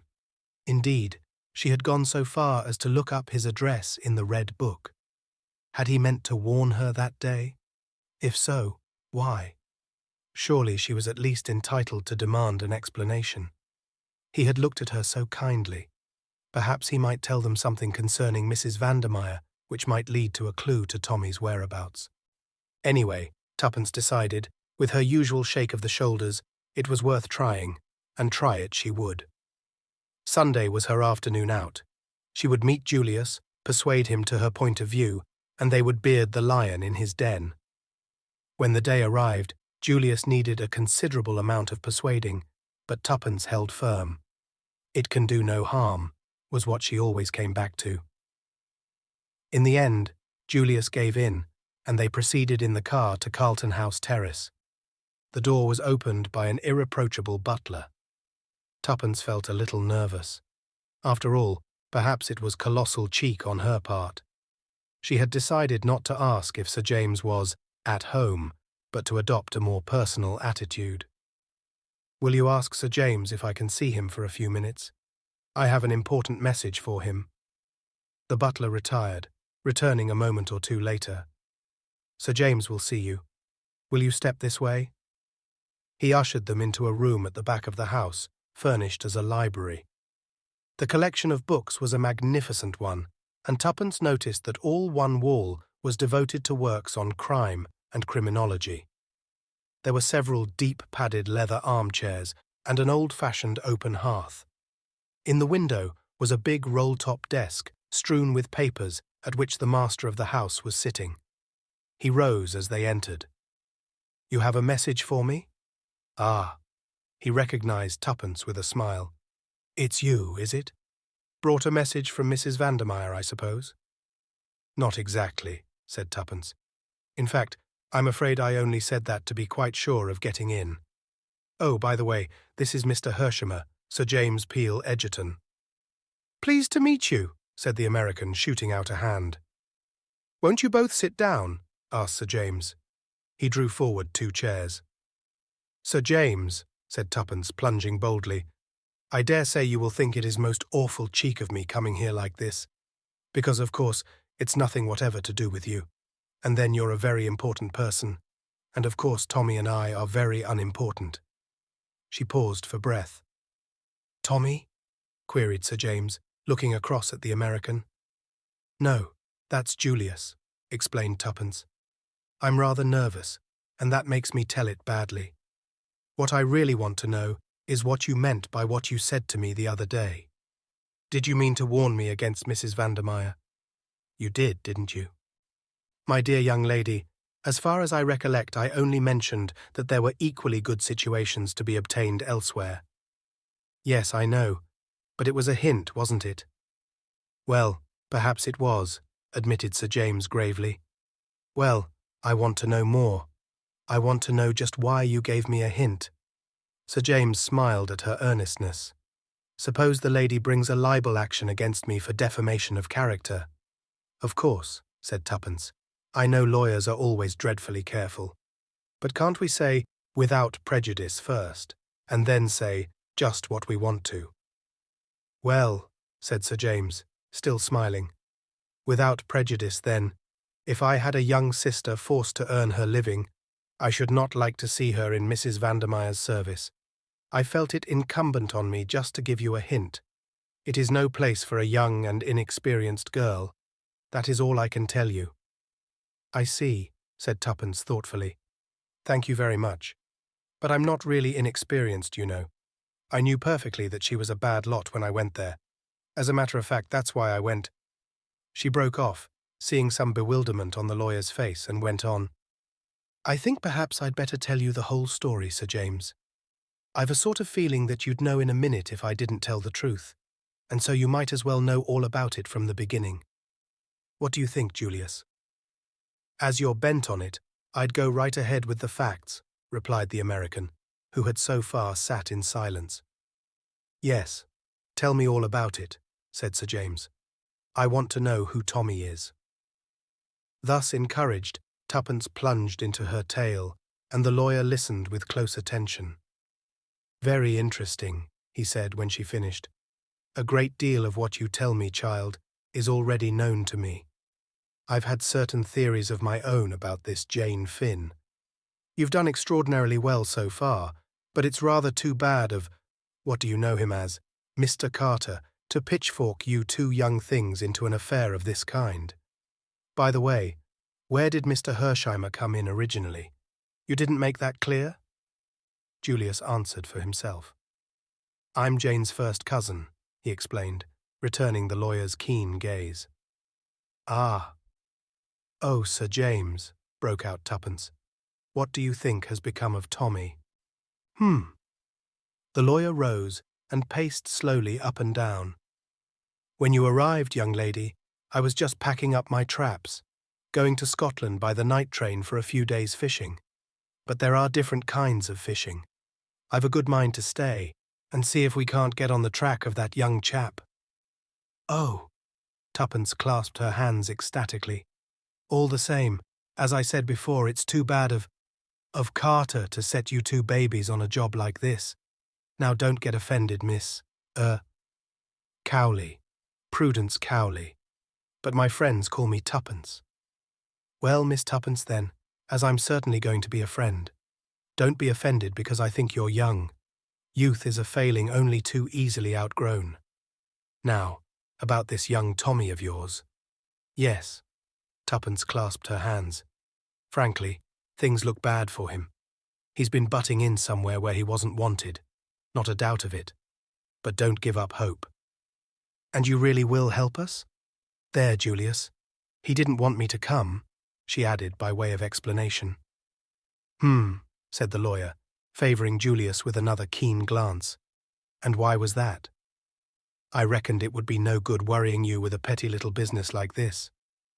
I see. He paused a moment. This petty little business, as you call it, bears directly on a very big business, bigger perhaps than either you or Miss Tuppence know. If this boy is alive, he may have very valuable information to give us. Therefore, we must find him. Yes, but how? Cried Tuppence. I've tried to think of everything. Sir James smiled. And yet, there's one person quite near at hand who in all probability knows where he is, or at all events, where he is likely to be. Who is that? Asked Tuppence, puzzled. Mrs. Vandermeyer. Yes, but she'd never tell us. Ah, that is where I come in. I think it quite likely that I shall be able to make Mrs. Vandermeyer tell me what I want to know. How? Demanded Tuppence, opening her eyes very wide. Oh, just by asking her questions, replied Sir James easily. That's the way we do it, you know.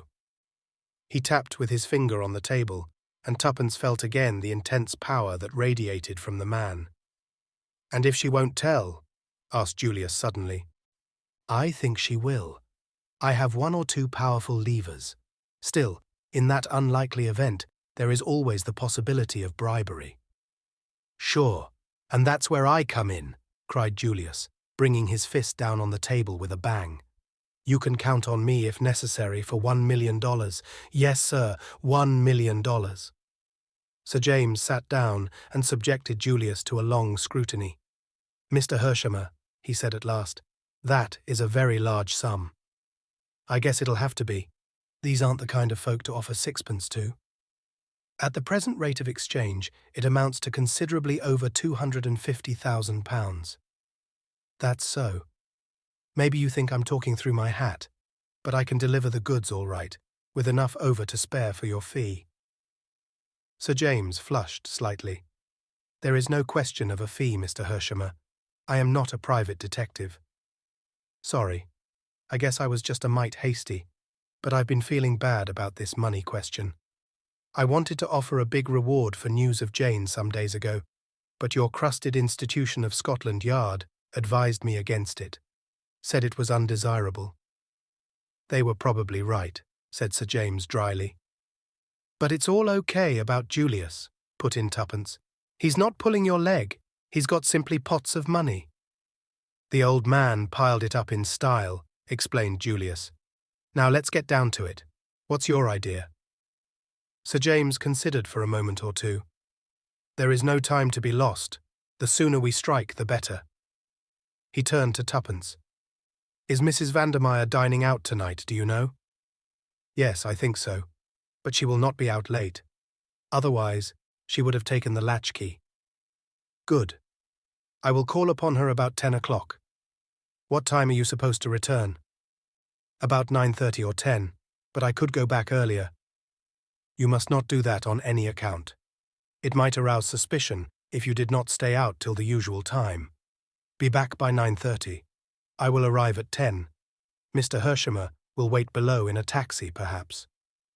He's got a new Rolls-Royce car, said Tuppence with vicarious pride. Even better. If I succeed in obtaining the address from her, we can go there at once, taking Mrs. Vandermeyer with us if necessary. You understand? Yes. Tuppence rose to her feet with a skip of delight. Oh, I feel so much better. Don't build on it too much, Miss Tuppence. Go easy. Julius turned to the lawyer. Say then, I'll call for you in the car round about 9:30. Is that right? Perhaps that will be the best plan. It would be unnecessary to have two cars waiting about.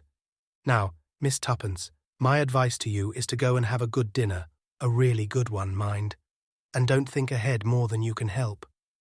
He shook hands with them both, and a moment later they were outside. Isn't he a duck? Inquired Tuppence ecstatically as she skipped down the steps. Oh, Julius, isn't he just a duck? Well, I allow he seems to be the goods all right, and I was wrong about its being useless to go to him. Say, shall we go right away back to the Ritz? I must walk a bit, I think. I feel so excited. Drop me in the park, will you? Unless you'd like to come too. I want to get some petrol, he explained, and send off a cable or two. All right. I'll meet you at the Ritz at 7. We'll have to dine upstairs. I can't show myself in these glad rags. Sure. I'll get Felix help me choose the menu. He's some head waiter, that. So long. Tuppence walked briskly along towards the Serpentine, first glancing at her watch. It was nearly 6 o'clock. She remembered that she had had no tea, but felt too excited to be conscious of hunger. She walked as far as Kensington Gardens, and then slowly retraced her steps, feeling infinitely better for the fresh air and exercise. It was not so easy to follow Sir James's advice and put the possible events of the evening out of her head. As she drew nearer and nearer to Hyde Park Corner, the temptation to return to South Audley Mansions was almost irresistible. At any rate, she decided, it would do no harm just to go and look at the building. Perhaps then she could resign herself to waiting patiently for 10 o'clock. South Audley Mansions looked exactly the same as usual. What Tuppence had expected she hardly knew, but the sight of its red brick stolidity slightly assuaged the growing and entirely unreasonable uneasiness that possessed her. She was just turning away when she heard a piercing whistle, and the faithful Albert came running from the building to join her. Tuppence frowned. It was no part of the programme to have attention called to her presence in the neighbourhood, but Albert was purple with suppressed excitement. "I say, miss, she's a-going." "Who's going?" demanded Tuppence sharply. "The crook, Ready Rita, Mrs. Vandermeyer. She's a-packing up, and she's just sent down word for me to get her a taxi." "What?" Tuppence clutched his arm. "It's the truth, miss. I thought maybe as you didn't know about it." "Albert," cried Tuppence, "you're a brick. If it hadn't been for you, we'd have lost her." Albert flushed with pleasure at this tribute. "There's no time to lose," said Tuppence, crossing the road. "I've got to stop her. At all costs I must keep her here until—" She broke off. "Albert, there's a telephone here, isn't there?" The boy shook his head. "The flats mostly have their own, miss. But there's a box just round the corner." "Go to it then, at once, and ring up the Ritz Hotel. Ask for Mr. Hershimer, and when you get him, tell him to get Sir James and come on at once, as Mrs. Vandermeyer is trying to hook it. If you can't get him, ring up Sir James Peel Egerton. You'll find his number in the book, and tell him what's happening. You won't forget the names, will you?" Albert repeated them glibly. "You trust to me, miss. It'll be all right. But what about you? Aren't you afraid to trust yourself with her?" No, that's all right. But go and telephone. Be quick." Drawing a long breath, Tuppence entered the mansions and ran up to the door of number 20. How she was to detain Mrs. Vandermeyer until the two men arrived, she did not know, but somehow or other it had to be done, and she must accomplish the task single-handed. What had occasioned this precipitate departure? Did Mrs. Vandermeyer suspect her? Speculations were idle. Tuppence pressed the bell firmly. She might learn something from the cook. Nothing happened, and after waiting some minutes, Tuppence pressed the bell again, keeping her finger on the button for some little while. At last, she heard footsteps inside, and a moment later, Mrs. Vandermeyer herself opened the door. She lifted her eyebrows at the sight of the girl. "You?" "I had a touch of toothache, ma'am," said Tuppence glibly, "so thought it better to come home and have a quiet evening." Mrs. Vandermeyer said nothing, but she drew back and let Tuppence pass into the hall. "How unfortunate for you," she said coldly. "You had better go to bed." "Oh, I shall be all right in the kitchen, ma'am. Cook will—" "Cook is out," said Mrs. Vandermeyer, in a rather disagreeable tone. "I sent her out. So you see, you had better go to bed." Suddenly, Tuppence felt afraid. There was a ring in Mrs. Vandermeyer's voice that she did not like at all. Also, the other woman was slowly edging her up the passage. Tuppence turned at bay. "I don't want—" Then, in a flash, a rim of cold steel touched her temple, and Mrs. Vandermeyer's voice rose cold and menacing. "You damned little fool! Do you think I don't know? No, don't answer. If you struggle or cry out, I'll shoot you like a dog." The rim of steel pressed a little harder against the girl's temple. "Now then, march," went on Mrs. Vandermeyer. "This way, into my room. In a minute, when I've done with you, you'll go to bed as I told you to. And you'll sleep. Oh yes, my little spy. You'll sleep all right." There was a sort of hideous geniality in the last words, which Tuppence did not at all like. For the moment, there was nothing to be done, and she walked obediently into Mrs. Vandermeyer's bedroom. The pistol never left her forehead. The room was in a state of wild disorder. Clothes were flung about right and left. A suitcase and a hat-box, half-packed, stood in the middle of the floor. Tuppence pulled herself together with an effort. Her voice shook a little, but she spoke out bravely. "Come now," she said. "This is nonsense. You can't shoot me. Why, everyone in the building would hear the report." "I'd risk that," said Mrs. Vandermeyer cheerfully. "But as long as you don't sing out for help, you're all right, and I don't think you will. You're a clever girl. You deceived me all right. I hadn't a suspicion of you. So I've no doubt that you understand perfectly well that this is where I'm on top and you're underneath. Now then, sit on the bed. Put your hands above your head, and if you value your life, don't move them." Tuppence obeyed passively. Her good sense told her that there was nothing else to do but accept the situation. If she shrieked for help, there was very little chance of anyone hearing her, whereas there was probably quite a good chance of Mrs. Vandermeyer's shooting her. In the meantime, every minute of delay gained was valuable. Mrs. Vandermeyer laid down the revolver on the edge of the washstand within reach of her hand, and, still eyeing Tuppence like a lynx in case the girl should attempt to move, she took a little stoppered bottle from its place on the marble and poured some of its contents into a glass, which she filled up with water. "What's that?" asked Tuppence sharply. "Something to make you sleep soundly." Tuppence paled a little. "Are you going to poison me?" she asked in a whisper. "Perhaps," said Mrs. Vandermeyer, smiling agreeably. "Then I shan't drink it," said Tuppence firmly. "I'd much rather be shot. At any rate that would make a row, and someone might hear it. But I won't be killed off quietly like a lamb." Mrs. Vandermeyer stamped her foot. "Don't be a little fool. Do you really think I want a hue and cry for murder out after me?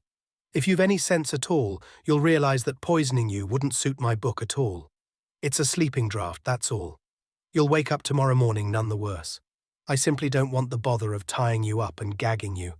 That's the alternative, and you won't like it, I can tell you. I can be very rough if I choose, so drink this down like a good girl, and you'll be none the worse for it." In her heart of hearts, Tuppence believed her. The arguments she had adduced rang true. It was a simple and effective method of getting her out of the way for the time being. Nevertheless, the girl did not take kindly to the idea of being tamely put to sleep without as much as one bid for freedom. She felt that once Mrs. Vandermeyer gave them the slip, the last hope of finding Tommy would be gone. Tuppence was quick in her mental processes. All these reflections passed through her mind in a flash, and she saw where a chance, a very problematical chance, lay, and she determined to risk all in one supreme effort. Accordingly, she lurched suddenly off the bed and fell on her knees before Mrs. Vandermeyer, clutching her skirts frantically. "I don't believe it," she moaned. "It's poison. I know it's poison. Oh, don't make me drink it." Her voice rose to a shriek. "Don't make me drink it."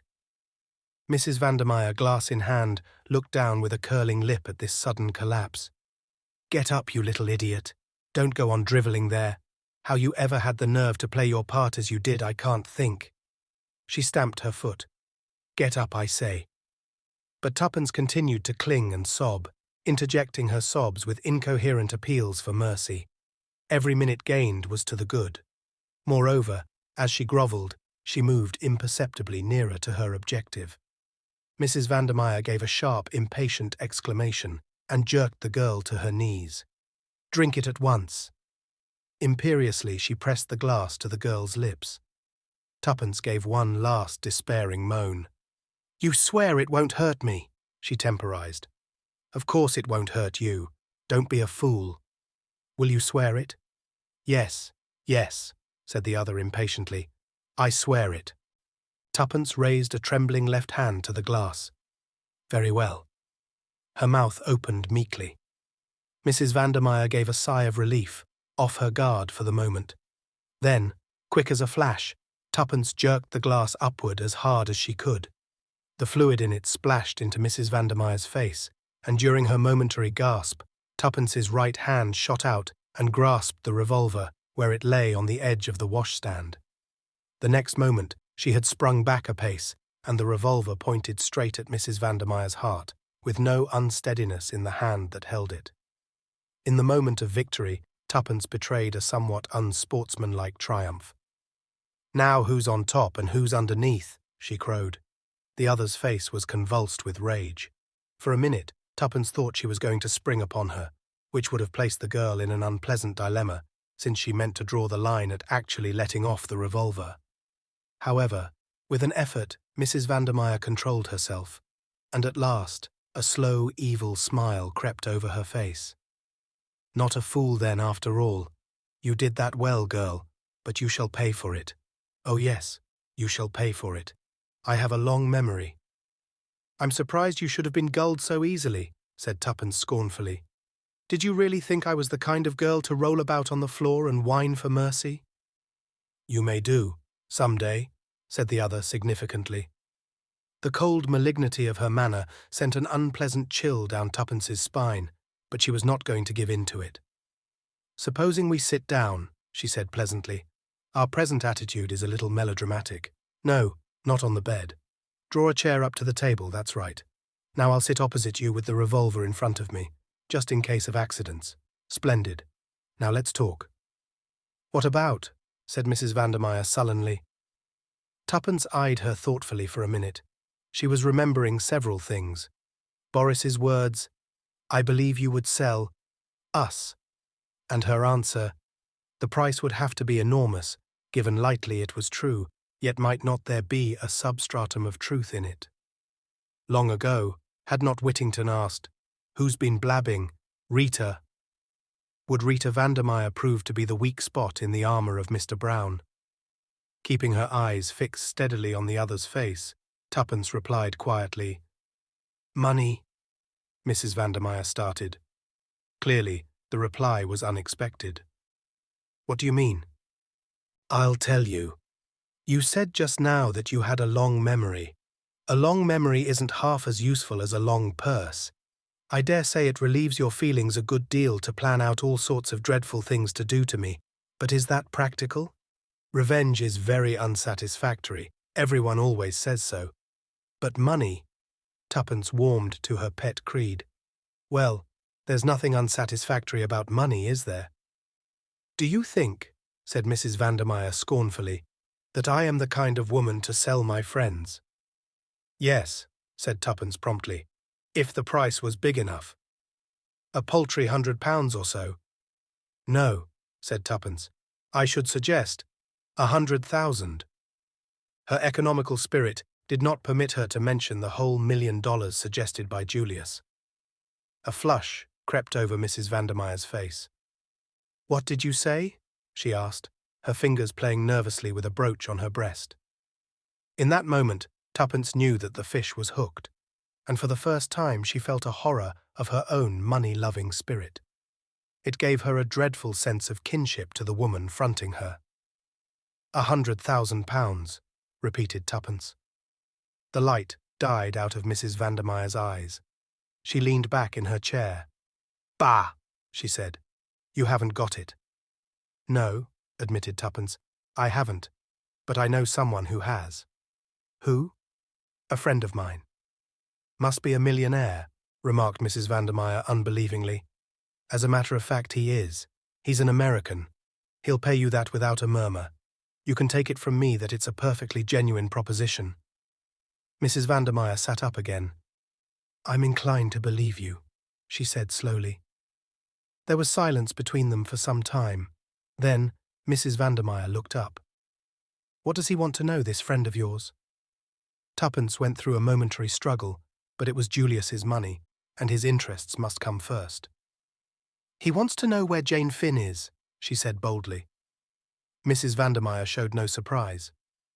"I'm not sure where she is at the present moment," she replied. "But you could find out?" "Oh, yes," returned Mrs. Vandermeyer carelessly. "There would be no difficulty about that." Then, Tuppence's voice shook a little. "There's a boy, a friend of mine. I'm afraid something's happened to him, through your pal Boris." "What's his name?" "Tommy Beresford." "Never heard of him, but I'll ask Boris. He'll tell me anything he knows." "Thank you." Tuppence felt a terrific rise in her spirits. It impelled her to more audacious efforts. "There's one thing more." "Well?" Tuppence leaned forward and lowered her voice. "Who is Mr. Brown?" Her quick eyes saw the sudden paling of the beautiful face. With an effort, Mrs. Vandermeyer pulled herself together and tried to resume her former manner. But the attempt was a mere parody. She shrugged her shoulders. "You can't have learnt much about us if you don't know that nobody knows who Mr. Brown is." "You do," said Tuppence quietly. Again the colour deserted the other's face.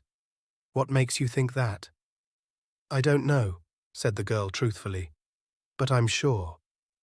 Mrs. Vandermeyer stared in front of her for a long time. "Yes," she said hoarsely at last. "I know. I was beautiful, you see. Very beautiful." "You are still," said Tuppence with admiration. Mrs. Vandermeyer shook her head. There was a strange gleam in her electric blue eyes. "Not beautiful enough," she said in a soft, dangerous voice. "Not beautiful enough. And sometimes lately I've been afraid. It's dangerous to know too much." She leaned forward across the table. "Swear that my name shan't be brought into it, that no one shall ever know." "I swear it. And once is he caught, you'll be out of danger." A terrified look swept across Mrs. Vandermeyer's face. "Shall I? Shall I ever be?" She clutched Tuppence's arm. "You're sure about the money?" "Quite sure." "When shall I have it? There must be no delay." "This friend of mine will be here presently. He may have to send cables or something like that. But there won't be any delay. He's a terrific hustler." A resolute look settled on Mrs. Vandermeyer's face. "I'll do it. It's a great sum of money, and besides," she gave a curious smile, "it is not wise to throw over a woman like me." For a moment or two, she remained smiling and lightly tapping her fingers on the table. Suddenly she started, and her face blanched. "What was that?" "I heard nothing."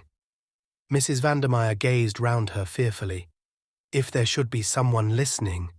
"Nonsense! Who could there be?" "Even the walls might have ears," whispered the other. "I tell you, I'm frightened. You don't know him." "Think of the £100,000, said Tuppence soothingly. Mrs. Vandermeyer passed her tongue over her dried lips. "You don't know him," she reiterated hoarsely. "He's… ah!" With a shriek of terror, she sprang to her feet. Her outstretched hand pointed over Tuppence's head. Then she swayed to the ground in a dead faint. Tuppence looked round to see what had startled her. In the doorway were Sir James Peel Egerton and Julius Hershammer. Chapter 13. The Vigil. Sir James brushed past Julius and hurriedly bent over the fallen woman. "Heart," he said sharply. "Seeing us so suddenly must have given her a shock. Brandy, and quickly, or she'll slip through our fingers." Julius hurried to the washstand. "Not there," said Tuppence over her shoulder. "In the tantalus in the dining room. Second door down the passage." Between them, Sir James and Tuppence lifted Mrs. Vandermeyer and carried her to the bed. There they dashed water on her face, but with no result. The lawyer fingered her pulse. "Touch and go," he muttered. "I wish that young fellow would hurry up with the brandy." At that moment, Julius re-entered the room, carrying a glass half full of the spirit, which he handed to Sir James. While Tuppence lifted her head, the lawyer tried to force a little of the spirit between her closed lips. Finally, the woman opened her eyes feebly. Tuppence held the glass to her lips. "Drink this." Mrs. Vandermeyer complied. The brandy brought the colour back to her white cheeks and revived her in a marvellous fashion. She tried to sit up, then fell back with a groan, her hand to her side. "It's my heart," she whispered. "I mustn't talk." She lay back with closed eyes. Sir James kept his finger on her wrist a minute longer, then withdrew it with a nod. "She'll do now." All three moved away and stood together talking in low voices. One and all were conscious of a certain feeling of anticlimax. Clearly, any scheme for cross-questioning the lady was out of the question for the moment. For the time being, they were baffled and could do nothing. Tuppence related how Mrs. Vandermeyer had declared herself willing to disclose the identity of Mr. Brown, and how she had consented to discover and reveal to them the whereabouts of Jane Finn. Julius was congratulatory. "That's all right, Miss Tuppence. Splendid. I guess that £100,000 will look just as good in the morning to the lady as it did overnight. There's nothing to worry over. She won't speak without the cash anyway, you bet." There was certainly a good deal of common sense in this, and Tuppence felt a little comforted. "What you say is true," said Sir James meditatively. "I must confess, however, that I cannot help wishing we had not interrupted at the minute we did. Still, it cannot be helped. It is only a matter of waiting until the morning." He looked across at the inert figure on the bed. Mrs. Vandermeyer lay perfectly passive with closed eyes. He shook his head. "Well," said Tuppence, with an attempt at cheerfulness.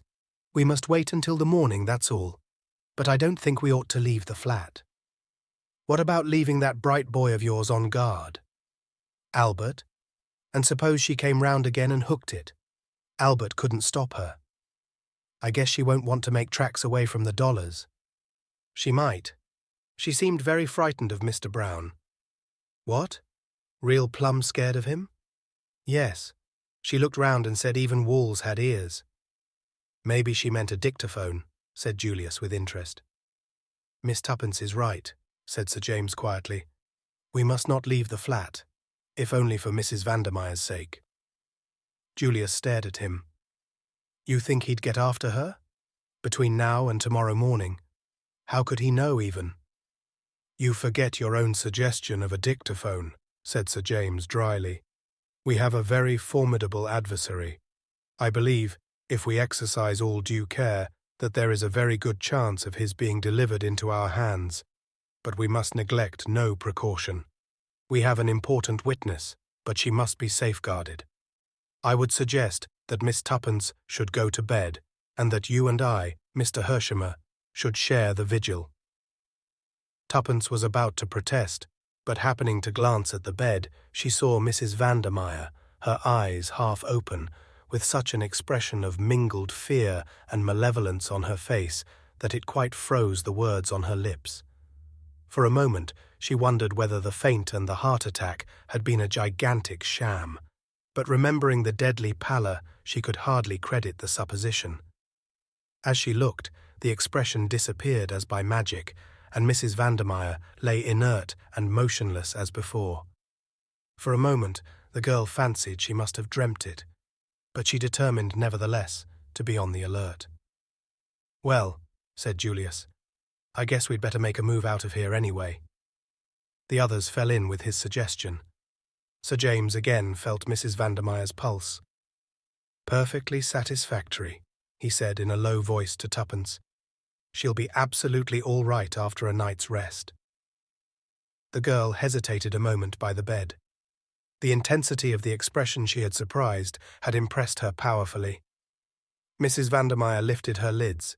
She seemed to be struggling to speak. Tuppence bent over her. "Don't leave." She seemed unable to proceed, murmuring something that sounded like sleepy. Then she tried again. Tuppence bent lower still. It was only a breath. "Mr. Brown." The voice stopped, but the half-closed eyes seemed still to send an agonized message. Moved by a sudden impulse, the girl said quickly, "I shan't leave the flat. I shall sit up all night." A flash of relief showed before the lids descended once more. Apparently Mrs. Vandermeyer slept, but her words had awakened a new uneasiness in Tuppence. What had she meant by that low murmur? "Mr. Brown." Tuppence caught herself nervously looking over her shoulder. The big wardrobe loomed up in a sinister fashion before her eyes. Plenty of room for a man to hide in that. Half ashamed of herself, Tuppence pulled it open and looked inside. No one, of course. She stooped down and looked under the bed. There was no other possible hiding place. Tuppence gave her familiar shake of the shoulders. It was absurd, this giving way to nerves. Slowly, she went out of the room. Julius and Sir James were talking in a low voice. Sir James turned to her. "Lock the door on the outside, please, Miss Tuppence, and take out the key. There must be no chance of anyone entering that room." The gravity of his manner impressed them, and Tuppence felt less ashamed of her attack of nerves. "Say," remarked Julius suddenly, "there's Tuppence's bright boy. I guess I'd better go down and ease his young mind. That's some lad, Tuppence." "How did you get in, by the way?" asked Tuppence suddenly. "I forgot to ask."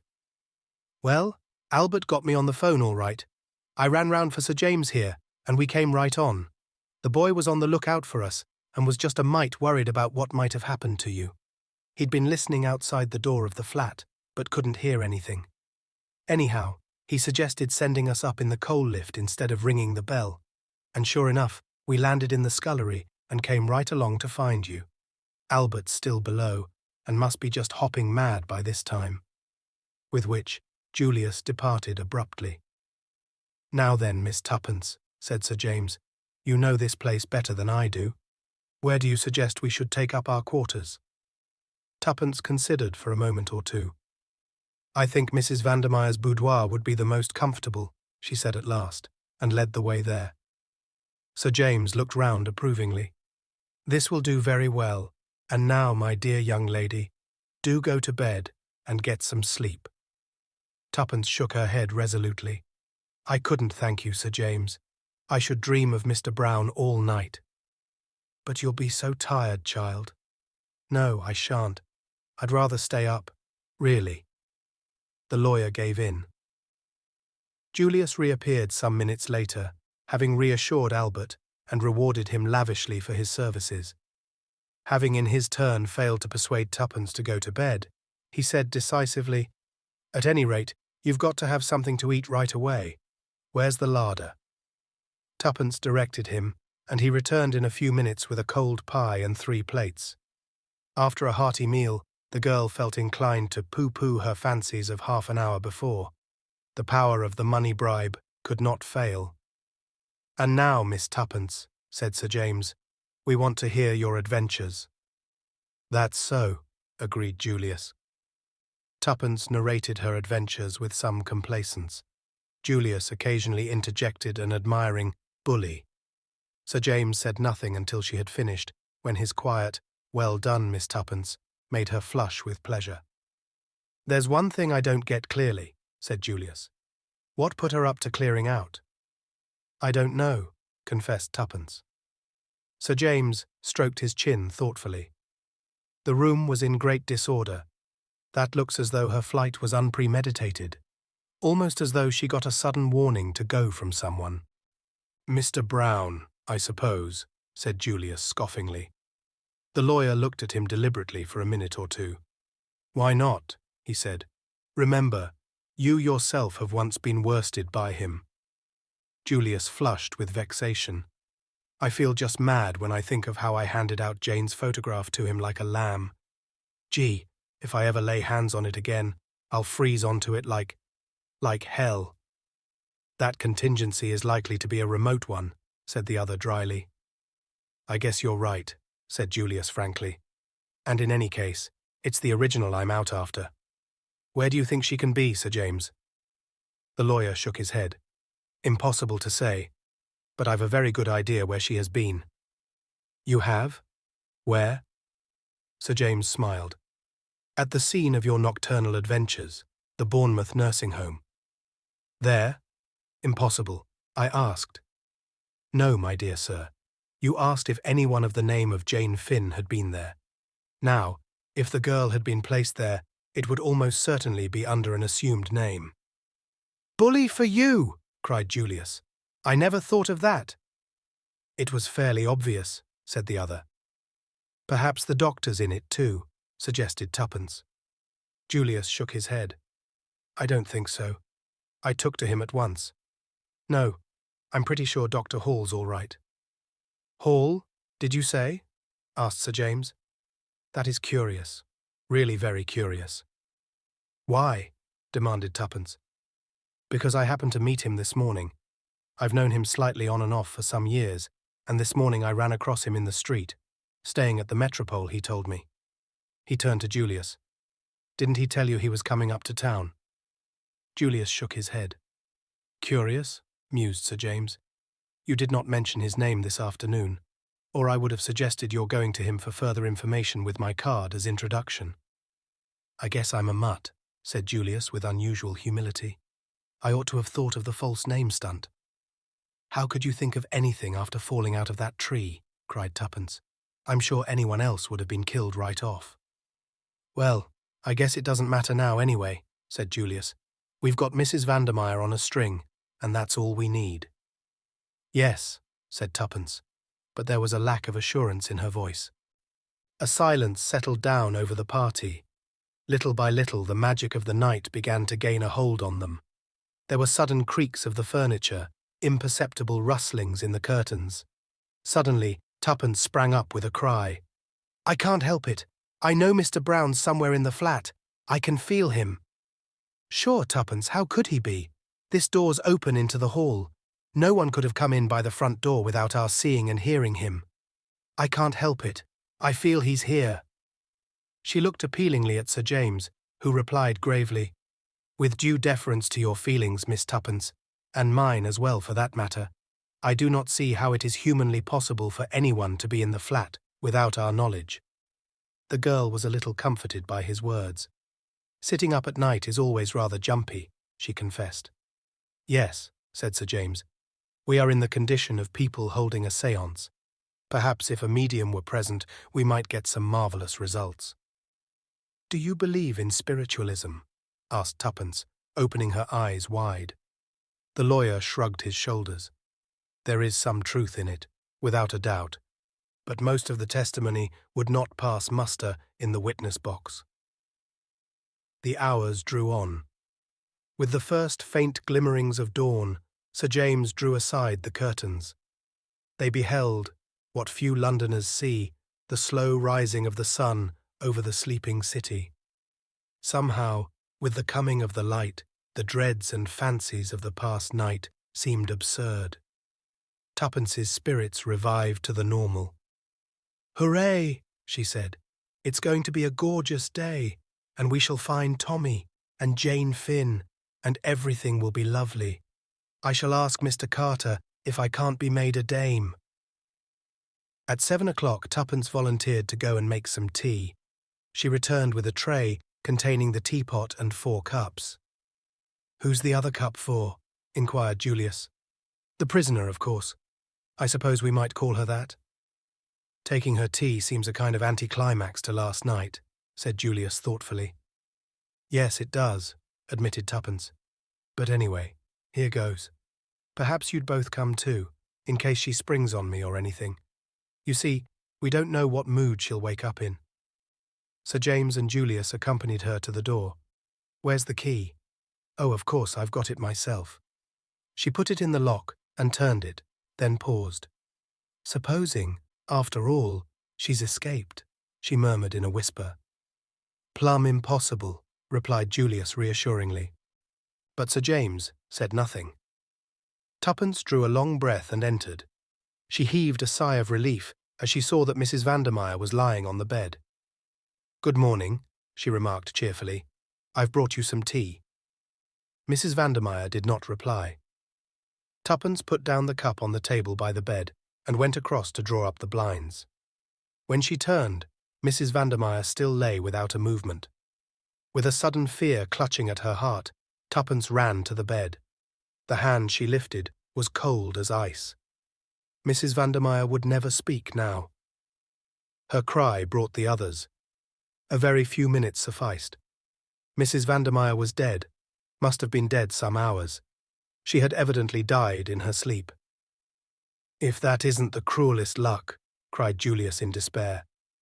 The lawyer was calmer, but there was a curious gleam in his eyes. "If it is luck," he replied, "you don't think, but say, that's plumb impossible. No one could have got in." "No," admitted the lawyer. "I don't see how they could. And yet, she is on the point of betraying Mr. Brown, and she dies. Is it only chance? But how? Yes, how? That is what we must find out." He stood there silently, gently stroking his chin. "We must find out," he said quietly. And Tuppence felt that if she was Mr. Brown, she would not like the tone of those simple words. Julius's glance went to the window. "The window's open," he remarked. "Do you think—" Tuppence shook her head. "The balcony only goes along as far as the boudoir. We were there." "He might have slipped out," suggested Julius. But Sir James interrupted him. "Mr. Brown's methods are not so crude. In the meantime, we must send for a doctor. But before we do so, is there anything in this room that might be of value to us?" Hastily, the three searched. A charred mass in the grate indicated that Mrs. Vandermeyer had been burning papers on the eve of her flight. Nothing of importance remained, though they searched the other rooms as well. "There's that," said Tuppence suddenly, pointing to a small old-fashioned safe let into the wall. "It's for jewellery, I believe, but there might be something else in it." The key was in the lock, and Julius swung open the door and searched inside. He was some time over the task. "Well," said Tuppence impatiently. There was a pause before Julius answered. Then he withdrew his head and shut to the door. "Nothing," he said. In 5 minutes, a brisk young doctor arrived, hastily summoned. He was deferential to Sir James, whom he recognized. "Heart failure, or possibly an overdose of some sleeping draught," he sniffed. "Rather an odour of chloral in the air." Tuppence remembered the glass she had upset. A new thought drove her to the washstand. She found the little bottle from which Mrs. Vandermeyer had poured a few drops. It had been 3 parts full. Now, it was empty. Chapter 14. A Consultation. Nothing was more surprising and bewildering to Tuppence than the ease and simplicity with which everything was arranged, owing to Sir James's skillful handling. The doctor accepted quite readily the theory that Mrs. Vandermeyer had accidentally taken an overdose of chloral. He doubted whether an inquest would be necessary. If so, he would let Sir James know. He understood that Mrs. Vandermeyer was on the eve of departure for abroad, and that the servants had already left. Sir James and his young friends had been paying a call upon her, when she was suddenly stricken down, and they had spent the night in the flat, not liking to leave her alone. Did they know of any relatives? They did not, but Sir James referred him to Mrs. Vandermeyer's solicitor. Shortly afterwards a nurse arrived to take charge, and the other left the ill-omened building. "And what now?" asked Julius, with a gesture of despair. "I guess we're down and out for good." Sir James stroked his chin thoughtfully. "No," he said quietly. "There is still the chance that Dr. Hall may be able to tell us something. Gee, I'd forgotten him. The chance is slight, but it must not be neglected. I think I told you that he is staying at the Metropole. I should suggest that we call upon him there as soon as possible. Shall we say after a bath and breakfast?" It was arranged that Tuppence and Julius should return to the Ritz and call for Sir James in the car. This programme was faithfully carried out, and a little after 11 they drew up before the Metropole. They asked for Dr. Hall, and a page boy went in search of him. In a few minutes the little doctor came hurrying towards them. "Can you spare us a few minutes, Dr. Hall?"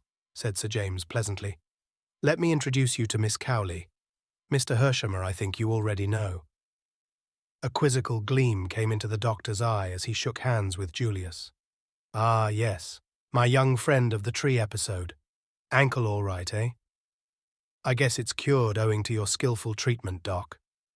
And the heart trouble? Ha ha." "Still searching," said Julius briefly. "To come to the point, can we have a word with you in private?" asked Sir James. "Certainly. I think there is a room here where we shall be quite undisturbed." He led the way, and the others followed him. They sat down, and the doctor looked inquiringly at Sir James. "Dr. Hall, I am very anxious to find a certain young lady for the purpose of obtaining a statement from her.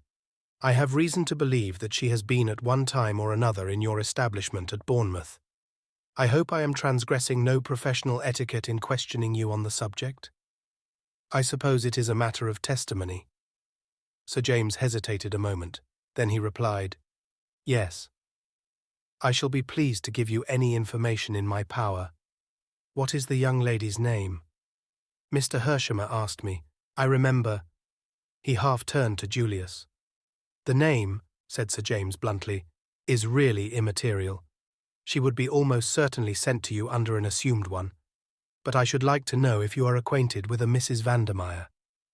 "Mrs. Vandermeyer, of 20 South Audley Mansions. I know her slightly." "You are not aware of what has happened?" "What do you mean?" "You do not know that Mrs. Vandermeyer is dead?"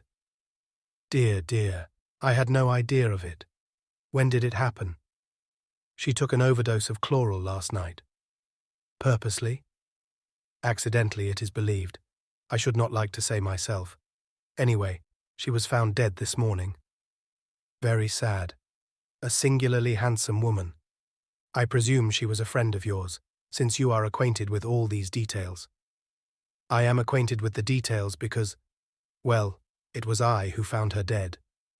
"Indeed," said the doctor, starting. "Yes," said Sir James, and stroked his chin reflectively. "This is very sad news, but you will excuse me if I say that I do not see how it bears on the subject of your inquiry. It bears on it in this way. Is it not a fact that Mrs. Vandermeyer committed a young relative of hers to your charge?" Julius leaned forward eagerly. "That is the case," said the doctor quietly. "Under the name of Janet Vandermeyer. I understood her to be a niece of Mrs. Vandermeyer's." "And she came to you?" "As far as I can remember, in June or July of 1915. Was she a mental case?" "She is perfectly sane, if that is what you mean. I understood from Mrs. Vandermeyer that the girl had been with her on the Lusitania when that ill-fated ship was sunk and had suffered a severe shock in consequence." "We're on the right track, I think." Sir James looked round. "As I said before, I'm a mutt," returned Julius. The doctor looked at them all curiously. "You spoke of wanting a statement from her," he said. "Supposing she is not able to give one?" "What? You have just said that she is perfectly sane." "So she is. Nevertheless, if you want a statement from her concerning any events prior to May 7th, 1915, she will not be able to give it to you." They looked at the little man, stupefied. He nodded cheerfully. "It's a pity," he said. "A great pity, especially as I gather, Sir James, that the matter is important. But there it is. She can tell you nothing." "But why, man? Darn it all, why?" The little man shifted his benevolent glance to the excited young American. "Because Janet Vandermeyer is suffering from a complete loss of memory." "What?" "Quite so. An interesting case, a very interesting case. Not so uncommon, really, as you would think. There are several very well-known parallels. It's the first case of the kind that I've had under my own personal observation, and I must admit that I've found it of absorbing interest." There was something rather ghoulish in the little man's satisfaction. "And she remembers nothing," said Sir James slowly. "Nothing prior to May 7th, 1915. After that date, her memory is as good as yours or mine." "Then the first thing she remembers?" "Is landing with the survivors. Everything before that is a blank. She did not know her own name, or where she had come from, or where she was. She couldn't even speak her own tongue." "But surely all this is most unusual," put in Julius. "No, my dear sir. Quite normal under the circumstances. Severe shock to the nervous system. Loss of memory proceeds nearly always on the same lines. I suggested a specialist, of course. There's a very good man in Paris, makes a study of these cases. But Mrs. Vandermeyer opposed the idea of publicity that might result from such a course." "I can imagine she would," said Sir James grimly. "I fell in with her views. There is a certain notoriety given to these cases. And the girl was very young, 19, I believe. It seemed a pity that her infirmity should be talked about, might damage her prospects.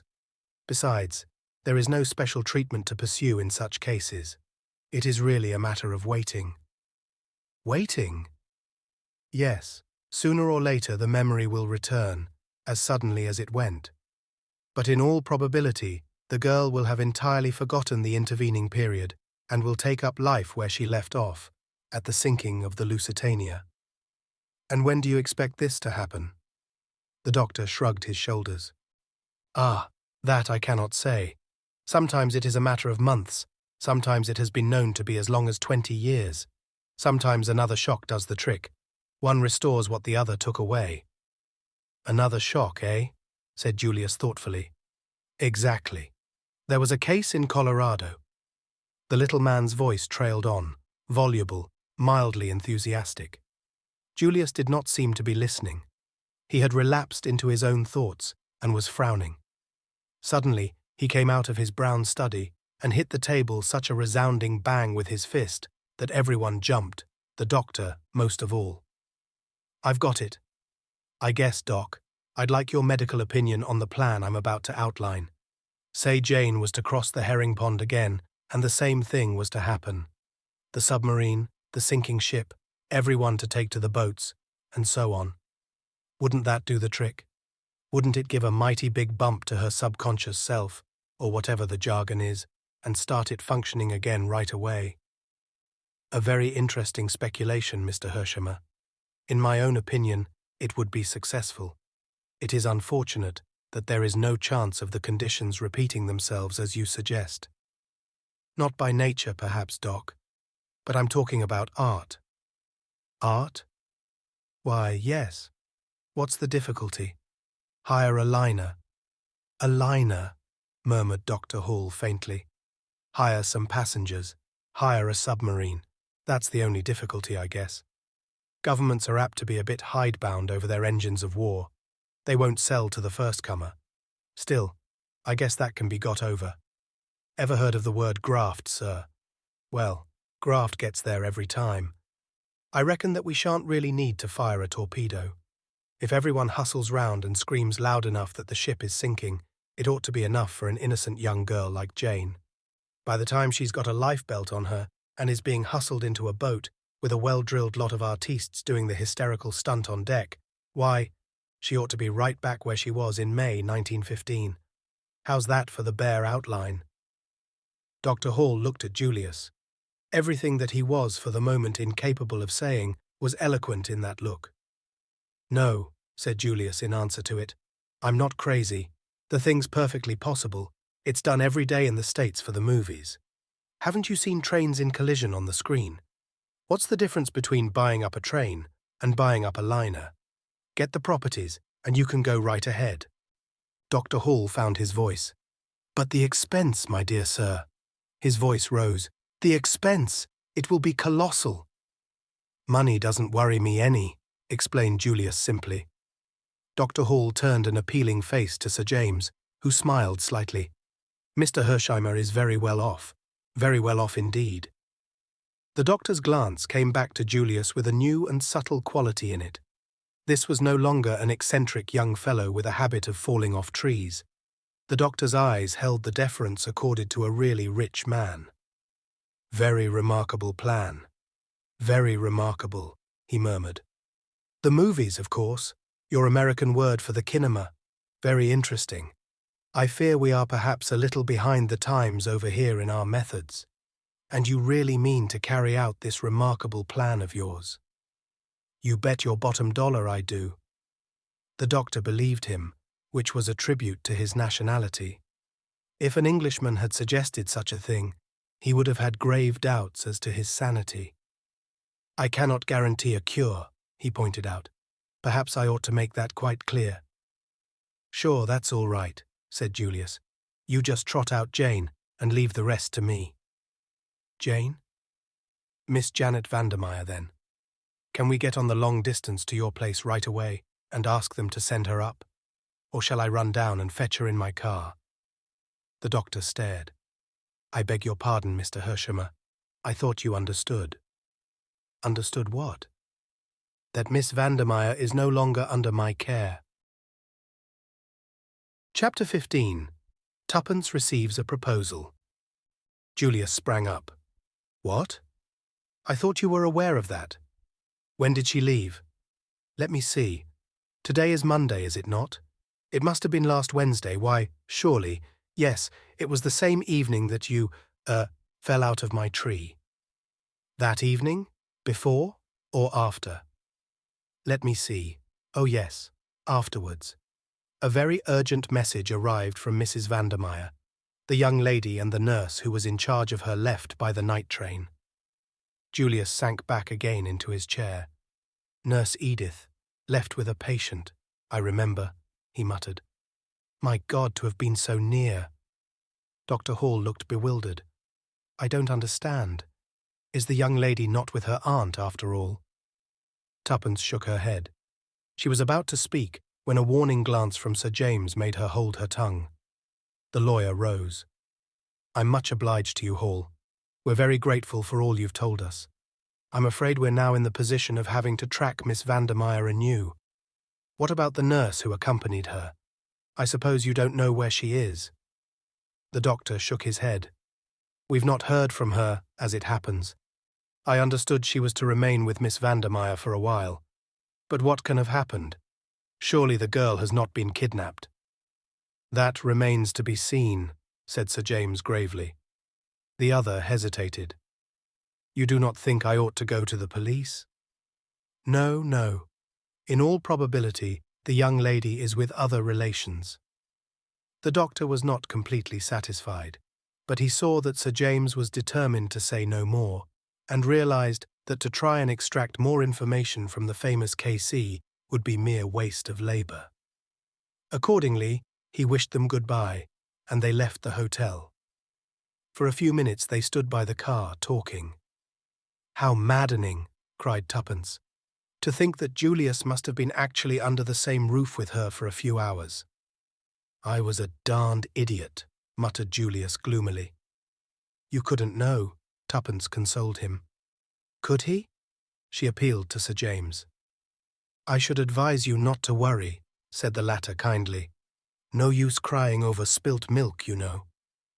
"The great thing is what to do next," added Tuppence the practical. Sir James shrugged his shoulders. "You might advertise for the nurse who accompanied the girl. That is the only course I can suggest, and I must confess I do not hope for much result. Otherwise, there is nothing to be done." "Nothing?" said Tuppence blankly. "And Tommy?" "We must hope for the best," said Sir James. "Oh yes, we must go on hoping." But over her downcast head, his eyes met Julius's, and almost imperceptibly he shook his head. Julius understood. The lawyer considered the case hopeless. The young American's face grew grave. Sir James took Tuppence's hand. "You must let me know if anything further comes to light. Letters will always be forwarded." Tuppence stared at him blankly. "You are going away?" "I told you. Don't you remember? To Scotland." "Yes. But I thought—" The girl hesitated. Sir James shrugged his shoulders. "My dear young lady, I can do nothing more, I fear. Our clues have all ended in thin air. You can take my word for it that there is nothing more to be done. If anything should arise, I shall be glad to advise you in any way I can." His words gave Tuppence an extraordinarily desolate feeling. "I suppose you're right," she said. "Anyway, thank you very much for trying to help us. Goodbye." Julius was bending over the car. A momentary pity came into Sir James's keen eyes as he gazed into the girl's downcast face. "Don't be too disconsolate, Miss Tuppence," he said in a low voice. "Remember, holiday time isn't always all playtime. One sometimes manages to put in some work as well." Something in his tone made Tuppence glance up sharply. He shook his head with a smile. "No, I shan't say any more. Great mistake to say too much. Remember that. Never tell all you know, not even to the person you know best. Understand? Goodbye." He strode away. Tuppence stared after him. She was beginning to understand Sir James's methods. Once before, he had thrown her a hint in the same careless fashion. Was this a hint? What exactly lay behind those last brief words? Did he mean that after all, he had not abandoned the case? That, secretly, he would be working on it still, while— Her meditations were interrupted by Julius, who adjured her to get right in. "You're looking kind of thoughtful," he remarked as they started off. "Did the old guy say anything more?" Tuppence opened her mouth impulsively and then shut it again. Sir James's words sounded in her ears. "Never tell all you know, not even to the person you know best." And like a flash, there came into her mind another memory. Julius, before the safe in the flat, her own question, and the pause before his reply. Nothing. Was there really nothing? Or had he found something he wished to keep to himself? If he could make a reservation, so could she. "Nothing particular," she replied. She felt rather than saw Julius throw a sideways glance at her. "Say, shall we go for a spin in the park?" "If you like." For a while they ran on under the trees in silence. It was a beautiful day. The keen rush through the air brought a new exhilaration to Tuppence. "Say, Miss Tuppence, do you think I'm ever going to find Jane?" Julius spoke in a discouraged voice. The mood was so alien to him that Tuppence turned and stared at him in surprise. He nodded. "That's so. I'm getting down and out over the business. Sir James today hadn't got any hope at all. I could see that. I don't like him. We don't gee together somehow. But he's pretty cute, and I guess he wouldn't quit if there was any chance of success. Now, would he? Tuppence felt rather uncomfortable, but clinging to her belief that Julius also had withheld something from her, she remained firm. He suggested advertising for the nurse, she reminded him. Yes, with a forlorn hope flavour to his voice. No, I'm about fed up. I've half a mind to go back to the States right away. Oh no, cried Tuppence. We've got to find Tommy. I sure forgot Beresford, said Julius contritely. That's so. We must find him. But after, well, I've been daydreaming ever since I started on this trip, and these dreams are rotten poor business. I'm quit of them. Say, Miss Tuppence, there's something I'd like to ask you. Yes? You and Beresford. What about it? I don't understand you, replied Tuppence with dignity, adding rather inconsequently, and anyway, you're wrong. Not got a sort of kindly feeling for one another. Certainly not, said Tuppence with warmth. Tommy and I are friends, nothing more. I guess every pair of lovers has said that sometime or another, observed Julius. Nonsense, snapped Tuppence. Do I look the sort of girl that's always falling in love with every man she meets? You do not. You look the sort of girl that's mighty often getting fallen in love with. Oh, said Tuppence, rather taken aback. That's a compliment, I suppose. Sure. Now let's get down to this. Supposing we never find Beresford and, all right, say it. I can face facts. Supposing he's dead, well? And all this business fiddles out. What are you going to do? I don't know, said Tuppence forlornly. You'll be darned lonesome, you poor kid. I shall be all right, snapped Tuppence, with her usual resentment of any kind of pity. What about marriage? Inquired Julius. Got any views on the subject? I intend to marry, of course, replied Tuppence. That is, if, she paused, knew a momentary longing to draw back, and then stuck to her guns bravely. I can find someone rich enough to make it worth my while. That's frank, isn't it? I dare say you despise me for it. I never despise business instinct, said Julius. What particular figure have you in mind? Figure? Asked Tuppence, puzzled. Do you mean tall or short? No, income. Oh, I haven't quite worked that out. What about me? You? Sure thing. Oh, I couldn't. Why not? I tell you I couldn't. Again, why not? It would seem so unfair. I don't see anything unfair about it. I call your bluff, that's all. I admire you immensely, Miss Tuppence, more than any girl I've ever met. You're so darned plucky. I'd just love to give you a real rattling good time.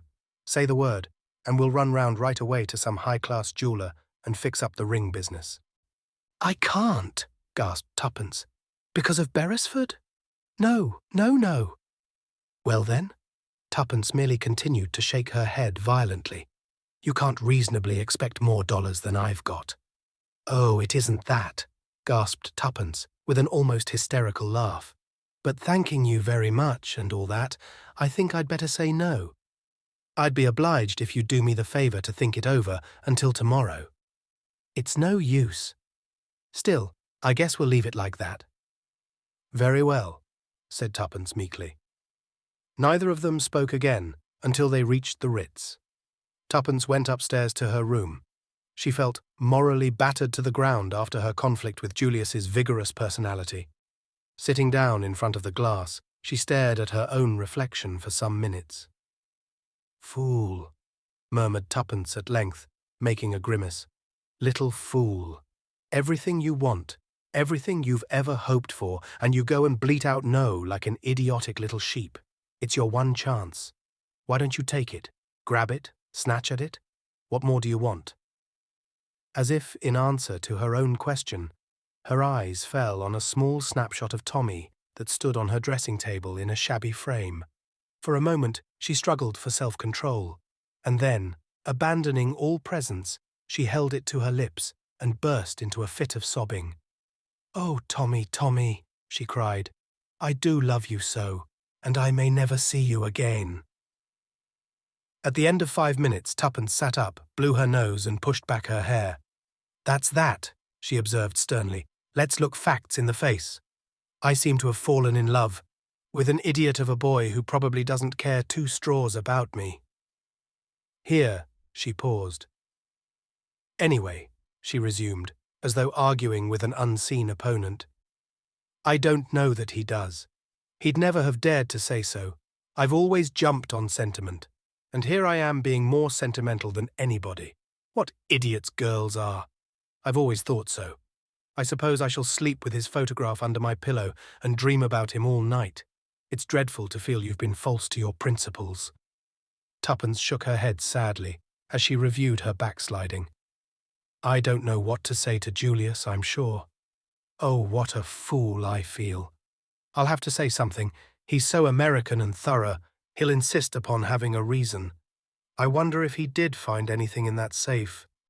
Tuppence's meditations went off on another tack. She reviewed the events of last night carefully and persistently. Somehow they seemed bound up with Sir James's enigmatical words. Suddenly, she gave a great start. The colour faded out of her face. Her eyes, fascinated, gazed in front of her, the pupils dilated. "Impossible," she murmured. "Impossible. I must be going mad even to think of such a thing."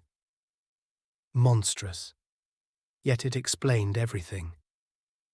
After a moment's reflection, she sat down and wrote a note, weighing each word as she did so.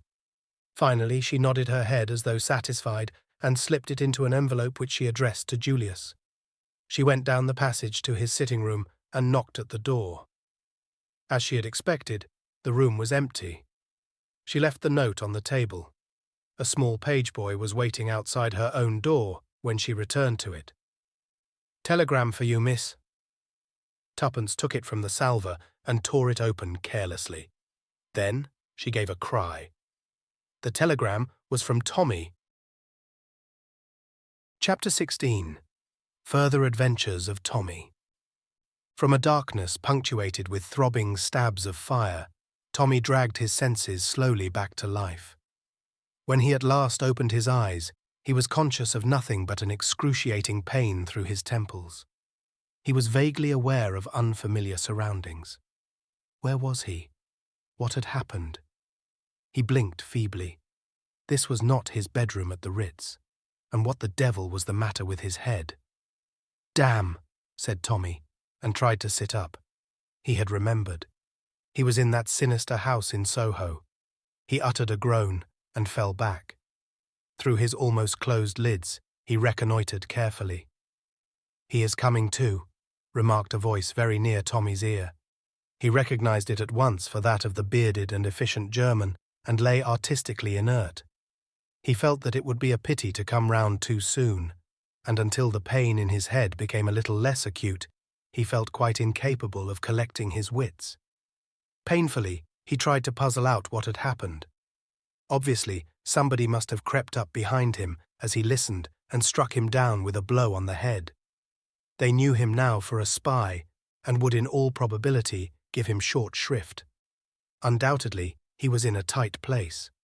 Nobody knew where he was, therefore he need expect no outside assistance, and must depend solely on his own wits. "Well, here goes," murmured Tommy to himself, and repeated his former remark. "Damn," he observed, and this time succeeded in sitting up. In a minute the German stepped forward and placed a glass to his lips, with the brief command, "Drink." Tommy obeyed. The potency of the draught made him choke, but it cleared his brain in a marvellous manner. He was lying on a couch in the room in which the meeting had been held. On one side of him was the German, on the other the villainous-faced doorkeeper who had let him in. The others were grouped together at a little distance away. But Tommy missed one face. The man known as Number 1 was no longer of the company. "Feel better?" asked the German, as he removed the empty glass. "Yes, thanks," returned Tommy cheerfully. "Ah, my young friend, it is lucky for you your skull is so thick."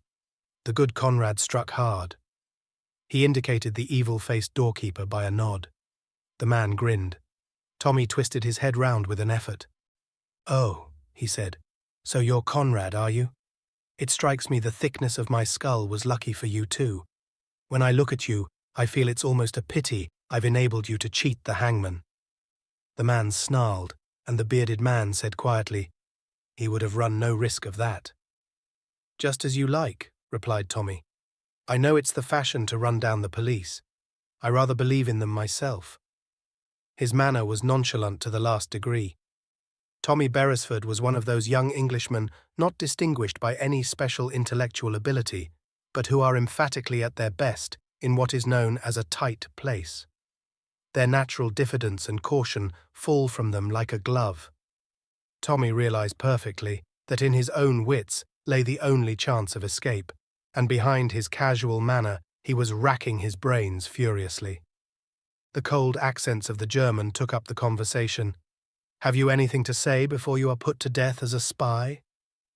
"Simply lots of things," replied Tommy, with the same urbanity as before. "Do you deny that you were listening at that door?" "I do not. I must really apologize. But your conversation was so interesting that it overcame my scruples. How did you get in?" "Dear old Conrad here." Tommy smiled deprecatingly at him. "I hesitate to suggest pensioning off a faithful servant, but you really ought to have a better watchdog." Conrad snarled impotently and said sullenly, as the man with the beard swung round upon him, "He gave the word. How was I to know?" "Yes," Tommy chimed in. "How was he to know? Don't blame the poor fellow. His hasty action has given me the pleasure of seeing you all face to face." He fancied that his words caused some discomposure among the group, but the watchful German stilled it with a wave of his hand. "Dead men tell no tales," he said evenly. "Ah," said Tommy, "but I'm not dead yet." "You soon will be, my young friend," said the German. An assenting murmur came from the others. Tommy's heart beat faster, but his casual pleasantness did not waver. "I think not," he said firmly. "I should have a great objection to dying." He had got them puzzled. He saw that by the look on his captor's face. "Can you give us any reason why we should not put you to death?" asked the German. "Several," replied Tommy. "Look here, you've been asking me a lot of questions. Let me ask you one for a change. Why didn't you kill me off at once before I regained consciousness?" The German hesitated, and Tommy seized his advantage. "Because you didn't know how much I knew, and where I obtained that knowledge. If you kill me now, you never will know." But here the emotions of Boris became too much for him. He stepped forward, waving his arms. "You hellhound of a spy!" he screamed. "We will give you short shrift. Kill him! Kill him!" There was a roar of applause. "You hear?" said the German, his eyes on Tommy. "What have you to say to that?" "Say?" Tommy shrugged his shoulders. "Pack of fools. Let them ask themselves a few questions. How did I get into this place? Remember what dear old Conrad said. With your own password, wasn't it? How did I get hold of that? You don't suppose I came up those steps haphazard and said the first thing that came into my head?" Tommy was pleased with the concluding words of this speech. His only regret was that Tuppence was not present to appreciate its full flavour. "That is true," said the working man suddenly. "Comrades, we have been betrayed." An ugly murmur arose. Tommy smiled at them encouragingly. "That's better. How can you hope to make a success of any job if you don't use your brains?" "You will tell us who has betrayed us," said the German. "But that shall not save you. Oh no. You shall tell us all that you know. Boris here knows pretty ways of making people speak." "Bah!" said Tommy scornfully, fighting down a singularly unpleasant feeling in the pit of his stomach. "You will neither torture me nor kill me." "And why not?" asked Boris. "Because you'd kill the goose that lays the golden eggs," replied Tommy quietly. There was a momentary pause. It seemed as though Tommy's persistent assurance was at last conquering. They were no longer completely sure of themselves. The man in the shabby clothes stared at Tommy searchingly. "He's bluffing you, Boris," he said quietly. Tommy hated him. Had the man seen through him? The German, with an effort, turned roughly to Tommy. "What do you mean?" "What do you think I mean?" parried Tommy, searching desperately in his own mind. Suddenly, Boris stepped forward and shook his fist in Tommy's face. "Speak, you swine of an Englishman! Speak!" "Don't get so excited, my good fellow," said Tommy calmly. "That's the worst of you foreigners. You can't keep calm. Now I ask you, do I look as though I thought there were the least chance of your killing me?" He looked confidently round, and was glad they could not hear the persistent beating of his heart, which gave the lie to his words. "No," admitted Boris at last sullenly, "you do not." Thank God he's not a mind reader, thought Tommy. Aloud, he pursued his advantage. "And why am I so confident? Because I know something that puts me in a position to propose a bargain." "A bargain?" The bearded man took him up sharply. "Yes, a bargain. My life and liberty against—" He paused. "Against what?" The group pressed forward. You could have heard a pin drop. Slowly, Tommy spoke. "The papers that Danvers brought over from America in the Lusitania." The effect of his words was electrical. Everyone was on his feet. The German waved them back. He leaned over Tommy, his face purple with excitement. "Himmel, you have got them then?" With magnificent calm, Tommy shook his head. "You know where they are?" persisted the German. Again, Tommy shook his head. "Not in the least." Then, angry and baffled, the words failed him. Tommy looked round. He saw anger and bewilderment on every face, but his calm assurance had done its work. No one doubted but that something lay behind his words. "I don't know where the papers are, but I believe that I can find them. I have a theory." "Pah!" Tommy raised his hand and silenced the clamours of disgust. "I call it a theory, but I'm pretty sure of my facts. Facts that are known to no one but myself. In any case, what do you lose? If I can produce the papers, you give me my life and liberty in exchange. Is it a bargain?" "And if we refuse?" said the German quietly. Tommy lay back on the couch. "The 29th, he said thoughtfully, "is less than a fortnight ahead." For a moment the German hesitated. Then he made a sign to Conrad. "Take him into the other room." For 5 minutes, Tommy sat on the bed in the dingy room next door. His heart was beating violently. He had risked all on this throw. How would they decide? And all the while that this agonized questioning went on within him, he talked flippantly to Conrad, enraging the cross-grained doorkeeper to the point of homicidal mania. At last the door opened, and the German called imperiously to Conrad to return. "Let's hope the judge hasn't put his black cap on," remarked Tommy frivolously. "That's right, Conrad. March me in. The prisoner is at the bar, gentlemen." The German was seated once more behind the table. He motioned to Tommy to sit down opposite to him. "We accept," he said harshly, "on terms. The papers must be delivered to us before you go free." "Idiot," said Tommy amiably. "How do you think I can look for them if you keep me tied by the leg here?" "What do you expect, then?" "I must have liberty to go about the business in my own way." The German laughed. "Do you think we are little children to let you walk out of here leaving us a pretty story full of promises?" "No," said Tommy thoughtfully. "Though infinitely simpler for me, I did not really think you would agree to that plan." "Very well, we must arrange a compromise. How would it be if you attached little Conrad here to my person? He's a faithful fellow, and very ready with the fist." "We prefer," said the German coldly, "that you should remain here. One of our number will carry out your instructions minutely. If the operations are complicated, he will return to you with a report, and you can instruct him further." "You're tying my hands," complained Tommy. "It's a very delicate affair, and the other fellow will muff it up as likely as not, and then where shall I be? I don't believe one of you has got an ounce of tact." The German rapped the table. "Those are our terms. Otherwise, death." Tommy leaned back wearily. "I like your style. Curt, but attractive. So be it then. But one thing is essential. I must see the girl. What girl? Jane Finn, of course. The other looked at him curiously for some minutes. Then he said slowly, and as though choosing his words with care, "Do you not know that she can tell you nothing?" Tommy's heart beat a little faster. Would he succeed in coming face to face with the girl he was seeking? "I shall not ask her to tell me anything," he said quietly. "Not in so many words, that is."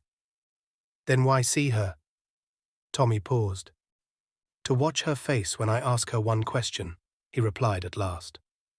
Again there was a look in the German's eyes that Tommy did not quite understand. "She will not be able to answer your question." "That does not matter. I shall have seen her face when I ask it." "And you think that will tell you anything?" He gave a short, disagreeable laugh. More than ever, Tommy felt that there was a factor somewhere that he did not understand. The German looked at him searchingly. "I wonder whether, after all, you know as much as we think," he said softly. Tommy felt his ascendancy less sure than a moment before. His hold had slipped a little, but he was puzzled. What had he said wrong? He spoke out on the impulse of the moment. "There may be things that you know which I do not. I have not pretended to be aware of all the details of your show, but equally, I've got something up my sleeve that you don't know about. And that's where I mean to score. Danvers was a damned clever fellow." He broke off, as if he had said too much, but the German's face had lightened a little. "Danvers," he murmured. "I see." He paused a minute, then waved to Conrad. "Take him away. Upstairs, you know." "Wait a minute," said Tommy. "What about the girl?" "That may perhaps be arranged." "It must be. We will see about it. Only one person can decide that." "Who?" asked Tommy, but he knew the answer. "Mr. Brown. Shall I see him?" "Perhaps." "Come," said Conrad harshly. Tommy rose obediently. Outside the door, his jailer motioned to him to mount the stairs. He himself followed close behind. On the floor above, Conrad opened a door, and Tommy passed into a small room. Conrad lit a hissing gas burner and went out. Tommy heard the sound of the key being turned in the lock. He set to work to examine his prison. It was a smaller room than the one downstairs, and there was something peculiarly airless about the atmosphere of it. Then he realized that there was no window. He walked round it. The walls were filthily dirty, as everywhere else. 4 pictures hung crookedly on the wall, representing scenes from Faust. Marguerite, with her box of jewels, the church scene, Sibyl and his flowers, and Faust and Mephistopheles. The latter brought Tommy's mind back to Mr. Brown again. In this sealed and closed chamber, with its close-fitting heavy door, he felt cut off from the world, and the sinister power of the arch-criminal seemed more real. Shout as he would, no one could ever hear him. The place was a living tomb. With an effort, Tommy pulled himself together. He sank onto the bed and gave himself up to reflection. His head ached badly. Also, he was hungry. The silence of the place was dispiriting. "Anyway," said Tommy, trying to cheer himself, "I shall see the chief, the mysterious Mr. Brown, and with a bit of luck in bluffing, I shall see the mysterious Jane Finn also. After that, Tommy was forced to admit the prospect looked dreary. Chapter 17. Annette. The troubles of the future, however, soon faded before the troubles of the present, and of these, the most immediate and pressing was that of hunger. Tommy had a healthy and vigorous appetite. The steak and chips partaken of for lunch seemed now to belong to another decade. He regretfully recognized the fact that he would not make a success of a hunger strike. He prowled aimlessly about his prison. Once or twice he discarded dignity and pounded on the door, but nobody answered the summons. "Hang it all," said Tommy indignantly. "They can't mean to starve me to death." A newborn fear passed through his mind that this might perhaps be one of those pretty ways of making a prisoner speak, which had been attributed to Boris. But on reflection, he dismissed the idea. It's that sour-faced brute Conrad, he decided. That's a fellow I shall enjoy getting even with one of these days. This is just a bit of spite on his part. I'm certain of it. Further meditations induced in him the feeling that it would be extremely pleasant to bring something down with a whack on Conrad's egg-shaped head. Tommy stroked his own head tenderly and gave himself up to the pleasures of imagination. Finally, a bright idea flashed across his brain. Why not convert imagination into reality? Conrad was undoubtedly the tenant of the house. The others, with the possible exception of the bearded German, merely used it as a rendezvous. Therefore, why not wait in ambush for Conrad behind the door, and when he entered, bring down a chair or one of the decrepit pictures smartly onto his head? One would, of course, be careful not to hit too hard. And then, simply walk out. If he met anyone on the way down, well... Tommy brightened at the thought of an encounter with his fists. Such an affair was infinitely more in his line than the verbal encounter of this afternoon. Intoxicated by his plan, Tommy gently unhooked the picture of the devil and Faust and settled himself in position. His hopes were high. The plan seemed to him simple but excellent. Time went on, but Conrad did not appear. Night and day were the same in this prison room, but Tommy's wristwatch, which enjoyed a certain degree of accuracy, informed him that it was 9 o'clock in the evening. Tommy reflected gloomily that if supper did not arrive soon, it would be a question of waiting for breakfast. At 10 o'clock, hope deserted him, and he flung himself on the bed to seek consolation in sleep. In 5 minutes, his woes were forgotten. The sound of the key turning in the lock awoke him from his slumbers. Not belonging to the type of hero who is famous for awaking in full possession of his faculties, Tommy merely blinked at the ceiling and wondered vaguely where he was. Then he remembered and looked at his watch. It was 8 o'clock. It's either early morning tea or breakfast, deduced the young man, and pray God it's the latter. The door swung open. Too late, Tommy remembered his scheme of obliterating the unprepossessing Conrad. A moment later, he was glad that he had, for it was not Conrad who entered, but a girl. She carried a tray which she set down on the table. In the feeble light of the gas burner, Tommy blinked at her. He decided at once that she was one of the most beautiful girls he had ever seen. Her hair was a full, rich brown, with sudden glints of gold in it, as though there were imprisoned sunbeams struggling in its depths. There was a wild rose quality about her face.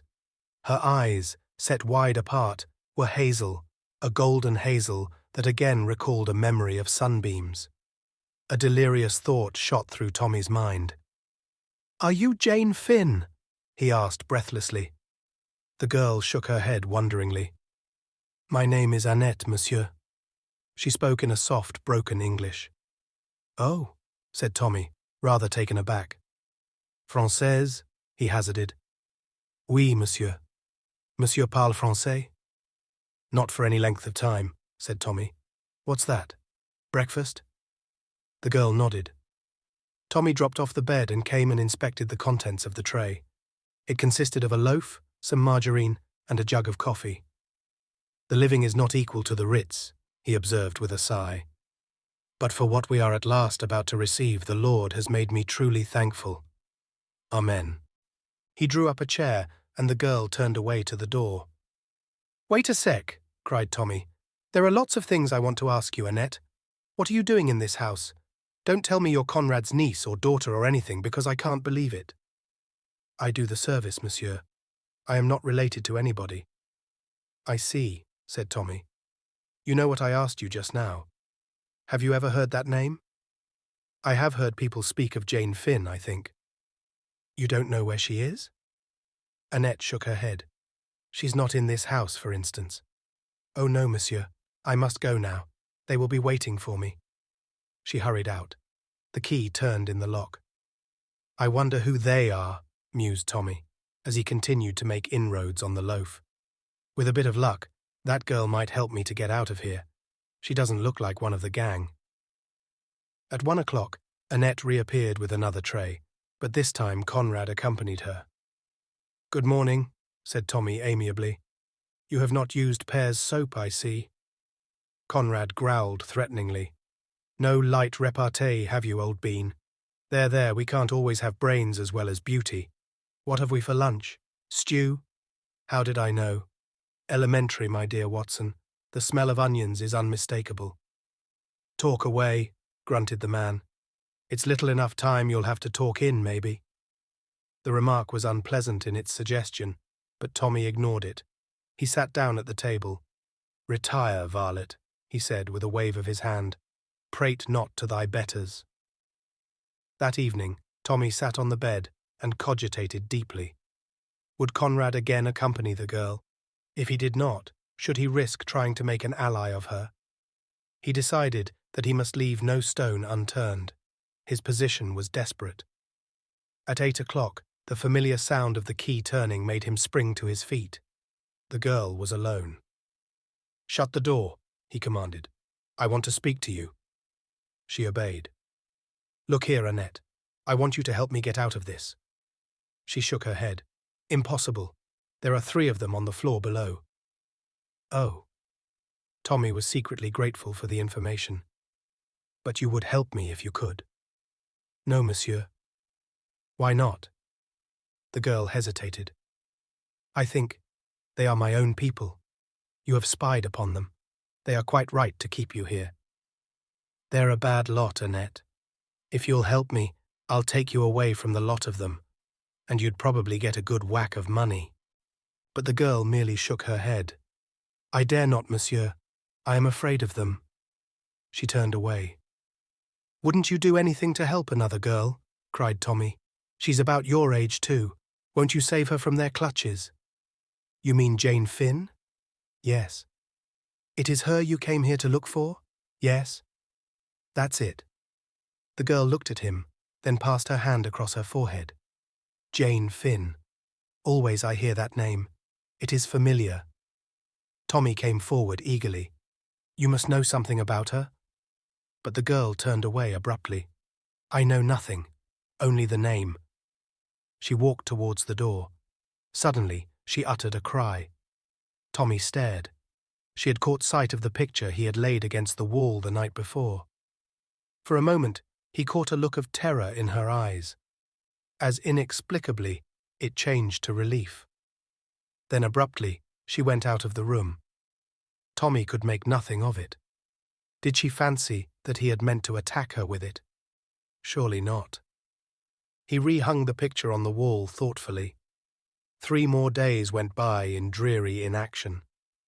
Tommy felt the strain telling on his nerves. He saw no one but Conrad and Annette, and the girl had become dumb. She spoke only in monosyllables.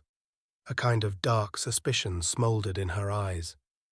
Tommy felt that if this solitary confinement went on much longer, he would go mad.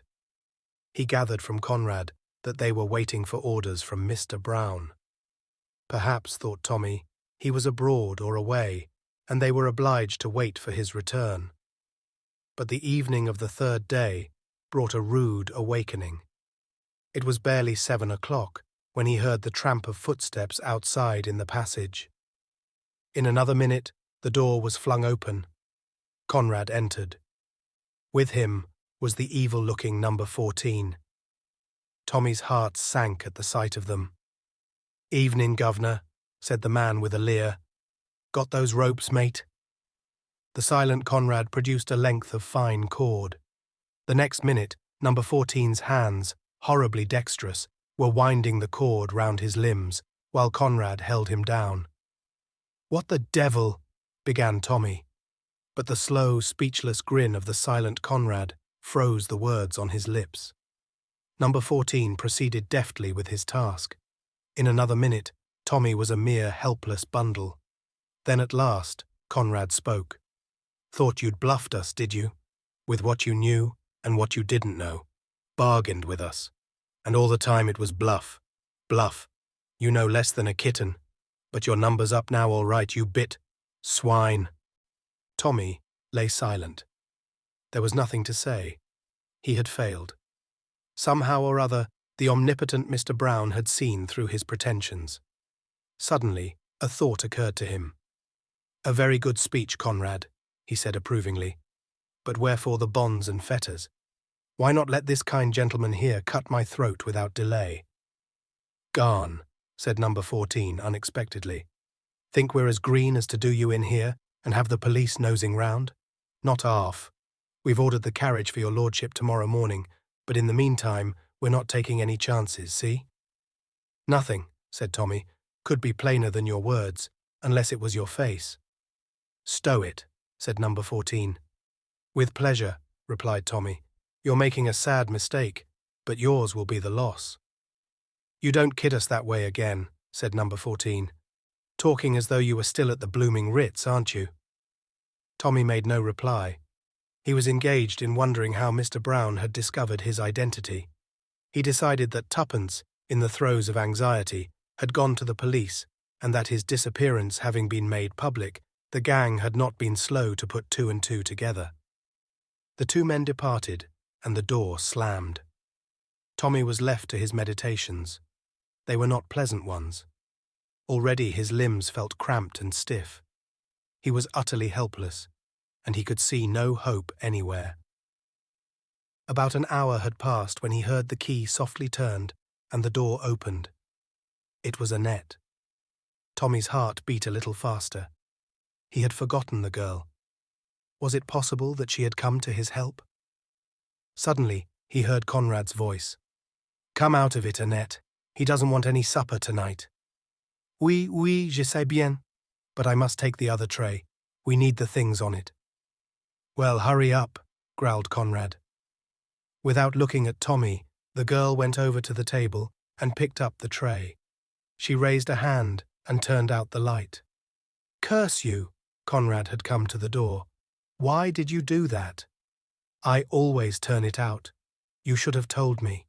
Shall I relight it, Monsieur Conrad?" "No. Come on out of it." "Le beau petit monsieur," cried Annette, pausing by the bed in the darkness. "You have tied him up well, Hein? He is like a trussed chicken." The frank amusement in her tone jarred on the boy, but at that moment, to his amazement, he felt her hand running lightly over his bonds, and something small and cold was pressed into the palm of his hand. "Come on, Annette." Mais voilà." The door shut. Tommy heard Conrad say, "Lock it and give me the key." The footsteps died away. Tommy lay petrified with amazement. The object Annette had thrust into his hand was a small penknife, the blade open.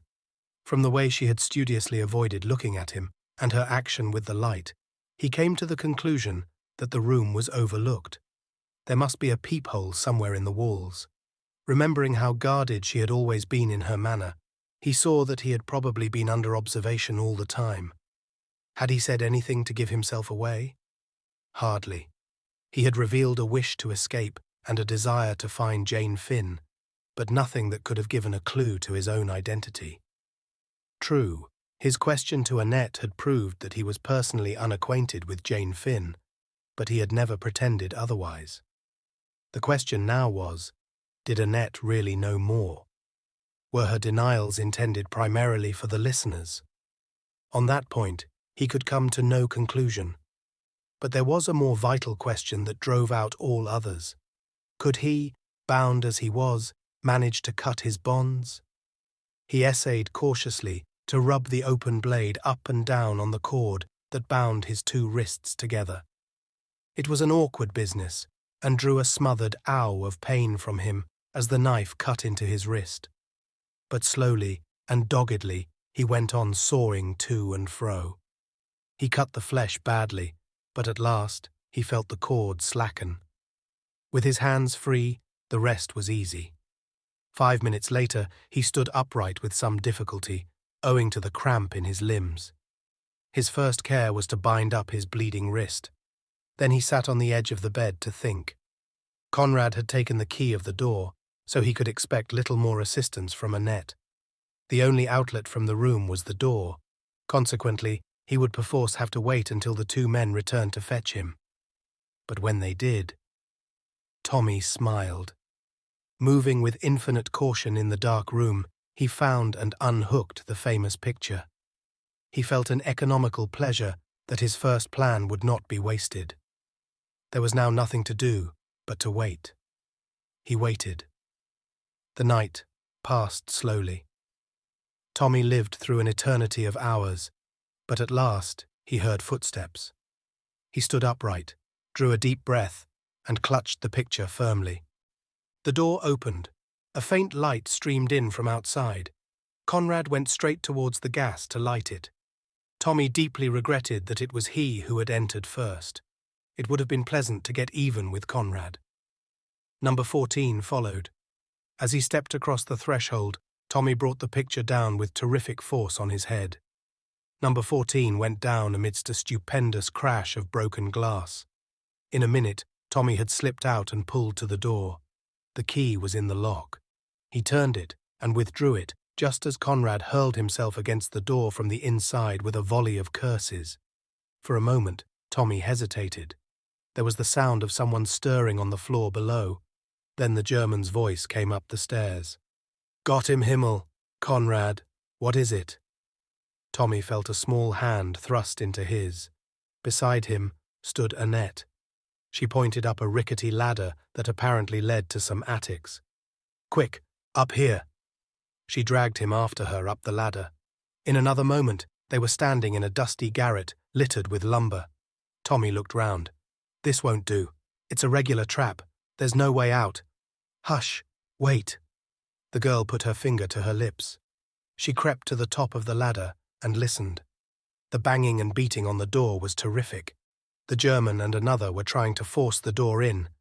Annette explained in a whisper, "They will think you are still inside. They cannot hear what Conrad says. The door is too thick." "I thought you could hear what went on in the room." "There is a peephole into the next room. It was clever of you to guess, but they will not think of that. They are only anxious to get in." "Yes, but look here. Leave it to me." She bent down. To his amazement, Tommy saw that she was fastening the end of a long piece of string to the handle of a big cracked jug. She arranged it carefully, then turned to Tommy. "Have you the key of the door?" "Yes." "Give it to me." He handed it to her. "I am going down.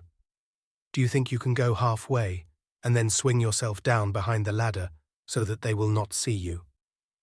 Tommy nodded. "There's a big cupboard in the shadow of the landing. Stand behind it. Take the end of this string in your hand.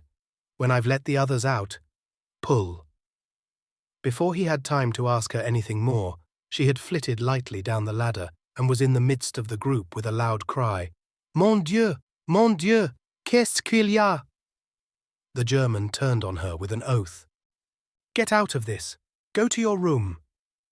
Very cautiously, Tommy swung himself down the back of the ladder. So long as they did not turn round, all was well. He crouched behind the cupboard. They were still between him and the stairs. "Ah!" Annette appeared to stumble over something. She stooped. "Mon Dieu, voilà la clef." The German snatched it from her. He unlocked the door. Conrad stumbled out, swearing. "Where is he? Have you got him?" "We have seen no one," said the German sharply. His face paled. "Who do you mean?" Conrad gave vent to another oath. "He's got away." "Impossible. He would have passed us." At that moment, with an ecstatic smile, Tommy pulled the string. A crash of crockery came from the attic above. In a trice, the men were pushing each other up the rickety ladder and had disappeared into the darkness above. Quick as a flash, Tommy leapt from his hiding place and dashed down the stairs, pulling the girl with him. There was no one in the hall. He fumbled over the bolts and chain. At last they yielded. The door swung open. He turned. Annette had disappeared. Tommy stood spellbound. Had she run upstairs again? What madness possessed her? He fumed with impatience, but he stood his ground. He would not go without her. And suddenly there was an outcry overhead, an exclamation from the German, and then Annette's voice, clear and high. "Ma foi, he has escaped, And quickly. Who would have thought it? Tommy still stood rooted to the ground. Was that a command to him to go? He fancied it was. And then, louder still, the words floated down to him. This is a terrible house. I want to go back to Marguerite, to Marguerite, to Marguerite. Tommy had run back to the stairs. She wanted him to go and leave her. But why? At all costs, he must try and get her away with him. Then, his heart sank. Conrad was leaping down the stairs, uttering a savage cry at the sight of him. After him came the others. Tommy stopped Conrad's rush with a straight blow with his fist. It caught the other on the point of the jaw, and he fell like a log. The second man tripped over his body and fell. From higher up the staircase there was a flash, and a bullet grazed Tommy's ear. He realized that it would be good for his health to get out of this house as soon as possible. As regards Annette, he could do nothing. He had got even with Conrad, which was one satisfaction. The blow had been a good one. He leapt for the door, slamming it behind him. The square was deserted. In front of the house was a baker's van. Evidently, he was to have been taken out of London in that, and his body found many miles from the house in Soho. The driver jumped to the pavement and tried to bar Tommy's way. Again, Tommy's fist shot out, and the driver sprawled on the pavement. Tommy took to his heels and ran, none too soon. The front door opened, and a hail of bullets followed him. Fortunately, none of them hit him. He turned the corner of the square.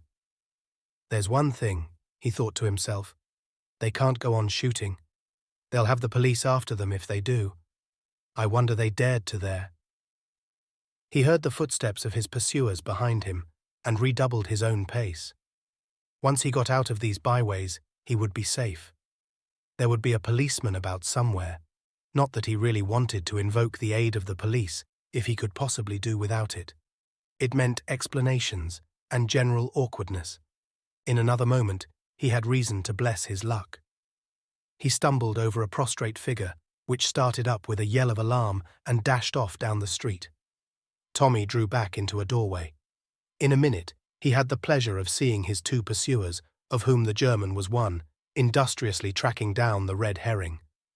Tommy sat down quietly on the doorstep and allowed a few moments to elapse while he recovered his breath. Then he strolled gently in the opposite direction. He glanced at his watch. It was a little after 5:30. It was rapidly growing light. At the next corner, he passed a policeman. The policeman cast a suspicious eye on him. Tommy felt slightly offended. Then, passing his hand over his face, he laughed. He had not shaved or washed for 3 days. What a guy he must look. He betook himself without more ado to a Turkish bath establishment, which he knew to be open all night. He emerged into the busy daylight, feeling himself once more and able to make plans. First of all, he must have a square meal. He had eaten nothing since midday yesterday. He turned into an ABC shop and ordered eggs and bacon and coffee. Whilst he ate, he read a morning paper propped up in front of him. Suddenly, he stiffened. There was a long article on Kramenin, who was described as the man behind Bolshevism in Russia and who had just arrived in London, some thought as an unofficial envoy. His career was sketched lightly, and it was firmly asserted that he, and not the figurehead leaders, had been the author of the Russian Revolution. In the centre of the page was his portrait. "So that's who number one is," said Tommy with his mouth full of eggs and bacon. "Not a doubt about it. I must push on." He paid for his breakfast and betook himself to Whitehall. There he sent up his name and the message that it was urgent. A few minutes later, he was in the presence of the man who did not here go by the name of Mr. Carter. There was a frown on his face. "Look here, you've no business to come asking for me in this way. I thought that was distinctly understood." "It was, sir, but I judged it important to lose no time."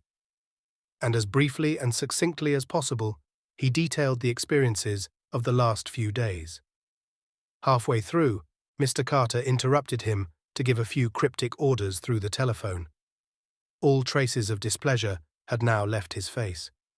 He nodded energetically when Tommy had finished. "Quite right. Every moment's of value. Fear we shall be too late anyway. They wouldn't wait. Would clear out at once. Still, they may have left something behind them that will be a clue. You say you've recognized number 1 to be Kramenin. That's important. We want something against him badly to prevent the cabinet falling on his neck too freely. What about the others? You say 2 faces were familiar to you. One's a Labour man, you think? Just look through these photos and see if you can spot him. A minute later, Tommy held one up. Mr. Carter exhibited some surprise. Ah, Westway. Shouldn't have thought it. Poses as being moderate. As for the other fellow, I think I can give a good guess. He handed another photograph to Tommy and smiled at the other's exclamation. I'm right then. Who is he? Irishman. Prominent Unionist MP. All are blind, of course. We've suspected it, but couldn't get any proof. Yes, you've done very well, young man. The 29th, you say, is the date. That gives us very little time. Very little time indeed. But... Tommy hesitated. Mr. Carter read his thoughts. We can deal with the general strike menace, I think. It's a toss-up, but we've got a sporting chance. But if that draft treaty turns up, we're done. England will be plunged in anarchy. Ah, what's that? The car. Come on, Beresford. We'll go and have a look at this house of yours. 2 constables were on duty in front of the house in Soho. An inspector reported to Mr. Carter in a low voice. The latter turned to Tommy. The birds have flown, as we thought. We might as well go over it. Going over the deserted house seemed to Tommy to partake of the character of a dream. Everything was just as it had been. The prison room with the crooked pictures, the broken jug in the attic, the meeting room with its long table. But nowhere was there a trace of papers. Everything of that kind had either been destroyed or taken away. And there was no sign of Annette. What you tell me about the girl puzzled me, said Mr. Carter. You believe that she deliberately went back? It would seem so, sir. She ran upstairs while I was getting the door open. She must belong to the gang then. But being a woman, didn't feel like standing by to see a personable young man killed. But evidently she's in with them, or she wouldn't have gone back. I can't believe she's really one of them, sir. She seemed so different. Good-looking, I suppose, said Mr. Carter, with a smile that made Tommy flush to the roots of his hair. He admitted Annette's beauty rather shamefacedly. By the way, observed Mr. Carter, have you shown yourself to Miss Tuppence yet? She's been bombarding me with letters about you. Tuppence? I was afraid she might get a bit rattled. Did she go to the police? Mr. Carter shook his head. Then I wonder how they twigged me. Mr. Carter looked inquiringly at him, and Tommy explained. The other nodded thoughtfully. True. That's rather a curious point, unless the mention of the writs was an accidental remark. It might have been, sir, but they must have found out about me suddenly in some way. Well, said Mr. Carter, looking round him, there's nothing more to be done here. What about some lunch with me? Thanks awfully, sir, but I think I'd better get back and rout out Tuppence. Of course. Give her my kind regards and tell her not to believe you're killed too readily next time. Tommy grinned. I take a lot of killing, sir. So I perceive, said Mr. Carter dryly. Well, goodbye. Remember you're a marked man now, and take reasonable care of yourself. Thank you, sir. Hailing a taxi briskly, Tommy stepped in and was swiftly borne to the Ritz, dwelling the while on the pleasurable anticipation of startling Tuppence. Wonder what she's been up to. Dogging Rita, most likely. By the way, I suppose that's who Annette meant by Marguerite. I didn't get it at the time. The thought saddened him a little, for it seemed to prove that Mrs. Vandermeyer and the girl were on intimate terms. The taxi drew up at the Ritz. Tommy burst into its sacred portals eagerly, but his enthusiasm received a check.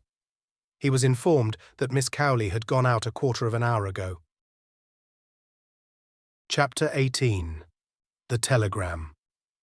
Baffled for the moment, Tommy strolled into the restaurant and ordered a meal of surpassing excellence. His 4 days' imprisonment had taught him anew to value good food. He was in the middle of conveying a particularly choice morsel of sole à la Jeanette to his mouth when he caught sight of Julius entering the room. Tommy waved a menu cheerfully and succeeded in attracting the other's attention. At the sight of Tommy, Julius's eyes seemed as though they would pop out of his head. He strode across and pump-handled Tommy's hand with what seemed to the latter quite unnecessary vigour. "Holy snakes!" he ejaculated. "Is it really you?" "Of course it is. Why shouldn't it be?" "Why shouldn't it be? Say, man, don't you know you've been given up for dead? I guess we'd have had a solemn requiem for you in another few days." "Who thought I was dead?" demanded Tommy. "Tuppence." She remembered the proverb about the good dying young, I suppose. There must be a certain amount of original sin in me to have survived. Where is Tuppence, by the way? Isn't she here? No, the fellows at the office said she'd just gone out. Gone shopping, I guess. I dropped her here in the car about an hour ago. But say, can't you shed that British calm of yours and get down to it? What on God's earth have you been doing all this time?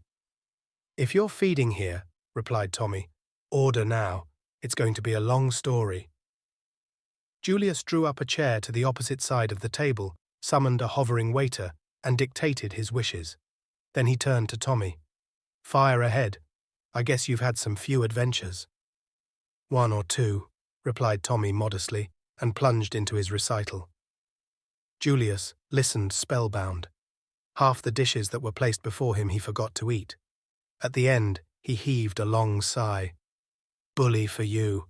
Reads like a dime novel." "And now for the home front," said Tommy, stretching out his hand for a peach. "We'll," drawled Julius. "I don't mind admitting we've had some adventures too."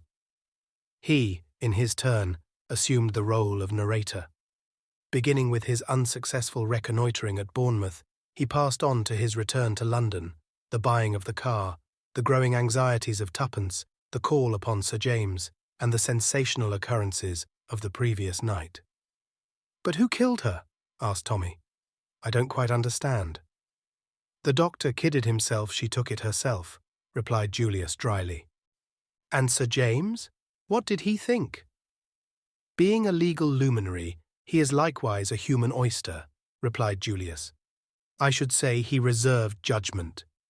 He went on to detail the events of the morning. "Lost her memory, eh?" said Tommy with interest. "By Jove, that explains why they looked at me so queerly when I spoke of questioning her. Bit of a slip on my part, that. But it wasn't the sort of thing a fellow would be likely to guess." "They didn't give you any sort of hint as to where Jane was?" Tommy shook his head regretfully. "Not a word. I'm a bit of an ass, as you know. I ought to have got more out of them somehow. I guess you're lucky to be here at all. That bluff of yours was the goods all right. How you ever came to think of it all, so pat beats me to a frazzle." "I was in such a funk I had to think of something," said Tommy simply. There was a moment's pause, and then Tommy reverted to Mrs. Vandermeyer's death. "There's no doubt it was chloral?" "I believe not. At least they call it heart failure induced by an overdose, or some such claptrap. It's all right. We don't want to be worried with an inquest. But I guess Tuppence and I, and even the highbrow Sir James, have all got the same idea." "Mr. Brown?" hazarded Tommy. "Sure thing." Tommy nodded. "All the same," he said thoughtfully, "Mr. Brown hasn't got wings. I don't see how he got in and out. How about some high-class thought transference stunt, some magnetic influence that irresistibly impelled Mrs. Vandermeyer to commit suicide?" Tommy looked at him with respect. "Good, Julius. Distinctly good, especially the phraseology. But it leaves me cold. I yearn for a real Mr. Brown of flesh and blood. I think the gifted young detectives must get to work, study the entrances and exits, and tap the bumps on their foreheads until the solution of the mystery dawns on them. Let's go round to the scene of the crime. I wish we could get hold of Tuppence. The Ritz would enjoy the spectacle of the glad reunion." Inquiry at the office revealed the fact that Tuppence had not yet returned. "All the same, I guess I'll have a look round upstairs," said Julius. "She might be in my sitting room." He disappeared. Suddenly, a diminutive boy spoke at Tommy's elbow. "The young lady, she's gone away by train, I think, sir," he murmured shyly. "What?" Tommy wheeled round upon him. The small boy became pinker than before. "The taxi, sir. I heard her tell the driver Charing Cross and to look sharp." Tommy stared at him, his eyes opening wide in surprise. Emboldened, the small boy proceeded. "So I thought, having asked for an ABC and a Bradshaw." Tommy interrupted him. "When did she ask for an ABC and a Bradshaw?" "When I took her the telegram, sir." "A telegram?" "Yes, sir." "When was that?" "About 12:30, sir." "Tell me exactly what happened." The small boy drew a long breath. "I took up a telegram to number 891. The lady was there. She opened it and gave a gasp, and then she said, very jolly-like, 'Bring me up a Bradshaw and an ABC, and look sharp, Henry.' My name isn't Henry, but—" "Never mind your name," said Tommy impatiently. "Go on." "Yes, sir. I brought them, and she told me to wait, and looked up something. And then she looks up at the clock and hurry up, she says. Tell them to get me a taxi, and she begins a shoving on of her hat in front of the glass, and she was down in 2 ticks, almost as quick as I was, and I seed her going down the steps and into the taxi, and I heard her call out what I told you." The small boy stopped and replenished his lungs. Tommy continued to stare at him. At that moment, Julius rejoined him. He held an open letter in his hand. "I say, Hersheimer." Tommy turned to him. "Tuppence has gone off sleuthing on her own." "Shucks." "Yes, she has. She went off in a taxi to Charing Cross in the deuce of a hurry after getting a telegram." His eye fell on the letter in Julius's hand. "Oh, she left a note for you. That's all right. Where's she off to?" Almost unconsciously, he held out his hand for the letter, but Julius folded it up and placed it in his pocket. He seemed a trifle embarrassed. "I guess this is nothing to do with it. It's about something else. Something I asked her that she was to let me know about." "Oh." Tommy looked puzzled and seemed waiting for more. "See here," said Julius suddenly. "I'd better put you wise. I asked Miss Tuppence to marry me this morning." "Oh," said Tommy mechanically. He felt dazed. Julius's words were totally unexpected. For the moment, they benumbed his brain. "I'd like to tell you," continued Julius, "that before I suggested anything of the kind to Miss Tuppence, I made it clear that I didn't want to butt in any way between her and you." Tommy roused himself. "That's all right," he said quickly. "Tuppence and I have been pals for years, nothing more." He lit a cigarette with a hand that shook ever so little. "That's quite all right. Tuppence always said that she was looking out for—" He stopped abruptly, his face crimsoning, but Julius was in no way discomposed. "Oh, I guess it'll be the dollars that'll do the trick. Miss Tuppence put me wise to that right away. There's no humbug about her. We ought to gee along together very well." Tommy looked at him curiously for a minute, as though he were about to speak, then changed his mind and said nothing. Tuppence and Julius. Well, why not? Had she not lamented the fact that she knew no rich men? Had she not openly avowed her intention of marrying for money if she ever had the chance? Her meeting with the young American millionaire had given her the chance, and it was unlikely she would be slow to avail herself of it. She was out for money. She had always said so. Why blame her because she had been true to her creed? Nevertheless, Tommy did blame her. He was filled with a passionate and utterly illogical resentment. It was all very well to say things like that. But a real girl would never marry for money. Tuppence was utterly cold-blooded and selfish, and he would be delighted if he never saw her again. And it was a rotten world. Julius's voice broke in on these meditations. "Yes, we ought to gee along together very well. I've heard that a girl always refuses you once, a sort of convention." Tommy caught his arm. "Refuses? Did you say refuses?" "Sure thing. Didn't I tell you that? She just rapped out a no without any kind of reason to it. The eternal feminine, the Huns call it, I've heard. But she'll come round right enough. Likely enough, I hustled her some. But Tommy interrupted regardless of decorum. What did she say in that note? He demanded fiercely. The obliging Julius handed it to him. There's no earthly clue in it as to where she's gone, he assured Tommy, but you might as well see for yourself if you don't believe me. The note, in Tuppence's well-known schoolboy writing, ran as follows. Dear Julius, it's always better to have things in black and white. I don't feel I can be bothered to think of marriage until Tommy is found. Let's leave it till then. Yours affectionately, Tuppence. Tommy handed it back, his eyes shining. His feelings had undergone a sharp reaction. He now felt that Tuppence was all that was noble and disinterested. Had she not refused Julius without hesitation? True, the note betokened signs of weakening, but he could excuse that. It read almost like a bribe to Julius to spur him on in his efforts to find Tommy, but he supposed she had not really meant it that way. Darling Tuppence, there was not a girl in the world to touch her. When he saw her, his thoughts were brought up with a sudden jerk. As you say, he remarked, pulling himself together, there's not a hint here as to what she's up to. Hi, Henry. The small boy came obediently. Tommy produced 5 shillings. One thing more. Do you remember what the young lady did with the telegram? Henry gasped and spoke. She crumpled it up into a ball and threw it into the grate and made a sort of noise like whoop, sir. Very graphic, Henry, said Tommy. Here's your 5 shillings. Come on, Julius. We must find that telegram. They hurried upstairs. Tuppence had left the key in her door. The room was as she had left it. In the fireplace was a crumpled ball of orange and white. Tommy disentangled it and smoothed out the telegram. Come at once, Moat House, Ebury, Yorkshire, great developments, Tommy. They looked at each other in stupefaction. Julius spoke first. You didn't send it? Of course not. What does it mean? I guess it means the worst, said Julius quietly. They've got her. What? Sure thing.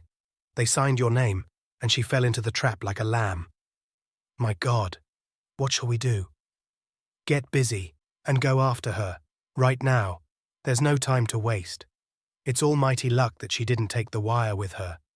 If she had, we'd probably never have traced her. But we've got to hustle. Where's that Bradshaw? The energy of Julius was infectious. Left to himself, Tommy would probably have sat down to think things out for a good half-hour before he decided on a plan of action. But with Julius Hershammer about, hustling was inevitable. After a few muttered imprecations, he handed the Bradshaw to Tommy as being more conversant with its mysteries. Tommy abandoned it in favour of an ABC. Here we are, Ebury, Yorks, from King's Cross, or St. Pancras. Boy must have made a mistake. It was King's Cross, not Charing Cross. 12:50, that's the train she went by. 2:10, that's gone. 3:20 is the next, and a damned slow train too. What about the car? Tommy shook his head. Send it up if you like, but we'd better stick to the train. The great thing is to keep calm. Julius groaned. That's so. But it gets my goat to think of that innocent young girl in danger. Tommy nodded abstractedly. He was thinking. In a moment or two he said, I say, Julius, what do they want her for anyway? Eh? I don't get you? What I mean is that I don't think it's their game to do her any harm, explained Tommy, puckering his brow with the strain of his mental processes. She's a hostage, that's what she is. She's in no immediate danger, because if we tumble onto anything, she'd be damned useful to them. As long as they've got her, they've got the whip hand of us. See? Sure thing, said Julius thoughtfully. That's so. Besides, added Tommy, as an afterthought, I've great faith in Tuppence. The journey was wearisome, with many stops and crowded carriages. They had to change twice, once at Doncaster, once at a small junction. Ebury was a deserted station, with a solitary porter, to whom Tommy addressed himself. Can you tell me the way to the Moat House? The moat house. It's a tidy step from here. The big house near the sea, you mean? Tommy assented brazenly. After listening to the porter's meticulous but perplexing directions, they prepared to leave the station. It was beginning to rain, and they turned up the collars of their coats as they trudged through the slush of the road. Suddenly, Tommy halted. Wait a moment. He ran back to the station and tackled the porter anew. Look here, do you remember a young lady who arrived by an earlier train, the 12:50 from London? She'd probably ask you the way to the moat house. He described tuppence as well as he could, but the porter shook his head. Several people had arrived by the train in question. He could not call to mind one young lady in particular, but he was quite certain that no one had asked him the way to the moat house. Tommy rejoined Julius and explained. Depression was settling on him like a leaden weight. He felt convinced that their quest was going to be unsuccessful. The enemy had over 3 hours' start. 3 hours was more than enough for Mr. Brown. He would not ignore the possibility of the telegram having been found. The way seemed endless. Once they took the wrong turning and went nearly half a mile out of their direction. It was past 7 o'clock when a small boy told them that the moat house was just past the next corner. A rusty iron gate swinging dismally on its hinges, an overgrown drive thick with leaves. There was something about the place that struck a chill to both their hearts. They went up the deserted drive. The leaves deadened their footsteps. The daylight was almost gone. It was like walking in a world of ghosts. Overhead the branches flapped and creaked with a mournful note. Occasionally a sodden leaf drifted silently down, startling them with its cold touch on their cheek.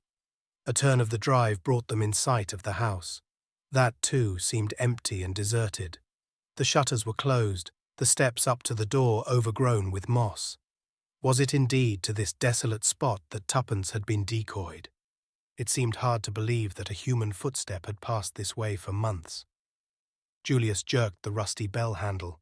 A jangling peal rang discordantly, echoing through the emptiness within. No one came. They rang again and again, but there was no sign of life. Then they walked completely round the house, everywhere silence and shuttered windows. If they could believe the evidence of their eyes, the place was empty. Nothing doing, said Julius. They retraced their steps slowly to the gate.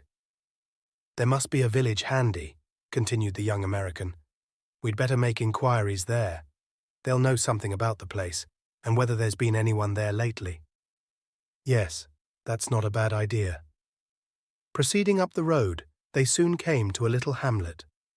On the outskirts of it, they met a workman swinging his bag of tools, and Tommy stopped him with a question. The moat house? It's empty. Been empty for years. Mrs. Sweeney's got the key if you want to go over it, next to the post office. Tommy thanked him. They soon found the post office, which was also a sweet and general fancy shop, and knocked at the door of the cottage next to it. A clean, wholesome-looking woman opened it. She readily produced the key of the moat house. Though I doubt if it's the kind of place to suit you, sir, in a terrible state of repair, ceilings leaking and all. 'Twould need a lot of money spent on it. Thanks, said Tommy cheerily. I dare say it'll be a washout, but houses are scarce nowadays. That they are, declared the woman heartily. My daughter and son-in-law have been looking for a decent cottage for I don't know how long. It's all the war. Upset things terribly, it has. But excuse me, sir, it'll be too dark for you to see much of the house. Hadn't you better wait until tomorrow? That's all right. We'll have a look around this evening anyway. We'd have been here before, only we lost our way. What's the best place to stay at for the night round here? Mrs. Sweeney looked doubtful. There's the Yorkshire Arms, but it's not much of a place for gentlemen like you. Oh, it will do very well. Thanks. By the way, you've not had a young lady here asking for this key today? The woman shook her head. No one's been over the place for a long time. Thanks very much. They retraced their steps to the moat house. As the front door swung back on its hinges, protesting loudly, Julius struck a match and examined the floor carefully. Then he shook his head. I'd swear no one's passed this way. Look at the dust.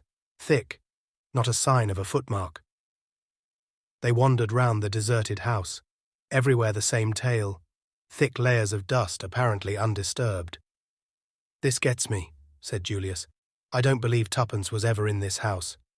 "She must have been." Julius shook his head without replying. "We'll go over it again tomorrow," said Tommy. "Perhaps we'll see more in the daylight."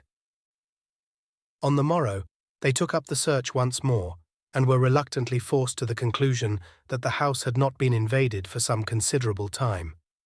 They might have left the village altogether, but for a fortunate discovery of Tommy's.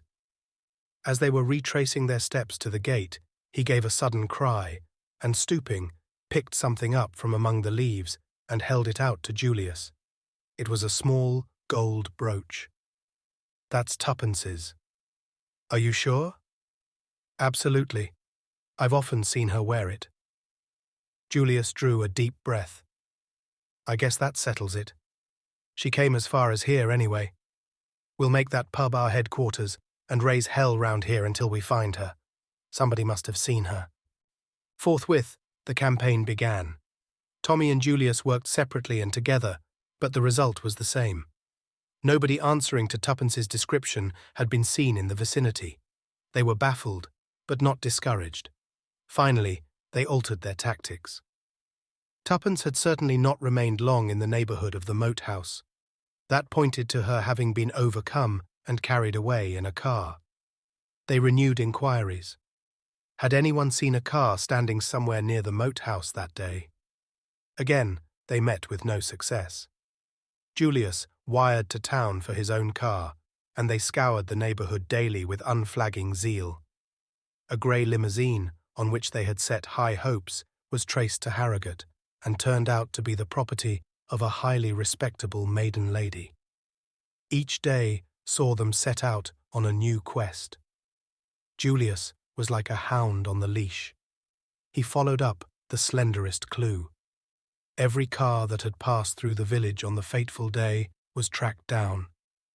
He forced his way into country properties and submitted the owners of the motors to a searching cross-examination. His apologies were as thorough as his methods and seldom failed in disarming the indignation of his victims. But as day succeeded day, they were no nearer to discovering Tuppence's whereabouts. So well had the abduction been planned that the girl seemed literally to have vanished into thin air. And another preoccupation was weighing on Tommy's mind. "Do you know how long we've been here?" he asked one morning as they sat facing each other at breakfast. "A week. We're no nearer to finding Tuppence, and next Sunday is the 29th. "Shucks," said Julius thoughtfully. "I'd almost forgotten about the 29th. I've been thinking of nothing but Tuppence." "So have I. At least, I hadn't forgotten about the 29th, but it didn't seem to matter a damn in comparison to finding Tuppence. But today's the 23rd, and time's getting short. If we're ever going to get hold of her at all, we must do it before the 29th. Her life won't be worth an hour's purchase afterwards. The hostage game will be played out by then. I'm beginning to feel that we've made a big mistake in the way we've set about this. We've wasted time, and we're no Farada. I'm with you there. We've been a couple of mutts who've bitten off a bigger bit than they can chew. I'm going to quit fooling right away." "What do you mean?" "I'll tell you. I'm going to do what we ought to have done a week ago. I'm going right back to London to put the case in the hands of your British police. We fancied ourselves as sleuths. Sleuths. It was a piece of damn foolishness. I'm through. I've had enough of it. Scotland Yard for me." "You're right," said Tommy slowly. "I wish to God we'd gone there right away. Better late than never. We've been like a couple of babes playing here we go round the mulberry bush. Now I'm going right along to Scotland Yard to ask them to take me by the hand and show me the way I should go. I guess the professional always scores over the amateur in the end. Are you coming along with me?" Tommy shook his head. "What's the good? One of us is enough. I might as well stay here and nose round a bit longer. Something might turn up. One never knows." "Sure thing. Well, so long. I'll be back in a couple of shakes with a few inspectors along. I shall tell them to pick out their brightest and best." But the course of events was not to follow the plan Julius had laid down. Later in the day, Tommy received a wire. "Join me, Manchester Midland Hotel. Important news. Julius." At 7:30 that night, Tommy alighted from a slow cross-country train. Julius was on the platform. "Thought you'd come by this train if you weren't out when my wire arrived." Tommy grasped him by the arm. "What is it? Is tuppence found?" Julius shook his head. "No, but I found this waiting in London. Just arrived." He handed the telegraph form to the other. Tommy's eyes opened as he read, "Jane Finn found. Come Manchester Midland Hotel immediately. Peel, Egerton." Julius took the form back and folded it up. "Queer," he said thoughtfully. "I thought that lawyer chap had quit." Chapter 19. Jane Finn. "My train got in half an hour ago," explained Julius, as he led the way out of the station. "I reckoned you'd come by this before I left London, and wired accordingly to Sir James. He's booked rooms for us, and will be round to dine at 8. "What made you think he'd ceased to take any interest in the case?" asked Tommy curiously. "What he said," replied Julius dryly. "The old bird's as close as an oyster. Like all the darned lot of them, he wasn't going to commit himself till he was sure he could deliver the goods." "I wonder," said Tommy thoughtfully. Julius turned on him. "You wonder what?" "Whether that was his real reason."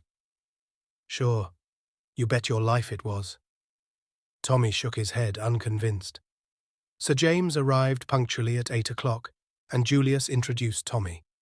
Sir James shook hands with him warmly. "I am delighted to make your acquaintance, Mr. Beresford. I have heard so much about you from Miss Tuppence," he smiled involuntarily, "that it really seems as though I already know you quite well." "Thank you, sir," said Tommy with his cheerful grin. He scanned the great lawyer eagerly. Like Tuppence, he felt the magnetism of the other's personality. He was reminded of Mr. Carter. The two men, totally unlike so far as physical resemblance went, produced a similar effect. Beneath the weary manner of the one and the professional reserve of the other lay the same quality of mind, keen-edged like a rapier. In the meantime, he was conscious of Sir James's close scrutiny. When the lawyer dropped his eyes, the young man had the feeling that the other had read him through and through like an open book. He could not but wonder what the final judgment was, but there was little chance of learning that. Sir James took in everything, but gave out only what he chose. A proof of that occurred almost at once. Immediately the first greetings were over, Julius broke out into a flood of eager questions. How had Sir James managed to track the girl? Why had he not let them know that he was still working on the case? And so on. Sir James stroked his chin and smiled. At last he said, "Just so, just so. Well, she's found. And that's the great thing, isn't it? Eh? Come now, that's the great thing." "Sure it is. But just how did you strike her trail? Miss Tuppence and I thought you'd quit for good and all." "Ah!" The lawyer shot a lightning glance at him, then resumed operations on his chin. "You thought that, did you? Did you really? Dear me. But I guess I can take it we were wrong," pursued Julius. "Well, I don't know that I should go so far as to say that. But it's certainly fortunate for all parties that we've managed to find the young lady." "But where is she?" demanded Julius, his thoughts flying off on another tack. "I thought you'd be sure to bring her along."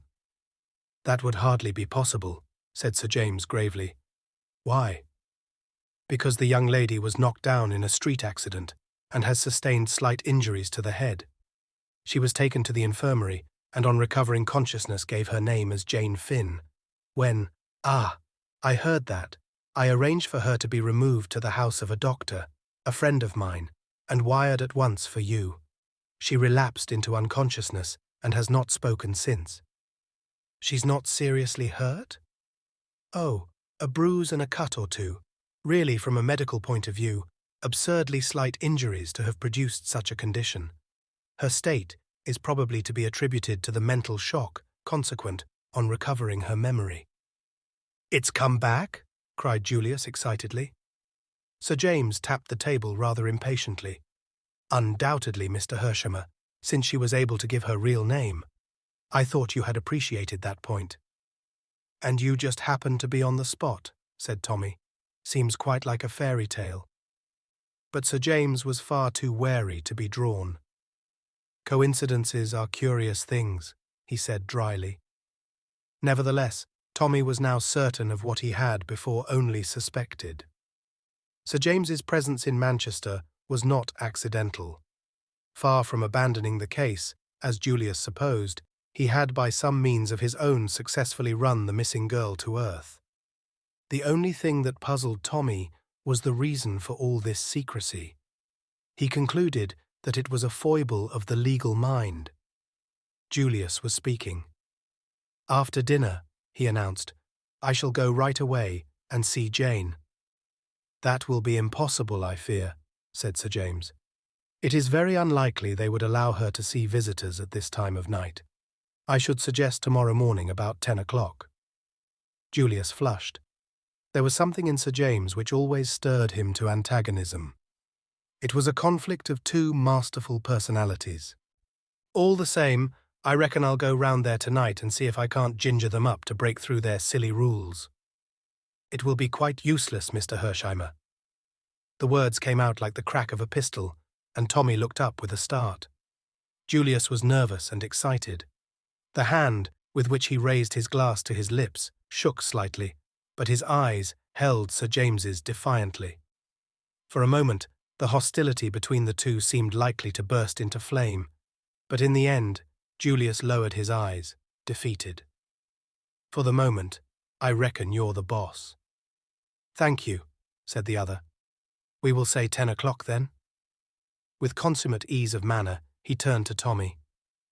I must confess, Mr. Beresford, that it was something of a surprise to me to see you here this evening. The last I heard of you was that your friends were in grave anxiety on your behalf.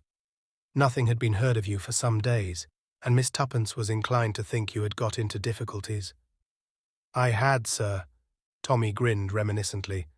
I was never in a tighter place in my life. Helped out by questions from Sir James, he gave an abbreviated account of his adventures. The lawyer looked at him with renewed interest as he brought the tale to a close. You got yourself out of a tight place very well, he said gravely. I congratulate you. You displayed a great deal of ingenuity and carried your part through well. Tommy blushed, his face assuming a prawn-like hue at the praise. I couldn't have got away but for the girl, sir. No. Sir James smiled a little. It was lucky for you she happened to, take a fancy to you. Tommy appeared about to protest, but Sir James went on. There's no doubt about her being one of the gang, I suppose. I'm afraid not, sir. I thought perhaps they were keeping her there by force, but the way she acted didn't fit in with that. You see, she went back to them when she could have got away.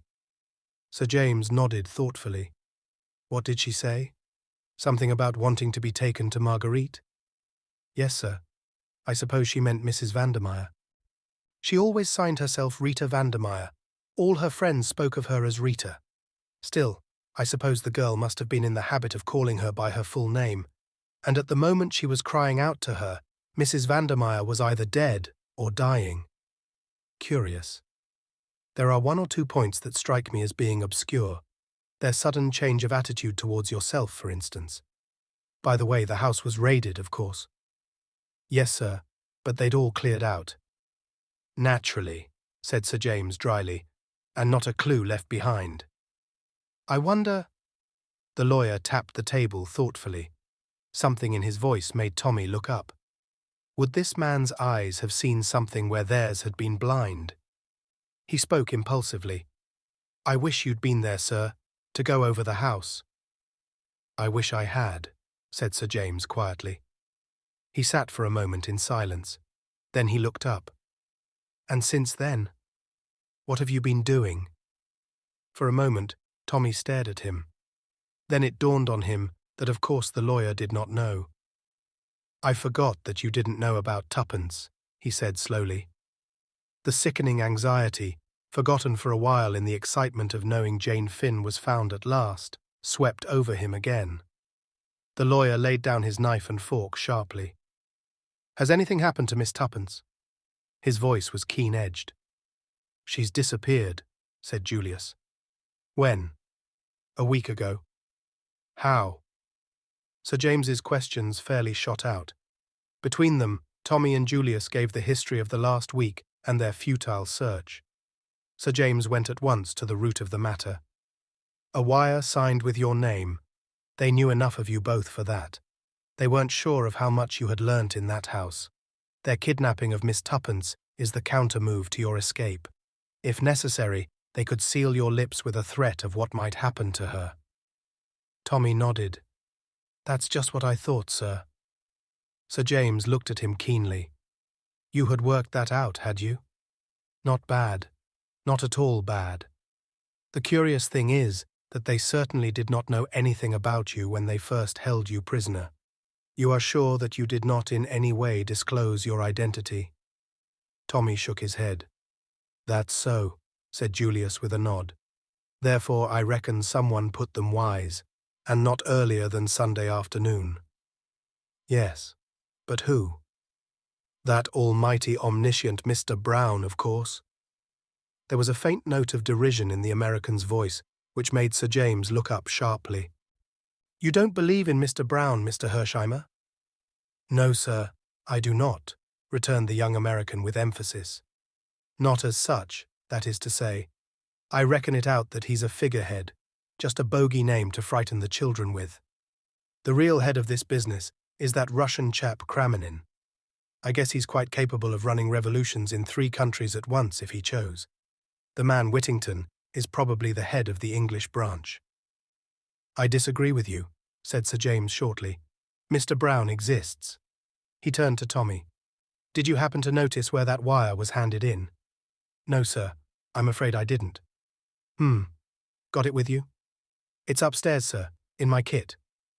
"I'd like to have a look at it sometime. No hurry. You've wasted a week." Tommy hung his head. "A day or so more is immaterial. We'll deal with Miss Jane Finn first. Afterwards, we'll set to work to rescue Miss Tuppence from bondage. I don't think she's in any immediate danger. That is, so long as they don't know that we've got Jane Finn and that her memory has returned. We must keep that dark at all costs. You understand?" The other 2 assented, and after making arrangements for meeting on the morrow, the great lawyer took his leave. At 10 o'clock, the 2 young men were at the appointed spot. Sir James had joined them on the doorstep. He alone appeared unexcited. He introduced them to the doctor. "Mr. Hersheimer, Mr. Beresford, Dr. Roylance. How's the patient?" "Going on well. Evidently no idea of the flight of time. Asked this morning how many had been saved from the Lusitania. Was it in the papers yet?" That, of course, was only what was to be expected. "She seems to have something on her mind, though." "I think we can relieve her anxiety. May we go up?" "Certainly." Tommy's heart beat sensibly faster as they followed the doctor upstairs. Jane Finn at last, the long-sought, the mysterious, the elusive Jane Finn. How wildly improbable success had seemed. And here in this house, her memory almost miraculously restored, lay the girl who held the future of England in her hands. A half-groan broke from Tommy's lips. If only Tuppence could have been at his side to share in the triumphant conclusion of their joint venture. Then he put the thought of Tuppence resolutely aside. His confidence in Sir James was growing. There was a man who would unerringly ferret out Tuppence's whereabouts. In the meantime, Jane Finn. And suddenly a dread clutched at his heart. It seemed too easy. Suppose they should find her dead, stricken down by the hand of Mr. Brown. In another minute, he was laughing at these melodramatic fancies. The doctor held open the door of a room, and they passed in. On the white bed, bandages round her head, lay the girl. Somehow, the whole scene seemed unreal. It was so exactly what one expected that it gave the effect of being beautifully staged. The girl looked from one to the other of them with large, wondering eyes. Sir James spoke first. "Miss Finn," he said, "this is your cousin, Mr. Julius P. Hershemer. A faint flush flitted over the girl's face as Julius stepped forward and took her hand. "How do, Cousin Jane?" he said lightly, but Tommy caught the tremor in his voice. "Are you really Uncle Hiram's son?" she asked wonderingly. Her voice, with the slight warmth of the Western accent, had an almost thrilling quality. It seemed vaguely familiar to Tommy, but he thrust the impression aside as impossible. "Sure thing." "We used to read about Uncle Hiram in the papers," continued the girl, in her low, soft tones. "But I never thought I'd meet you one day. Mother figured it out that Uncle Hiram would never get over being mad with her." "The old man was like that," admitted Julius. "But I guess the new generation's sort of different. Got no use for the family feud business. First thing I thought about, soon as the war was over, was to come along and hunt you up." A shadow passed over the girl's face. "They've been telling me things, dreadful things, that my memory went, and that there are years I shall never know about, years lost out of my life." "You didn't realize that yourself?" The girl's eyes opened wide. "Why, no. It seems to me as though it were no time since we were being hustled into those boats. I can see it all now." She closed her eyes with a shudder. Julius looked across at Sir James, who nodded. "Don't worry, Annie. It isn't worth it. Now see here, Jane.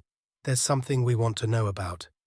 There was a man aboard that boat with some mighty important papers on him, and the big guns in this country have got a notion that he passed on the goods to you. Is that so?" The girl hesitated, her glance shifting to the other two. Julius understood. "Mr. Beresford is commissioned by the British government to get those papers back. Sir James Peel Egerton is an English member of Parliament, and might be a big gun in the cabinet if he liked. It's owing to him that we've ferreted you out at last. So you can go right ahead and tell us the whole story. Did Danvers give you the papers?" "Yes. He said they'd have a better chance with me, because they would save the women and children first." "Just as we thought," said Sir James. "He said they were very important, that they might make all the difference to the Allies. But if it's all so long ago, and the war's over, what does it matter now?" "I guess history repeats itself, Jane. First there was a great hue and cry over those papers, then it all died down, and now the whole caboodle started all over again, for rather different reasons. Then you can hand them over to us right away." "But I can't." "What?" "I haven't got them." "You haven't got them?" Julius punctuated the words with little pauses. "No, I hid them." "You hid them?" "Yes. I got uneasy. People seemed to be watching me. It scared me, badly." She put her hand to her head. "It's almost the last thing I remember before waking up in the hospital." "Go on," said Sir James in his quiet, penetrating tones. "What do you remember?" She turned to him obediently. "It was at Holyhead. I came that way. I don't remember why. That doesn't matter. Go on." "In the confusion on the quay, I slipped away. Nobody saw me. I took a car, told the man to drive me out of the town. I watched when we got on the open road. No other car was following us. I saw a path at the side of the road. I told the man to wait." She paused, then went on. "The path led to the cliff and down to the sea between big yellow gorse bushes. They were like golden flames. I looked round. There wasn't a soul in sight. But just level with my head, there was a hole in the rock. It was quite small. I could only just get my hand in, but it went a long way back. I took the oilskin packet from round my neck and shoved it right in as far as I could. Then I tore off a bit of gorse. But it did prick, and plugged the hole with it so that you'd never guess there was a crevice of any kind there. Then I marked the place carefully in my own mind so that I'd find it again. There was a queer boulder in the path just there, for all the world like a dog sitting up begging. Then I went back to the road. The car was waiting, and I drove back. I just caught the train. I was a bit ashamed of myself for fancying things maybe, but by and by I saw the man opposite me wink at a woman who was sitting next to me, and I felt scared again, and was glad the papers were safe. I went out in the corridor to get a little air. I thought I'd slip into another carriage, but the woman called me back, said I'd dropped something, and when I stooped to look, Something seemed to hit me. Here. She placed her hand to the back of her head. I don't remember anything more until I woke up in the hospital. There was a pause. Thank you, Miss Finn. It was Sir James who spoke. I hope we have not tired you. Oh, that's all right. My head aches a little, but otherwise I feel fine. Julius stepped forward and took her hand again. So long, Cousin Jane. I'm going to get busy after those papers, but I'll be back in 2 shakes of a dog's tail, and I'll tote you up to London and give you the time of your young life before we go back to the States. I mean it, so hurry up and get well. Chapter 20. Too late. In the street, they held an informal council of war. Sir James had drawn a watch from his pocket. The boat train to Holyhead stops at Chester at 12:14. If you start at once, I think you can catch the connection. Tommy looked up, puzzled. Is there any need to hurry, sir? Today is only the 24th. I guess it's always well to get up early in the morning, said Julius, before the lawyer had time to reply. We'll make tracks for the depot right away. A little frown had settled on Sir James's brow. I wish I could come with you. I am due to speak at a meeting at 2 o'clock. It is unfortunate. The reluctance in his tone was very evident. It was clear, on the other hand, that Julius was easily disposed to put up with the loss of the other's company. I guess there's nothing complicated about this deal, he remarked. Just a game of hide-and-seek, that's all. I hope so, said Sir James. Sure thing. What else could it be? You are still young, Mr. Hershamer. At my age you will probably have learnt one lesson. Never underestimate your adversary. The gravity of his tone impressed Tommy, but had little effect upon Julius. You think Mr. Brown might come along and take a hand? If he does, I'm ready for him. He slapped his pocket. I carry a gun. Little Willie here travels round with me everywhere. He produced a murderous-looking automatic and tapped it affectionately before returning it to its home. But he won't be needed this trip. There's nobody to put Mr. Brown wise. The lawyer shrugged his shoulders. There was nobody to put Mr. Brown wise to the fact that Mrs. Vandermeyer meant to betray him. Nevertheless, Mrs. Vandermeyer died without speaking. Julius was silenced for once, and Sir James added on a lighter note, I only want to put you on your guard. Goodbye, and good luck. Take no unnecessary risks once the papers are in your hands.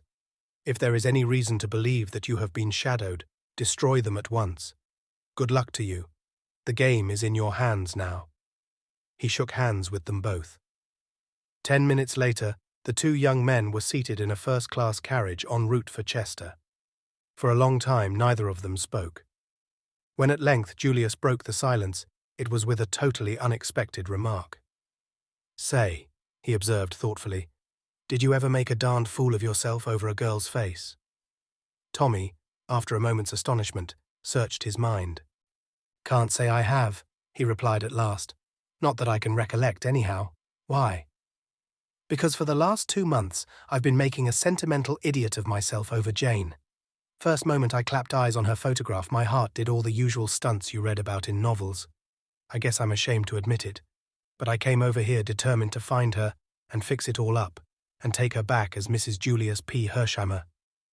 Oh, said Tommy, amazed. Julius uncrossed his legs brusquely and continued. Just shows what an almighty fool a man can make of himself. One look at the girl in the flesh, and I was cured.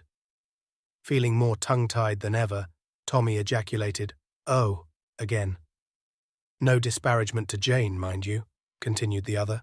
She's a real nice girl, and some fellow will fall in love with her right away. I thought her a very good-looking girl, said Tommy, finding his tongue. Sure she is, but she's not like her photo one bit. At least I suppose she is in a way, must be, because I recognized her right off. If I'd seen her in a crowd, I'd have said, there's a girl whose face I know right away without any hesitation. But there was something about that photo. Julius shook his head and heaved a sigh. I guess romance is a mighty queer thing.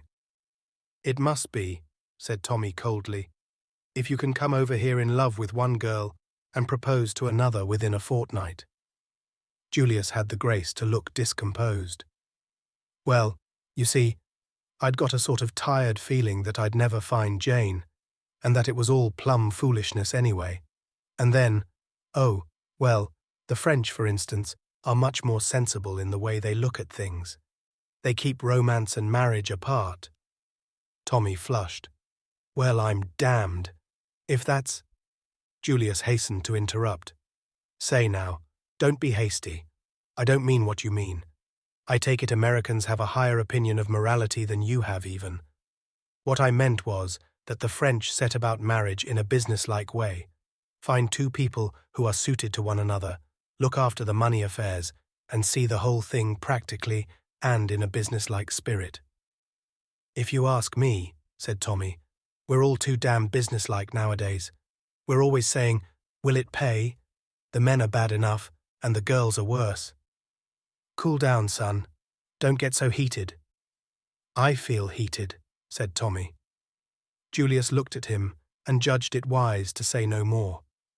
However, Tommy had plenty of time to cool down before they reached Holyhead, and the cheerful grin had returned to his countenance as they alighted at their destination. After consultation, and with the aid of a road map, they were fairly well agreed as to direction, so were able to hire a taxi without more ado and drive out on the road leading to Treader Bay. They instructed the man to go slowly and watched narrowly so as not to miss the path. They came to it not long after leaving the town, and Tommy stopped the car promptly, asked in a casual tone whether the path led down to the sea, and hearing it did, paid off the man in handsome style. A moment later, the taxi was slowly chugging back to Holyhead. Tommy and Julius watched it out of sight, and then turned to the narrow path. It's the right one, I suppose? Asked Tommy doubtfully. There must be simply heaps along here. Sure it is. Look at the gorse. Remember what Jane said. Tommy looked at the swelling hedges of golden blossom which bordered the path on either side, and was convinced. They went down in single file, Julius leading. Twice Tommy turned his head uneasily. Julius looked back. What is it? I don't know. I've got the wind up somehow. Keep fancying there's someone following us. Can't be, said Julius positively. We'd see him. Tommy had to admit that this was true. Nevertheless, his sense of uneasiness deepened.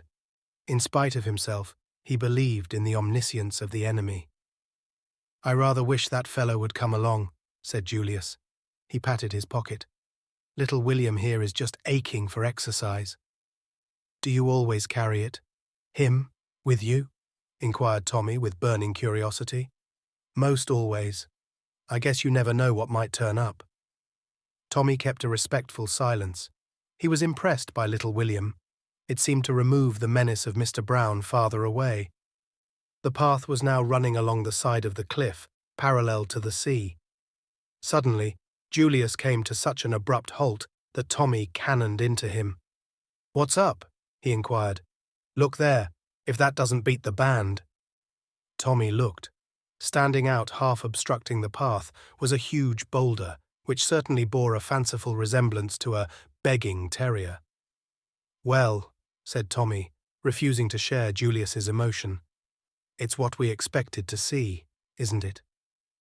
Julius looked at him sadly and shook his head. British phlegm.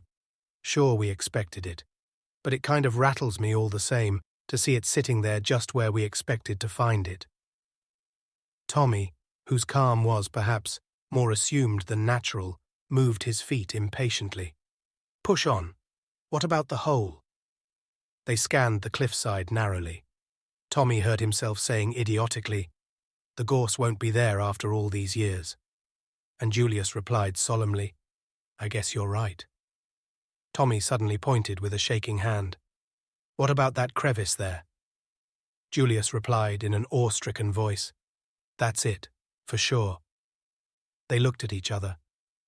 When I was in France, said Tommy reminiscently, whenever my Batman failed to call me, he always said that he had come over queer. I never believed it. But whether he felt it or not, there is such a sensation. I've got it now. Badly. He looked at the rock with a kind of agonized passion. Damn it! He cried. It's impossible. 5 years. Think of it. Birds nesting boys, picnic parties, thousands of people passing. It can't be there. It's 100 to 1 against its being there. It's against all reason. Indeed, he felt it to be impossible. More perhaps because he could not believe in his own success where so many others had failed. The thing was too easy, therefore it could not be. The hole would be empty. Julius looked at him with a widening smile. "I guess you're rattled now, all right," he drawled with some enjoyment. "Well, here goes." He thrust his hand into the crevice and made a slight grimace. "It's a tight fit. Jane's hand must be a few sizes smaller than mine. I don't feel anything. No, say, what's this? Gee whiz." And with a flourish, he waved aloft a small discoloured packet. "It's the goods all right, sewn up in oilskin. Hold it while I get my penknife." The unbelievable had happened. Tommy held the precious packet tenderly between his hands. They had succeeded. "It's queer," he murmured idly. "You'd think the stitches would have rotted. They look just as good as new." They cut them carefully and ripped away the oilskin. Inside was a small folded sheet of paper. With trembling fingers, they unfolded it. The sheet was blank. They stared at each other, puzzled. "A dummy," hazarded Julius. "Was Danvers just a decoy?" Tommy shook his head. That solution did not satisfy him. Suddenly, his face cleared. "I've got it. Sympathetic ink." "You think so?" "Worth trying anyhow. Heat usually does the trick. Get some sticks. We'll make a fire." In a few minutes, the little fire of twigs and leaves was blazing merrily. Tommy held the sheet of paper near the glow. The paper curled a little with the heat. Nothing more. Suddenly, Julius grasped his arm and pointed to where characters were appearing in a faint brown colour. "Gee whiz, you've got it. Say, that idea of yours was great. It never occurred to me." Tommy held the paper in position some minutes longer until he judged the heat had done its work. Then he withdrew it. A moment later, he uttered a cry. Across the sheet in neat brown printing ran the words, "With the compliments of Mr. Brown." Chapter 21. Tommy makes a discovery. For a moment or two they stood staring at each other stupidly, dazed with the shock. Somehow, inexplicably, Mr. Brown had forestalled them. Tommy accepted defeat quietly.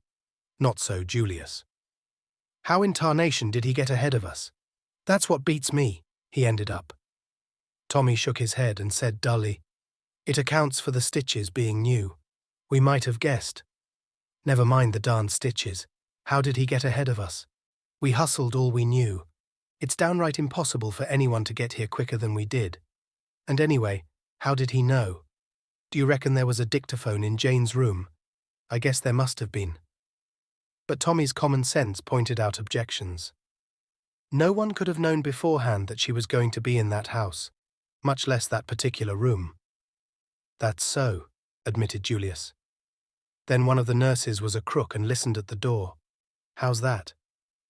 "I don't see that it matters anyway," said Tommy wearily. "He may have found out some months ago and removed the papers, then— No, by Jove, that won't wash. They'd have been published at once." "Sure thing they would." "No, someone's got ahead of us today by an hour or so. But how they did it gets my goat."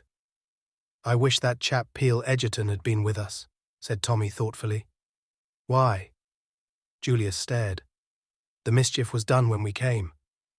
"Yes." Tommy hesitated. He could not explain his own feeling, the illogical idea that the KC's presence would somehow have averted the catastrophe. He reverted to his former point of view. "It's no good arguing about how it was done. The game's up. We've failed. There's only one thing for me to do." "What's that?" "Get back to London as soon as possible. Mr. Carter must be warned. It's only a matter of hours now before the blow falls, but at any rate, he ought to know the worst." The duty was an unpleasant one, but Tommy had no intention of shirking it. He must report his failure to Mr. Carter. After that, his work was done. He took the midnight mail to London. Julius elected to stay the night at Holyhead. Half an hour after arrival, Haggard and pale, Tommy stood before his chief. "I've come to report, sir. I've failed badly." Mr. Carter eyed him sharply. "You mean that the treaty is in the hands of Mr. Brown, sir?" "Ah," said Mr. Carter quietly. The expression on his face did not change, but Tommy caught the flicker of despair in his eyes. It convinced him as nothing else had done that the outlook was hopeless. "Well," said Mr. Carter after a minute or two, "we mustn't sag at the knees, I suppose. I'm glad to know definitely. We must do what we can."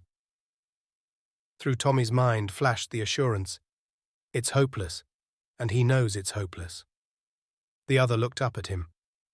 "Don't take it to heart, lad," he said kindly. "You did your best. You were up against one of the biggest brains of the century, and you came very near success. Remember that." "Thank you, sir. It's awfully decent of you." "I blame myself. I have been blaming myself ever since I heard this other news." Something in his tone attracted Tommy's attention. A new fear gripped at his heart. "Is there something more, sir?" "I'm afraid so," said Mr. Carter gravely. He stretched out his hand to a sheet on the table. "Tuppence," faltered Tommy. "Read for yourself." The typewritten words danced before his eyes. The description of a green toque, a coat with a handkerchief in the pocket marked PLC. He looked an agonized question at Mr. Carter. The latter replied to it. "Washed up on the Yorkshire coast, near Ebury. I'm afraid it looks very much like foul play." "My God," gasped Tommy. "Tuppence, those devils. I'll never rest till I've got even with them. I'll hunt them down. I'll—" The pity on Mr. Carter's face stopped him. "I know what you feel like, my poor boy. But it's no good. You'll waste your strength uselessly. It may sound harsh, but my advice to you is, cut your losses. Time's merciful. You'll forget." "Forget Tuppence? Never." Mr. Carter shook his head. "So you think now? Well, it won't bear thinking of. That brave little girl. I'm sorry about the whole business. Confoundedly sorry." Tommy came to himself with a start. "I'm taking up your time, sir," he said with an effort. "There's no need for you to blame yourself. I dare say we were a couple of young fools to take on such a job. You warned us all right. But I wish to God I'd been the one to get it in the neck. Goodbye, sir." Back at the Ritz, Tommy packed up his few belongings mechanically, his thoughts far away. He was still bewildered by the introduction of tragedy into his cheerful, commonplace existence. What fun they had had together, he and Tuppence. And now, oh, he couldn't believe it. It couldn't be true. Tuppence, dead. Little Tuppence, brimming over with life. It was a dream, a horrible dream. Nothing more. They brought him a note, a few kind words of sympathy from Peel Egerton, who had read the news in the paper. There had been a large headline, EXVAD, feared drowned. The letter ended with the offer of a post on a ranch in the Argentine, where Sir James had considerable interests. "Kind old beggar," muttered Tommy as he flung it aside. The door opened, and Julius burst in with his usual violence. He held an open newspaper in his hand. "Say, what's all this? They seem to have got some fool idea about Tuppence." "It's true," said Tommy quietly. "You mean they've done her in?" Tommy nodded. "I suppose when they got the treaty she wasn't any good to them any longer, and they were afraid to let her go." "Well, I'm darned," said Julius. "Little Tuppence. She sure was the pluckiest little girl." But suddenly, something seemed to crack in Tommy's brain. He rose to his feet. "Oh, get out. You don't really care, damn you. You asked her to marry you in your rotten, cold-blooded way, but I loved her. I'd have given the soul out of my body to save her from harm. I'd have stood by without a word and let her marry you, because you could have given her the sort of time she ought to have had, and I was only a poor devil without a penny to bless himself with. But it wouldn't have been because I didn't care." "See here," began Julius temperately. "Oh, go to the devil. I can't stand your coming here and talking about little Tuppence. Go and look after your cousin. Tuppence is my girl. I've always loved her, From the time we played together as kids. We grew up, and it was just the same. I shall never forget when I was in hospital, and she came in that ridiculous cap and apron. It was like a miracle to see the girl I loved turn up in a nurse's kit. But Julius interrupted him. A nurse's kit? Gee whiz, I must be going to Colney Hatch. I could swear I've seen Jane in a nurse's cap too. And that's plumb impossible. No, by gum, I've got it. It was her I saw talking to Whittington at that nursing home in Bournemouth. She wasn't a patient there. She was a nurse. I dare say, said Tommy angrily. She's probably been in with them from the start. I shouldn't wonder if she stole those papers from Danvers to begin with. I'm darned if she did, shouted Julius. She's my cousin, and as patriotic a girl as ever stepped. I don't care a damn what she is, but get out of here, retorted Tommy, also at the top of his voice. The young men were on the point of coming to blows. But suddenly, with an almost magical abruptness, Julius's anger abated. All right, son, he said quietly. I'm going. I don't blame you any for what you've been saying. It's mighty lucky you did say it. I've been the most almighty blithering darned idiot that it's possible to imagine. Calm down. Tommy had made an impatient gesture. I'm going right away now. Going to the London and North Western Railway depot if you want to know. I don't care a damn where you're going, growled Tommy. As the door closed behind Julius, he returned to his suitcase. That's the lot, he murmured, and rang the bell. Take my luggage down. Yes, sir. Going away, sir? I'm going to the devil, said Tommy, regardless of the menial's feelings. That functionary, however, merely replied respectfully, Yes, sir. Shall I call a taxi? Tommy nodded. Where was he going? He hadn't the faintest idea. Beyond a fixed determination to get even with Mr. Brown, he had no plans. He reread Sir James's letter and shook his head. Tuppence must be avenged. Still, it was kind of the old fellow. Better answer it, I suppose. He went across to the writing table. With the usual perversity of bedroom stationery, there were innumerable envelopes and no paper. He rang. No one came. Tommy fumed at the delay. Then he remembered that there was a good supply in Julius's sitting room. The American had announced his immediate departure. There would be no fear of running up against him. Besides, he wouldn't mind if he did. He was beginning to be rather ashamed of the things he had said. Old Julius had taken them jolly well. He'd apologize if he found him there. But the room was deserted. Tommy walked across to the writing table and opened the middle drawer. A photograph, carelessly thrust in face upwards, caught his eye. For a moment, he stood rooted to the ground. Then he took it out, shut the drawer, walked slowly over to an armchair, and sat down, still staring at the photograph in his hand. What on earth was a photograph of the French girl Annette doing in Julius Hersheimer's writing table? Chapter 22. In Downing Street. The Prime Minister tapped the desk in front of him with nervous fingers. His face was worn and harassed. He took up his conversation with Mr. Carter at the point it had broken off. I don't understand, he said. Do you really mean that things are not so desperate after all? So, this lad seems to think. Let's have a look at his letter again. Mr. Carter handed it over. It was written in a sprawling, boyish hand. Dear Mr. Carter, something's turned up that has given me a jar. Of course, I may be simply making an awful ass of myself, but I don't think so. If my conclusions are right, that girl at Manchester was just a plant. The whole thing was prearranged, sham packet and all, with the object of making us think the game was up. Therefore, I fancy that we must have been pretty hot on the scent. I think I know who the real Jane Finn is, and I've even got an idea where the papers are. That last's only a guess, of course, but I've a sort of feeling it'll turn out right. Anyhow, I enclose it in a sealed envelope for what it's worth. I'm going to ask you not to open it until the very last moment, midnight on the 28th, in fact. You'll understand why in a minute. You see, I've figured it out that those things of Tuppence's are a plant too, and she's no more drowned than I am. The way I reason is this. As a last chance, they'll let Jane Finn escape in the hope that she's been shamming this memory stunt, and that once she thinks she's free, she'll go right away to the cash. Of course, it's an awful risk for them to take because she knows all about them, but they're pretty desperate to get hold of that treaty. But if they know that the papers have been recovered by us, neither of those two girls' lives will be worth an hour's purchase. I must try and get hold of tuppence before Jane escapes. I want a repeat of that telegram that was sent to tuppence at the Ritz. Sir James Peel Egerton said you would be able to manage that for me. He's frightfully clever. One last thing, please have that house in Soho watched day and night.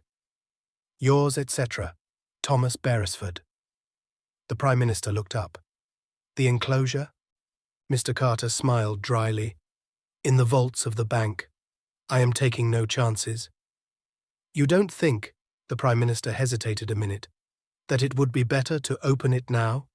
Surely we ought to secure the document, that is, provided the young man's guess turns out to be correct, at once. We can keep the fact of having done so quite secret. Can we? I'm not so sure. There are spies all round us. Once it's known, I wouldn't give that, he snapped his fingers, for the life of those two girls. No, the boy trusted me, and I shan't let him down. Well, we must leave it at that then. What's he like, this lad?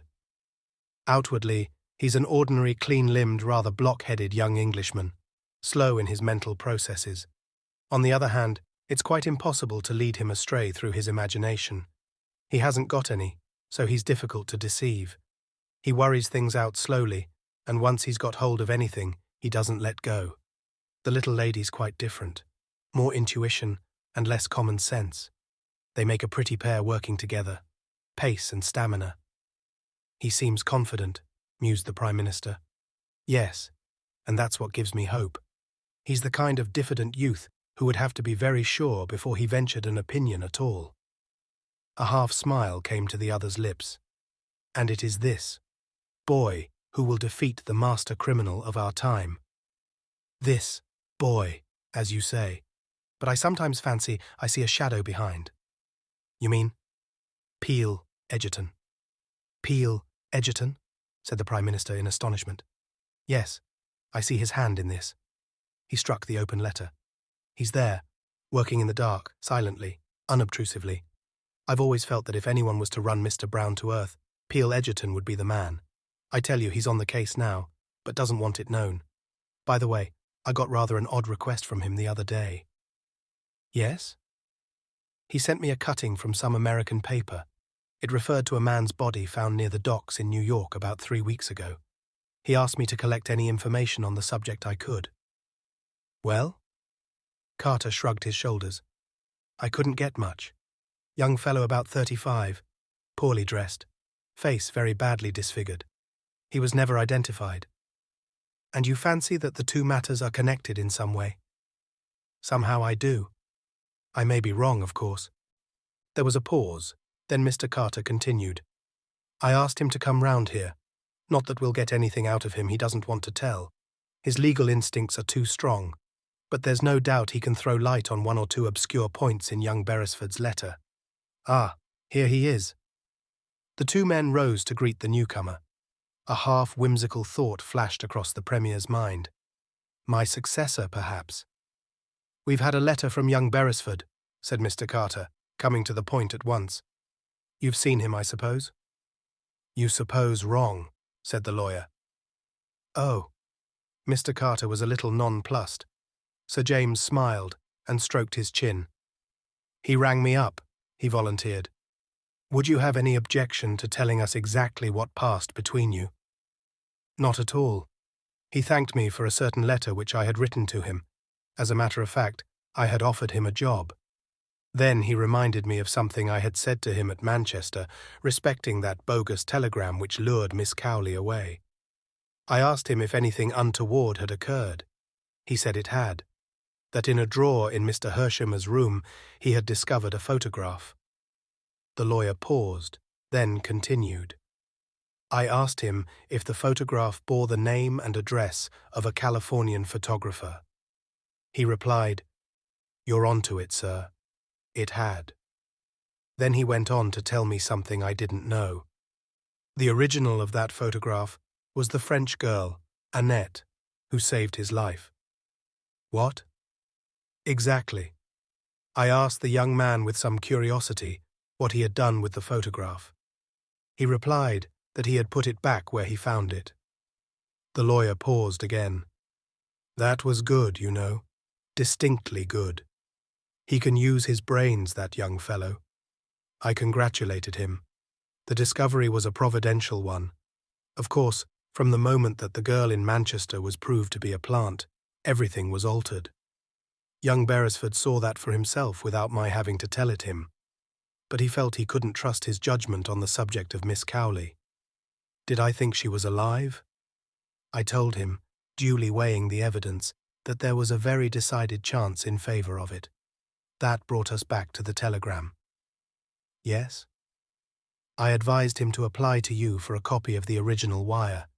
It had occurred to me as probable that, after Miss Cowley flung it on the floor, certain words might have been erased and altered with the express intention of setting searchers on a false trail. Carter nodded. He took a sheet from his pocket and read aloud. Come at once, Astley Priors, Gatehouse, Kent. Great developments. Tommy. Very simple, said Sir James, and very ingenious. Just a few words to alter, and the thing was done, and the one important clue they overlooked. What was that? The page boy's statement that Miss Cowley drove to Charing Cross. They were so sure of themselves that they took it for granted he had made a mistake. Then young Beresford is now? At Gatehouse, Kent, unless I am much mistaken. Mr. Carter looked at him curiously. I rather wonder you're not there too, Peel Egerton. Ah, I'm busy on a case. I thought you were on your holiday. Oh, I've not been briefed. Perhaps it would be more correct to say I'm preparing a case. Any more facts about that American chap for me? I'm afraid not. Is it important to find out who he was? Oh, I know who he was, said Sir James easily. I can't prove it yet, but I know. The other two asked no questions. They had an instinct that it would be mere waste of breath. But what I don't understand, said the Prime Minister suddenly, is how that photograph came to be in Mr. Hersheimer's drawer. Perhaps it never left it, suggested the lawyer gently. But the bogus inspector? Inspector Brown? Ah, said Sir James thoughtfully. He rose to his feet. I mustn't keep you. Go on with the affairs of the nation. I must get back to my case. 2 days later, Julius Hersheimer returned from Manchester. A note from Tommy lay on his table. Dear Hersheimer, sorry I lost my temper. In case I don't see you again, goodbye. I've been offered a job in the Argentine and might as well take it. Yours, Tommy Beresford. A peculiar smile lingered for a moment on Julius's face. He threw the letter into the wastepaper basket. The darned fool, he murmured. Chapter 23. A Race Against Time. After ringing up Sir James, Tommy's next procedure was to make a call at South Audley Mansions. He found Albert discharging his professional duties and introduced himself, without more ado, as a friend of Tuppence's. Albert unbent immediately. Things has been very quiet here lately, he said wistfully. Hope the young lady's keeping well, sir. That's just the point, Albert. She's disappeared. You don't mean as the crooks have got her? They have. In the underworld? No, dash it all, in this world. It's a expression, sir, explained Albert. At the pictures the crooks always have a restaurant in the underworld. But do you think as they've done her in, sir? I hope not. By the way, have you by any chance an aunt, a cousin, a grandmother, or any other suitable female relation who might be represented as being likely to kick the bucket? A delighted grin spread slowly over Albert's countenance. I'm on, sir. My poor aunt what lives in the country has been mortal bad for a long time, and she's asking for me with her dying breath. Tommy nodded approval. Can you report this in the proper quarter and meet me at Charing Cross in an hour's time? "I'll be there, sir. You can count on me." As Tommy had judged, the faithful Albert proved an invaluable ally. The two took up their quarters at the inn in Gatehouse. To Albert fell the task of collecting information. There was no difficulty about it. Astley Priors was the property of a Dr. Adams. The doctor no longer practiced, had retired, the landlord believed, but he took a few private patients. Here, the good fellow tapped his forehead knowingly. "Balmy ones, you understand." The doctor was a popular figure in the village, subscribed freely to all the local sports, a very pleasant, affable gentleman. Been there long? Oh, a matter of 10 years or so, might be longer. Scientific gentleman he was. Professors and people often came down from town to see him. Anyway, it was a gay house, always visitors. In the face of all this volubility, Tommy felt doubts. Was it possible that this genial, well-known figure could be in reality a dangerous criminal? His life seemed so open and above board, no hint of sinister doings. Suppose it was all a gigantic mistake? Tommy felt a cold chill at the thought. Then he remembered the private patients, balmy ones. He inquired carefully if there was a young lady amongst them, describing tuppence. But nothing much seemed to be known about the patients. They were seldom seen outside the grounds. A guarded description of Annette also failed to provoke recognition. Astley Priors was a pleasant red brick edifice, surrounded by well-wooded grounds, which effectually shielded the house from observation from the road. On the first evening, Tommy, accompanied by Albert, explored the grounds. Owing to Albert's insistence, they dragged themselves along painfully on their stomachs, thereby producing a great deal more noise than if they had stood upright. In any case, these precautions were totally unnecessary. The grounds, like those of any other private house after nightfall, seemed untenanted. Tommy had imagined a possible fierce watchdog. Albert's fancy ran to a puma or a tame cobra. But they reached a shrubbery near the house quite unmolested. The blinds of the dining-room window were up. There was a large company assembled round the table. The port was passing from hand to hand. It seemed a normal, pleasant company. Through the open window, scraps of conversation floated out disjointedly on the night air. It was a heated discussion on county cricket. Again, Tommy felt that cold chill of uncertainty. It seemed impossible to believe that these people were other than they seemed. Had he been fooled once more? The fair-bearded, spectacled gentleman who sat at the head of the table looked singularly honest and normal.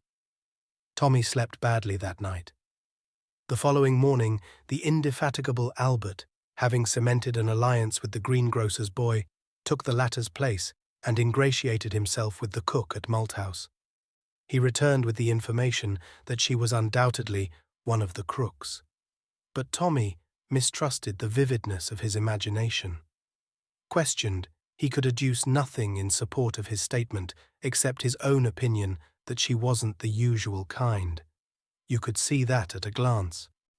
The substitution being repeated, much to the pecuniary advantage of the real greengrocer's boy, on the following day, Albert brought back the first piece of hopeful news.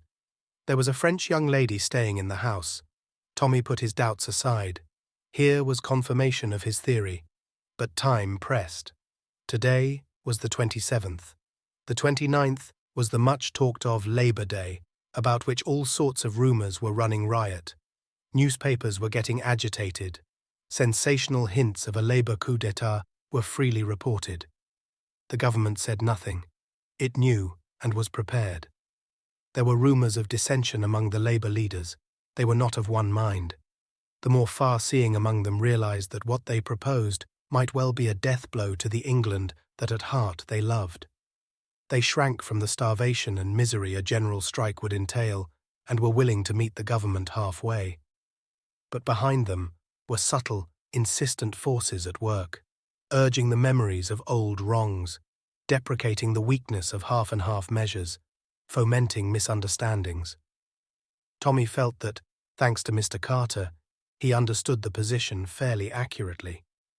With the fatal document in the hands of Mr. Brown, public opinion would swing to the side of the labor extremists and revolutionists. Failing that, the battle was an even chance. The government with a loyal army and police force behind them might win, but at a cost of great suffering. But Tommy nourished another and a preposterous dream. With Mr. Brown unmasked and captured, he believed, rightly or wrongly, that the whole organization would crumble ignominiously and instantaneously. The strange permeating influence of the unseen chief held it together. Without him, Tommy believed an instant panic would set in, and, the honest men left to themselves, an 11th-hour reconciliation would be possible.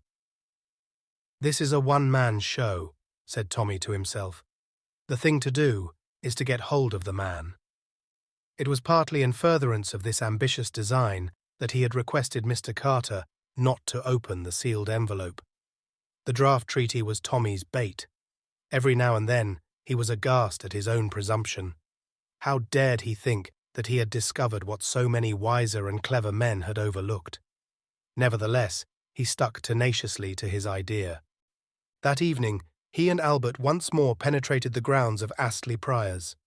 Tommy's ambition was somehow or other to gain admission to the house itself. As they approached cautiously, Tommy gave a sudden gasp. On the second-floor window, someone standing between the window and the light in the room threw a silhouette on the blind. It was one Tommy would have recognized anywhere. Tuppence was in that house. He clutched Albert by the shoulder. "Stay here. When I begin to sing, watch that window."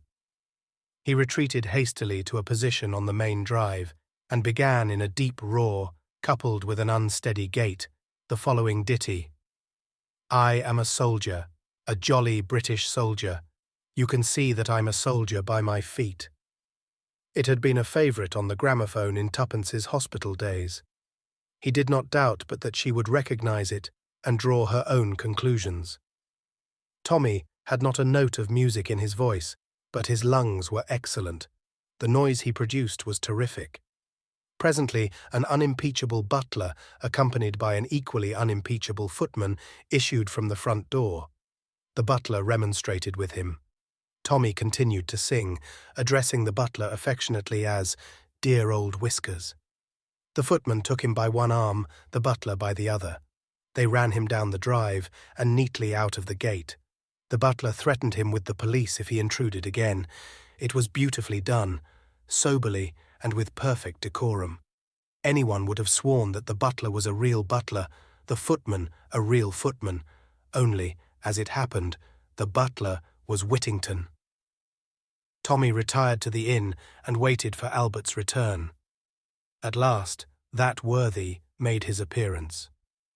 "Well," cried Tommy eagerly, "it's all right. While there was a running of you out the window opened, and something was chucked out." He handed a scrap of paper to Tommy. It was wrapped round a letter-weight. On the paper were scrawled 3 words. "Tomorrow, same time."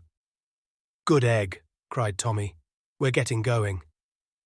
"I wrote a message on a piece of paper, wrapped it round a stone, and chucked it through the window," continued Albert breathlessly.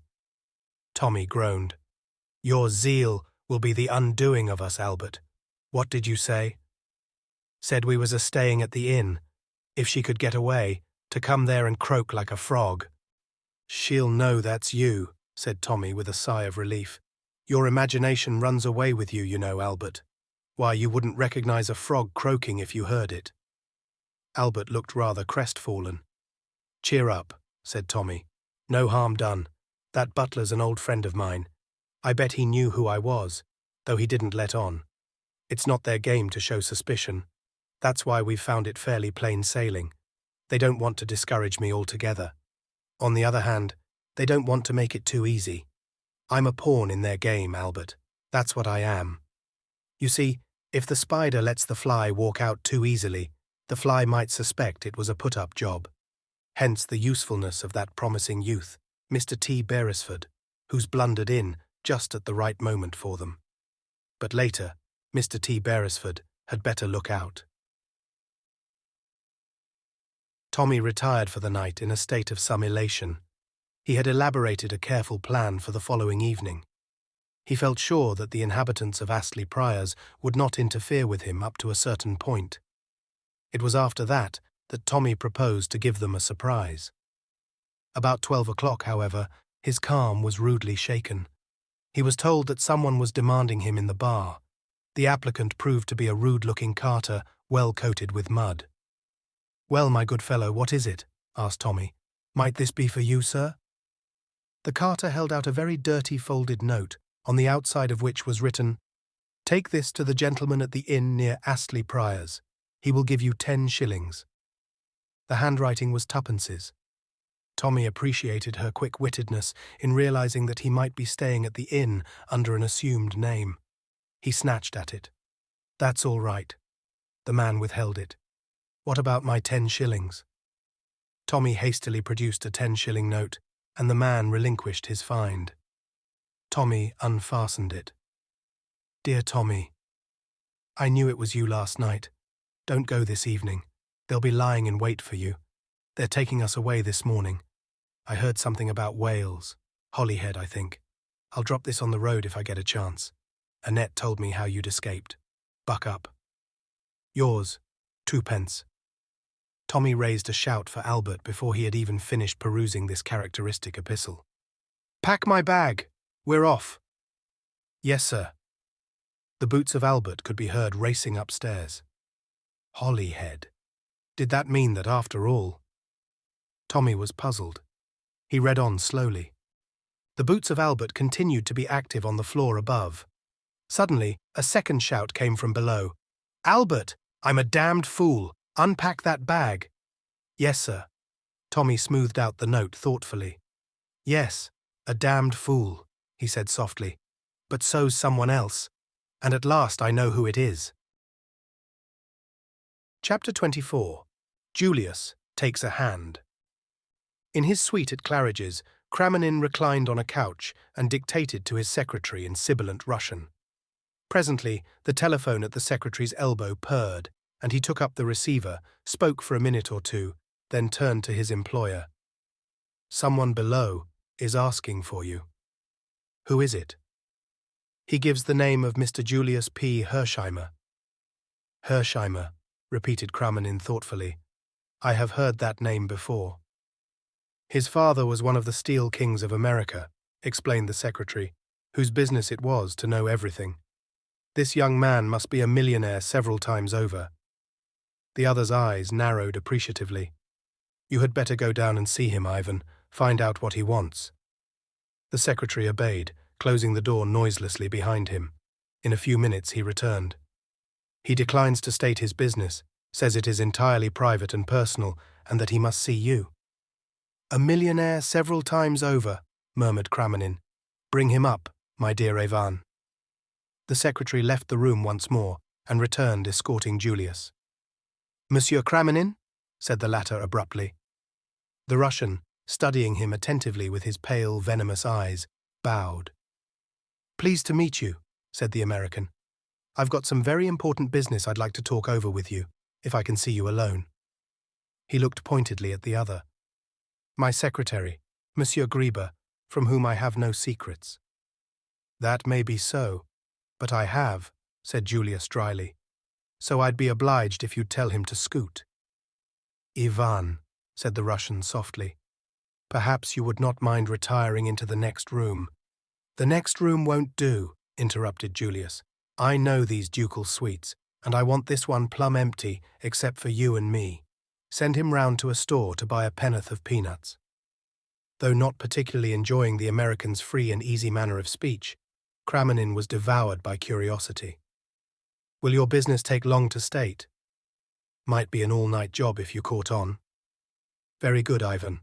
I shall not require you again this evening. Go to the theatre. Take a night off." "Thank you, Your Excellency."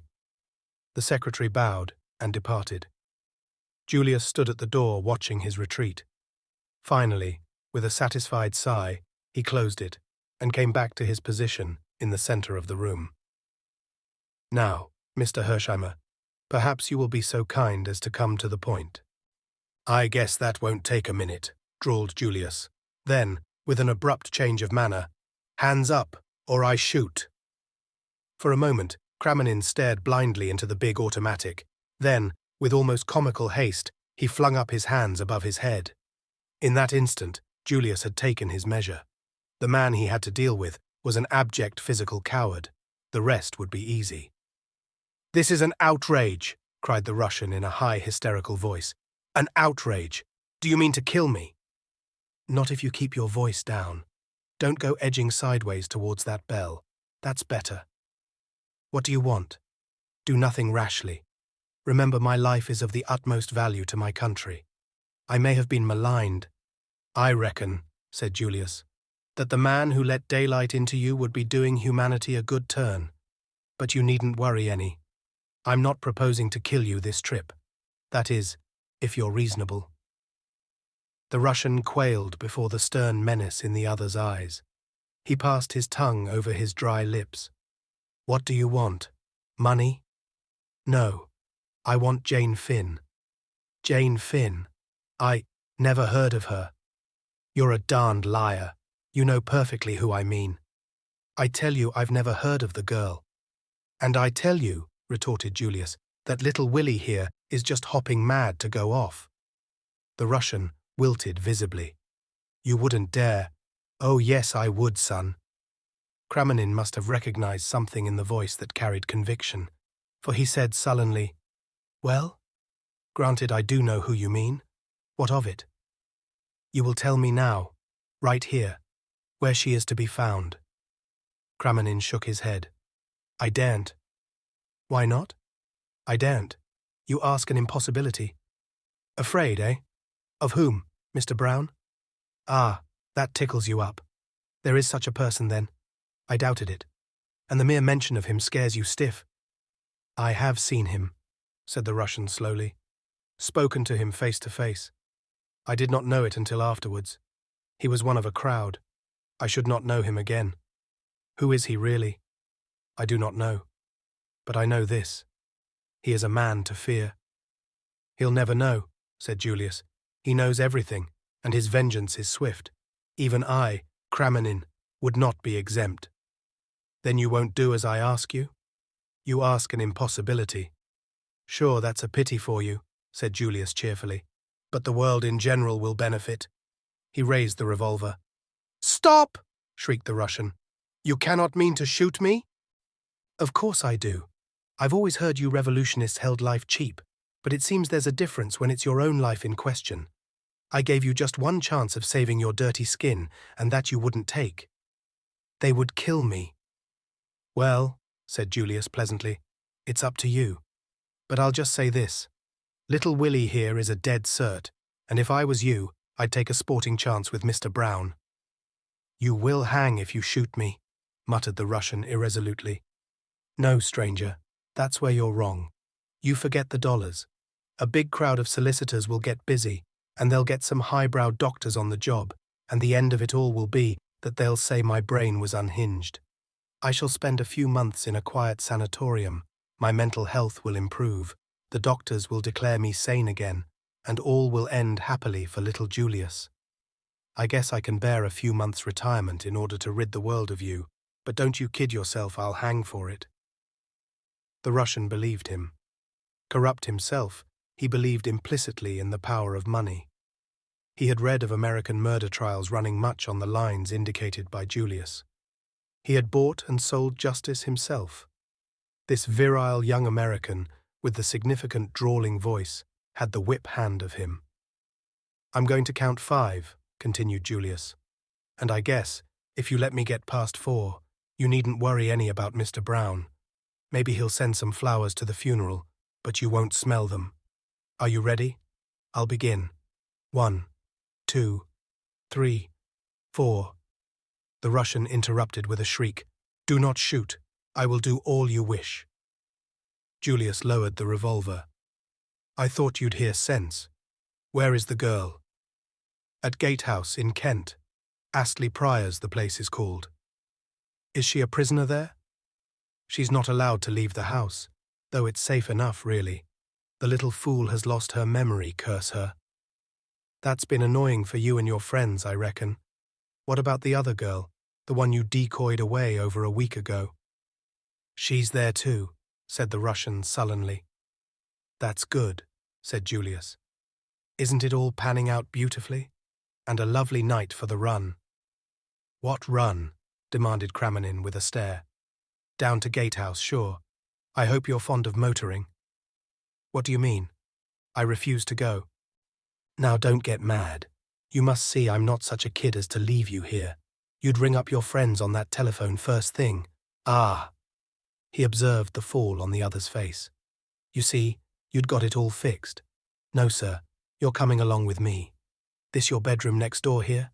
Walk right in. Little Willie and I will come behind. Put on a thick coat, that's right. Fur-lined. And you a socialist. Now we're ready." We walked downstairs and out through the hall to where my car's waiting. "And don't you forget, I've got you covered every inch of the way. I can shoot just as well through my coat pocket. One word, or a glance even, at one of those liveried menials, and there'll sure be a strange face in the sulphur and brimstone works." Together they descended the stairs and passed out to the waiting car. The Russian was shaking with rage. The hotel servants surrounded them. A cry hovered on his lips, but at the last minute his nerve failed him. The American was a man of his word. When they reached the car, Julius breathed a sigh of relief. The danger zone was past. Fear had successfully hypnotized the man by his side. "Get in," he ordered. Then, as he caught the other's sidelong glance, "No, the chauffeur won't help you any. Naval man. Was on a submarine in Russia when the revolution broke out. A brother of his was murdered by your people. George." "Yes, sir?" The chauffeur turned his head. "This gentleman is a Russian Bolshevik. We don't want to shoot him, but it may be necessary. You understand?" "Perfectly, sir." "I want to go to Gatehouse in Kent. Know the road at all?" "Yes, sir. It will be about an hour and a half's run." "Make it an hour. I'm in a hurry." "I'll do my best, sir." The car shot forward through the traffic. Julius ensconced himself comfortably by the side of his victim. He kept his hand in the pocket of his coat, but his manner was urbane to the last degree. "There was a man I shot once in Arizona," he began cheerfully. At the end of the hour's run, the unfortunate Kramenin was more dead than alive. In succession to the anecdote of the Arizona man, there had been a tough from Frisco and an episode in the Rockies. Julius's narrative style, if not strictly accurate, was picturesque. Slowing down, the chauffeur called over his shoulder that they were just coming into Gatehouse. Julius bade the Russian direct them. His plan was to drive straight up to the house. There, Kramenin was to ask for the two girls. Julius explained to him that little Willie would not be tolerant of failure. Kramenin, by this time, was as putty in the other's hands. The terrific pace they had come had still further unmanned him. He had given himself up for dead at every corner. The car swept up the drive and stopped before the porch. The chauffeur looked round for orders. "Turn the car first, George, then ring the bell and get back to your place. Keep the engine going and be ready to scoot like hell when I give the word." "Very good, sir." The front door was opened by the butler.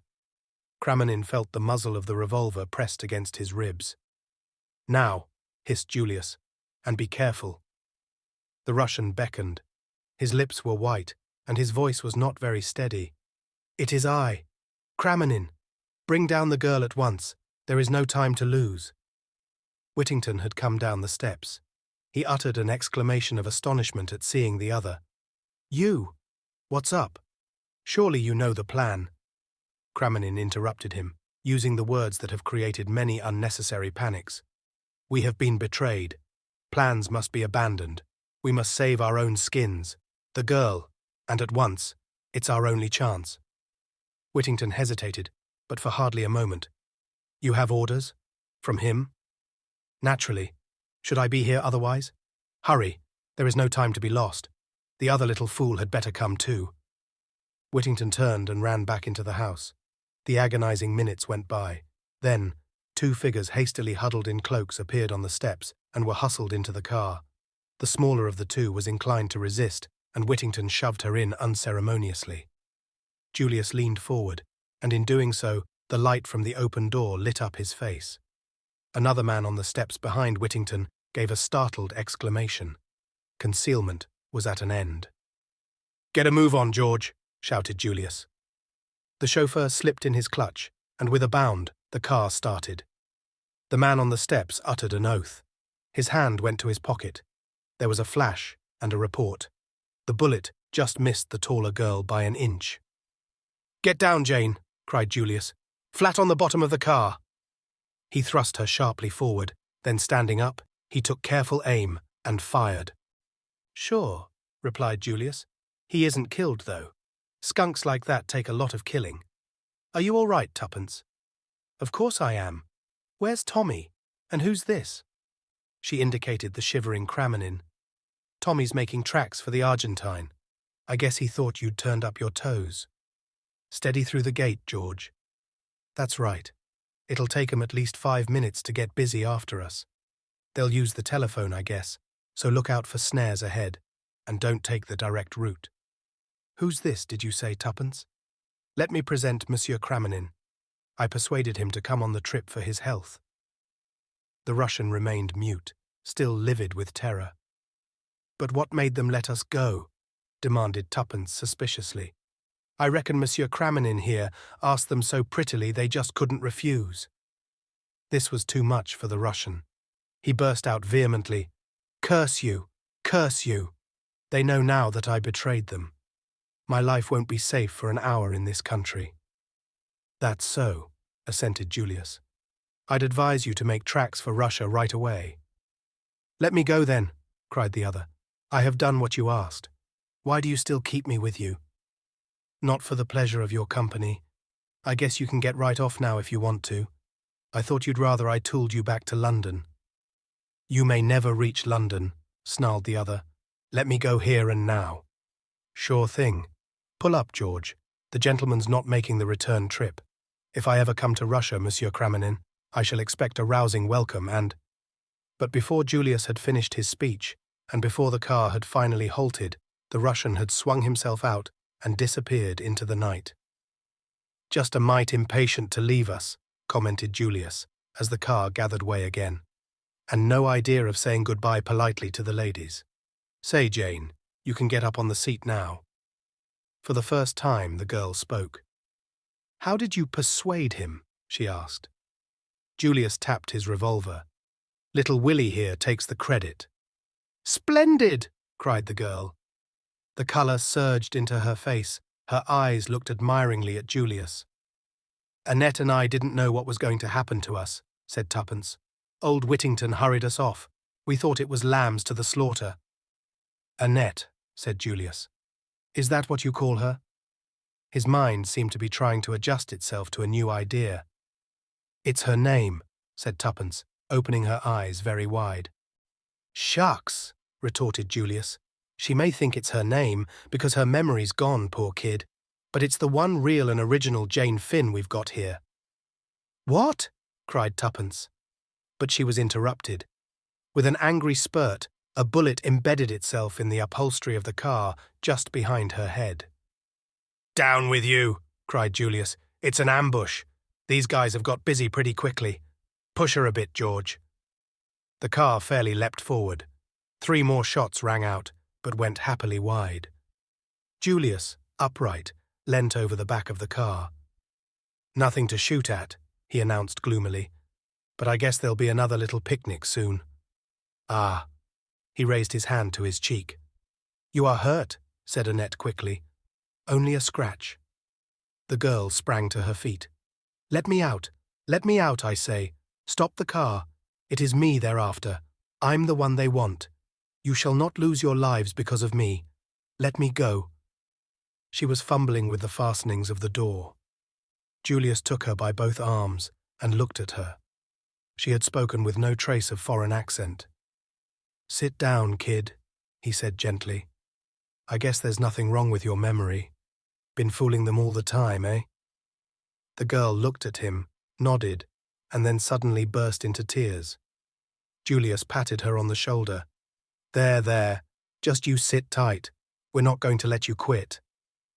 Through her sobs, the girl said indistinctly, "You're from home. I can tell by your voice. It makes me homesick." "Sure, I'm from home. I'm your cousin, Julius Hershemer.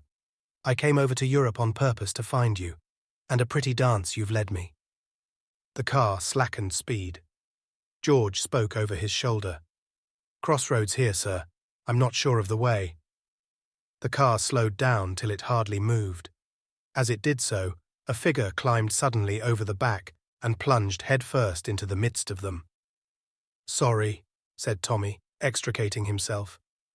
A mass of confused exclamations greeted him. He replied to them severally. "Was in the bushes by the drive. Hung on behind. Couldn't let you know before at the pace you were going. It was all I could do to hang on. Now then, you girls, get out." "Get out?" "Yes. There's a station just up that road. Train due in 3 minutes. You'll catch it if you hurry." "What the devil are you driving at?" demanded Julius. "Do you think you can fool them by leaving the car?" "You and I aren't going to leave the car. Only the girls." "You're crazed, Beresford. Stark, staring mad. You can't let those girls go off alone. It'll be the end of it if you do." Tommy turned to Tuppence. "Get out at once, Tuppence. Take her with you, and do just as I say. No one will do you any harm. You're safe. Take the train to London. Go straight to Sir James Peel Egerton. Mr. Carter lives out of town, but you'll be safe with him." "Darn you," cried Julius. "You're mad. Jane, you stay where you are." With a sudden, swift movement, Tommy snatched the revolver from Julius's hand and levelled it at him.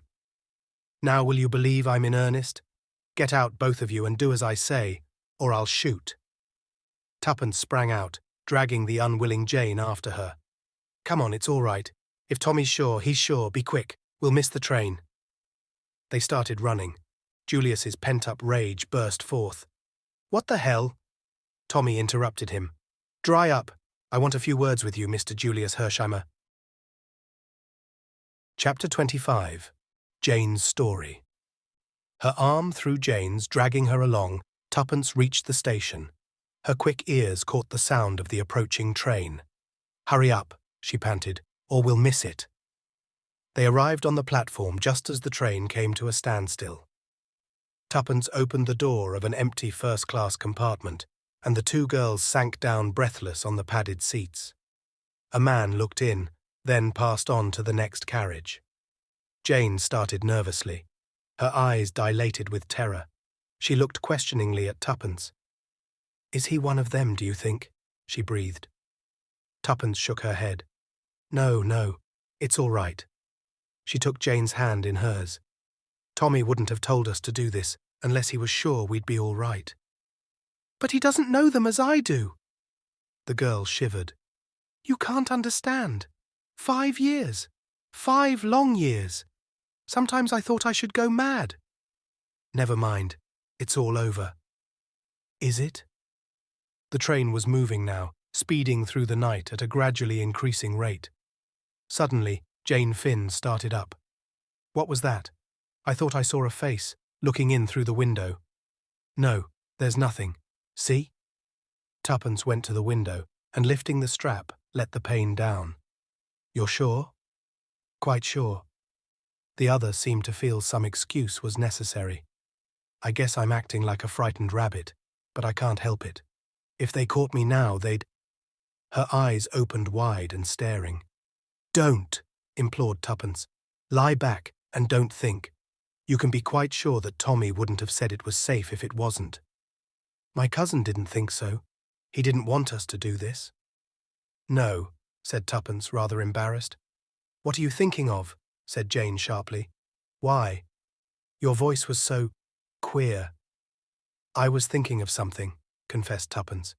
"But I don't want to tell you, not now. I may be wrong, but I don't think so.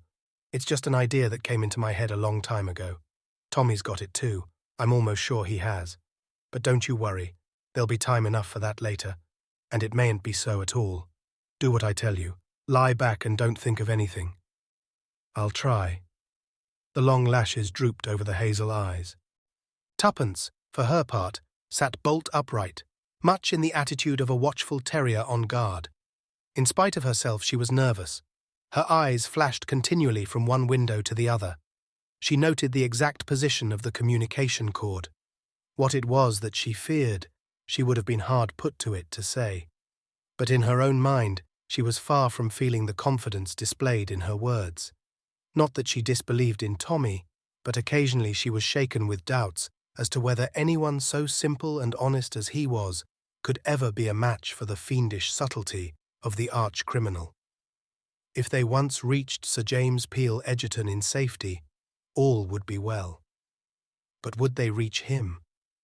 Would not the silent forces of Mr. Brown already be assembling against them? Even that last picture of Tommy, revolver in hand, failed to comfort her. By now, he might be overpowered, borne down by sheer force of numbers. Tuppence mapped out her plan of campaign. As the train at length drew slowly into Charing Cross, Jane Finn sat up with a start. "Have we arrived? I never thought we should." "Oh, I thought we'd get to London all right. If there's going to be any fun, now is when it will begin. Quick, get out. We'll nip into a taxi." In another minute, they were passing the barrier, had paid the necessary fares, and were stepping into a taxi. "King's Cross," directed Tuppence. Then she gave a jump. A man looked in at the window, just as they started. She was almost certain it was the same man who had got into the carriage next to them. She had a horrible feeling of being slowly hemmed in on every side. "You see," she explained to Jane, "if they think we're going to Sir James, this will put them off the scent. Now they'll imagine we're going to Mr. Carter. His country place is north of London somewhere." Crossing Holborn, there was a block, and the taxi was held up. This was what Tuppence had been waiting for. "Quick," she whispered. "Open the right-hand door." The two girls stepped out into the traffic. 2 minutes later, they were seated in another taxi and were retracing their steps, this time direct to Carlton House Terrace. "There," said Tuppence with great satisfaction. "This ought to do them. I can't help thinking that I'm really rather clever. How that other taxi man will swear. But I took his number, and I'll send him a postal order tomorrow, so that he won't lose by it if he happens to be genuine. What's this thing swerving? Oh."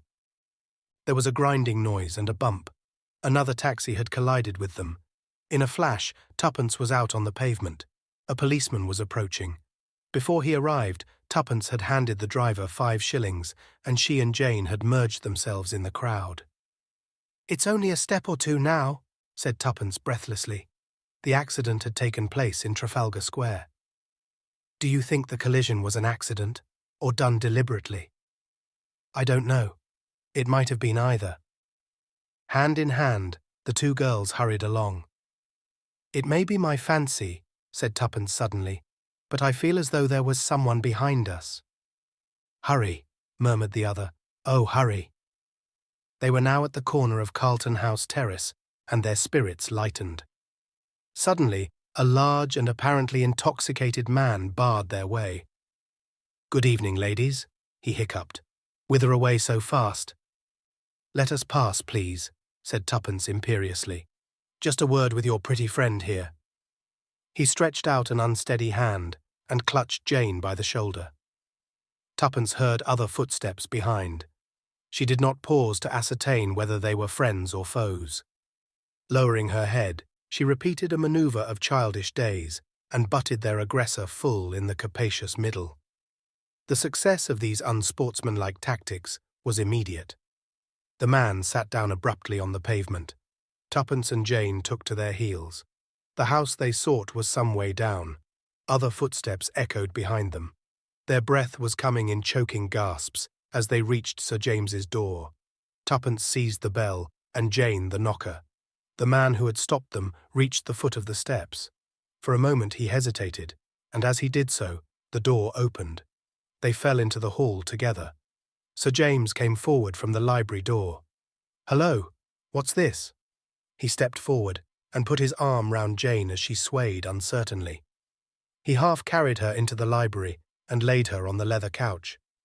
From a tantalus on the table, he poured out a few drops of brandy and forced her to drink them. With a sigh, she sat up, her eyes still wild and frightened. "It's all right. Don't be afraid, my child. You're quite safe." Her breath came more normally, and the colour was returning to her cheeks. Sir James looked at Tuppence quizzically. "So you're not dead, Miss Tuppence, any more than that Tommy boy of yours was." "The young adventurers take a lot of killing," boasted Tuppence. "So it seems," said Sir James dryly. "Am I right in thinking that the joint venture has ended in success, and that this," he turned to the girl on the couch, "is Miss Jane Finn?" Jane sat up. "Yes," she said quietly. "I am Jane Finn. I have a lot to tell you. When you are stronger— no, now." Her voice rose a little. "I shall feel safer when I have told everything." "As you please," said the lawyer. He sat down in one of the big armchairs facing the couch. In a low voice, Jane began her story. "I came over on the Lusitania to take up a post in Paris. I was fearfully keen about the war and just dying to help somehow or other. I had been studying French, and my teacher said they were wanting help in a hospital in Paris, so I wrote and offered my services, and they were accepted. I hadn't got any folk of my own, so it made it easy to arrange things. When the Lusitania was torpedoed, a man came up to me. I'd noticed him more than once, and I'd figured it out in my own mind that he was afraid of somebody or something.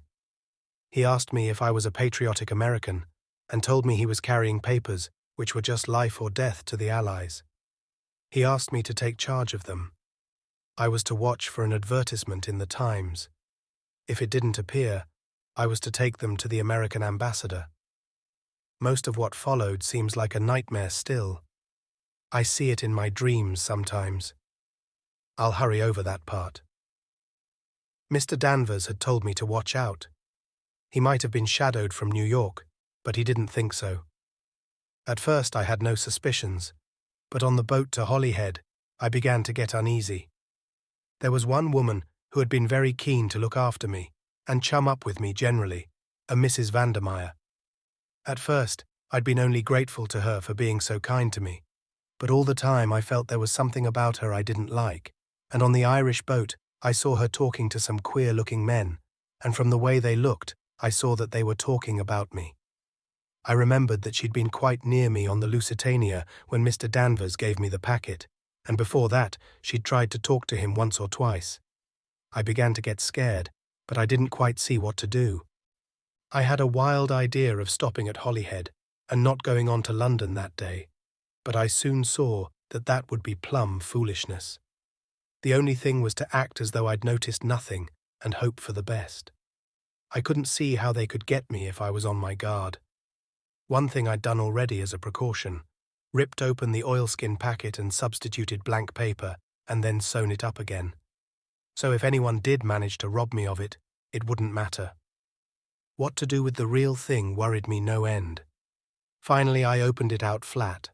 There were only 2 sheets, and laid it between 2 of the advertisement pages of a magazine. I stuck the 2 pages together round the edge with some gum off an envelope. I carried the magazine carelessly stuffed into the pocket of my ulster. At Holyhead, I tried to get into a carriage with people that looked all right, but in a queer way, there seemed always to be a crowd round me shoving and pushing me just the way I didn't want to go. There was something uncanny and frightening about it. In the end, I found myself in a carriage with Mrs. Vandermeyer after all. I went out into the corridor, but all the other carriages were full, so I had to go back and sit down. I consoled myself with the thought that there were other people in the carriage. There was quite a nice-looking man and his wife sitting just opposite, so I felt almost happy about it until just outside London. I had leaned back and closed my eyes. I guess they thought I was asleep, but my eyes weren't quite shut, and suddenly I saw the nice-looking man get something out of his bag and hand it to Mrs. Vandermeyer, and as he did so, he winked. I can't tell you how that wink sort of froze me through and through. My only thought was to get out in the corridor as quick as ever I could. I got up, trying to look natural and easy. Perhaps they saw something, I don't know. But suddenly Mrs. Vandermeyer said "now" and flung something over my nose and mouth as I tried to scream. At the same moment, I felt a terrific blow on the back of my head. She shuddered. Sir James murmured something sympathetically. In a minute she resumed. I don't know how long it was before I came back to consciousness. I felt very ill and sick. I was lying on a dirty bed. There was a screen round it, but I could hear two people talking in the room. Mrs. Vandermeyer was one of them. I tried to listen, but at first I couldn't take much in. When at last I did begin to grasp what was going on, I was just terrified. I wonder I didn't scream right out there and then. They hadn't found the papers. They'd got the oilskin packet with the blanks, and they were just mad.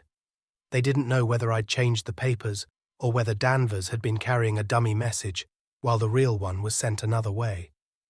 They spoke of, she closed her eyes, torturing me to find out. I'd never known what fear, really sickening fear, was before. Once they came to look at me. I shut my eyes and pretended to be still unconscious, but I was afraid they'd hear the beating of my heart. However, they went away again. I began thinking madly. What could I do? I knew I wouldn't be able to stand up against torture very long. Suddenly, something put the thought of loss of memory into my head. The subject had always interested me, and I'd read an awful lot about it. I had the whole thing at my fingertips. If only I could succeed in carrying the bluff through, it might save me. I said a prayer and drew a long breath. Then I opened my eyes and started babbling in French. Mrs. Vandermeyer came round the screen at once. Her face was so wicked I nearly died, but I smiled up at her doubtfully and asked her in French where I was. It puzzled her, I could see. She called the man she had been talking to. He stood by the screen with his face in shadow. He spoke to me in French. His voice was very ordinary and quiet, but somehow, I don't know why, he scared me worse than the woman. I felt he'd seen right through me, but I went on playing my part. I asked again where I was, and then went on that there was something I must remember. Only for the moment it was all gone. I worked myself up to be more and more distressed. He asked me my name. I said I didn't know, that I couldn't remember anything at all. Suddenly, he caught my wrist and began twisting it. The pain was awful. I screamed. He went on. I screamed and screamed, but I managed to shriek out things in French. I don't know how long I could have gone on, but luckily I fainted. The last thing I heard was his voice saying, "That's not bluff.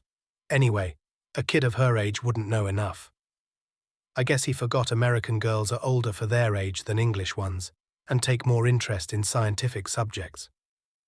When I came to, Mrs. Vandermeyer was sweet as honey to me. She'd had her orders, I guess.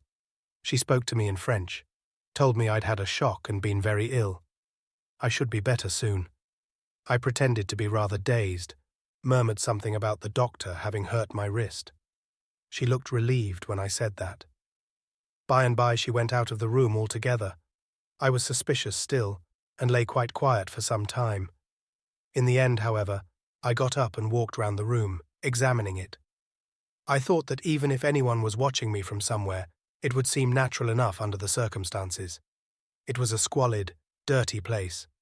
There were no windows, which seemed queer. I guessed the door would be locked, but I didn't try it. There were some battered old pictures on the walls, representing scenes from Faust. Jane's two listeners gave a simultaneous, "Ah!" The girl nodded. Yes, it was the place in Soho where Mr. Beresford was imprisoned. Of course, at the time I didn't even know if I was in London. One thing was worrying me dreadfully, but my heart gave a great throb of relief when I saw my ulster lying carelessly over the back of a chair, and the magazine was still rolled up in the pocket. If only I could be certain that I was not being overlooked. I looked carefully round the walls.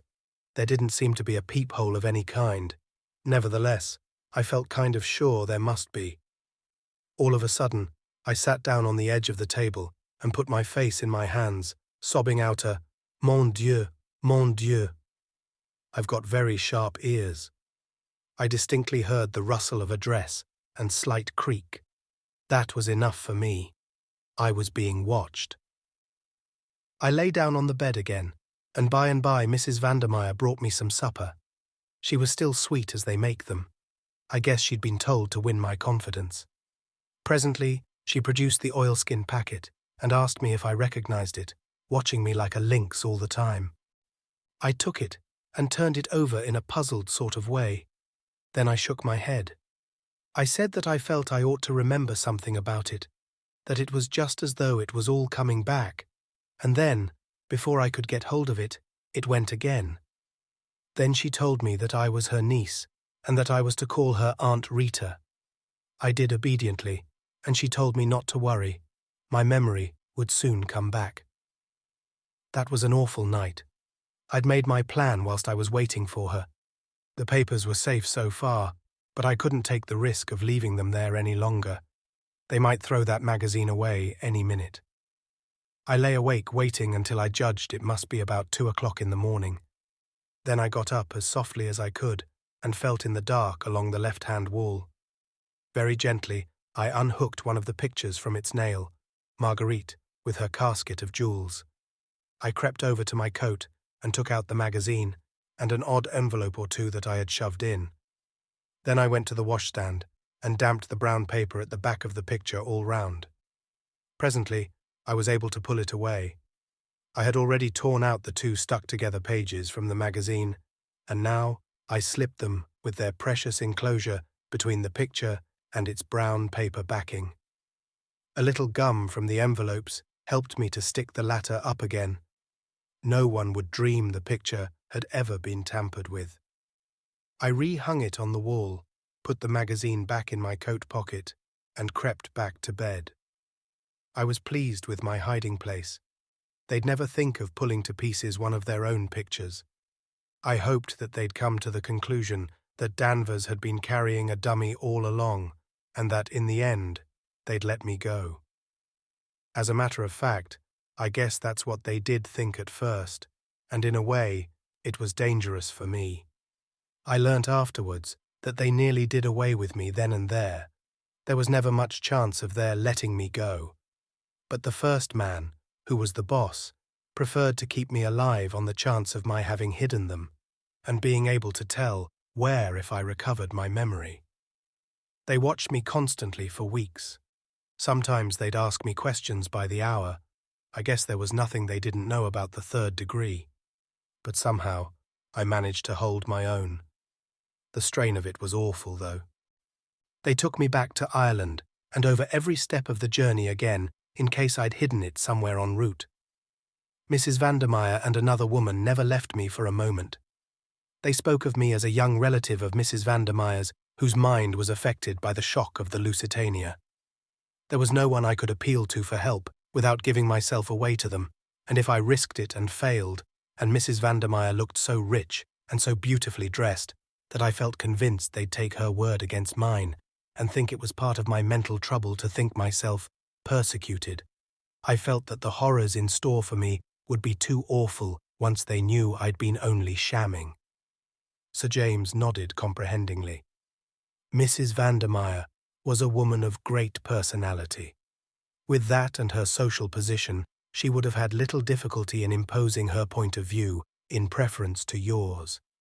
Your sensational accusations against her would not easily have found credence. That's what I thought. It ended in my being sent to a sanatorium at Bournemouth. I couldn't make up my mind at first whether it was a sham affair or genuine. A hospital nurse had charge of me. I was a special patient. She seemed so nice and normal that at last I determined to confide in her. A merciful providence just saved me in time from falling into the trap. My door happened to be ajar, and I heard her talking to someone in the passage. She was one of them. They still fancied it might be a bluff on my part, and she was put in charge of me to make sure.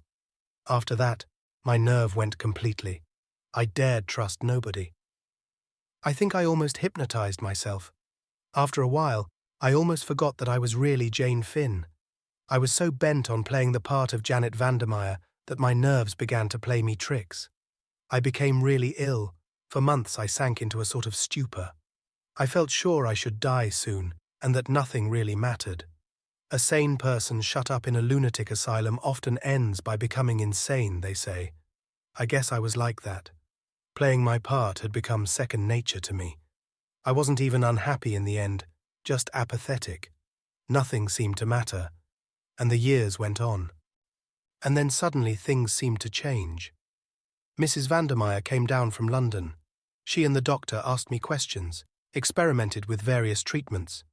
There was some talk of sending me to a specialist in Paris. In the end, they did not dare risk it.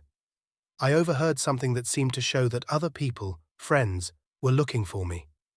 I learnt later that the nurse who had looked after me went to Paris and consulted a specialist, representing herself to be me. He put her through some searching tests and exposed her loss of memory to be fraudulent, but she had taken a note of his methods and reproduced them on me. I dare say I couldn't have deceived the specialist for a minute. A man who has made a lifelong study of a thing is unique, but I managed once again to hold my own with them. The fact that I'd not thought of myself as Jane Finn for so long made it easier. One night, I was whisked off to London at a moment's notice. They took me back to the house in Soho. Once I got away from the sanatorium, I felt different, as though something in me that had been buried for a long time was waking up again. They sent me in to wait on Mr. Beresford. Of course, I didn't know his name then. I was suspicious. I thought it was another trap. But he looked so honest, I could hardly believe it. However, I was careful in all I said, for I knew we could be overheard. There's a small hole, high up in the wall. But on the Sunday afternoon, a message was brought to the house. They were all very disturbed. Without their knowing, I listened.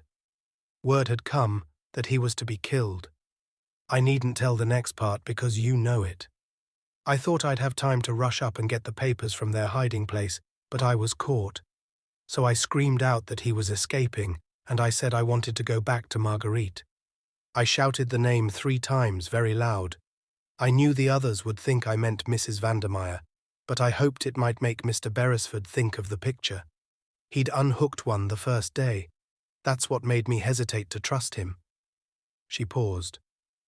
Then the papers, said Sir James slowly, are still at the back of the picture in that room. Yes. The girl had sunk back on the sofa, exhausted with the strain of the long story.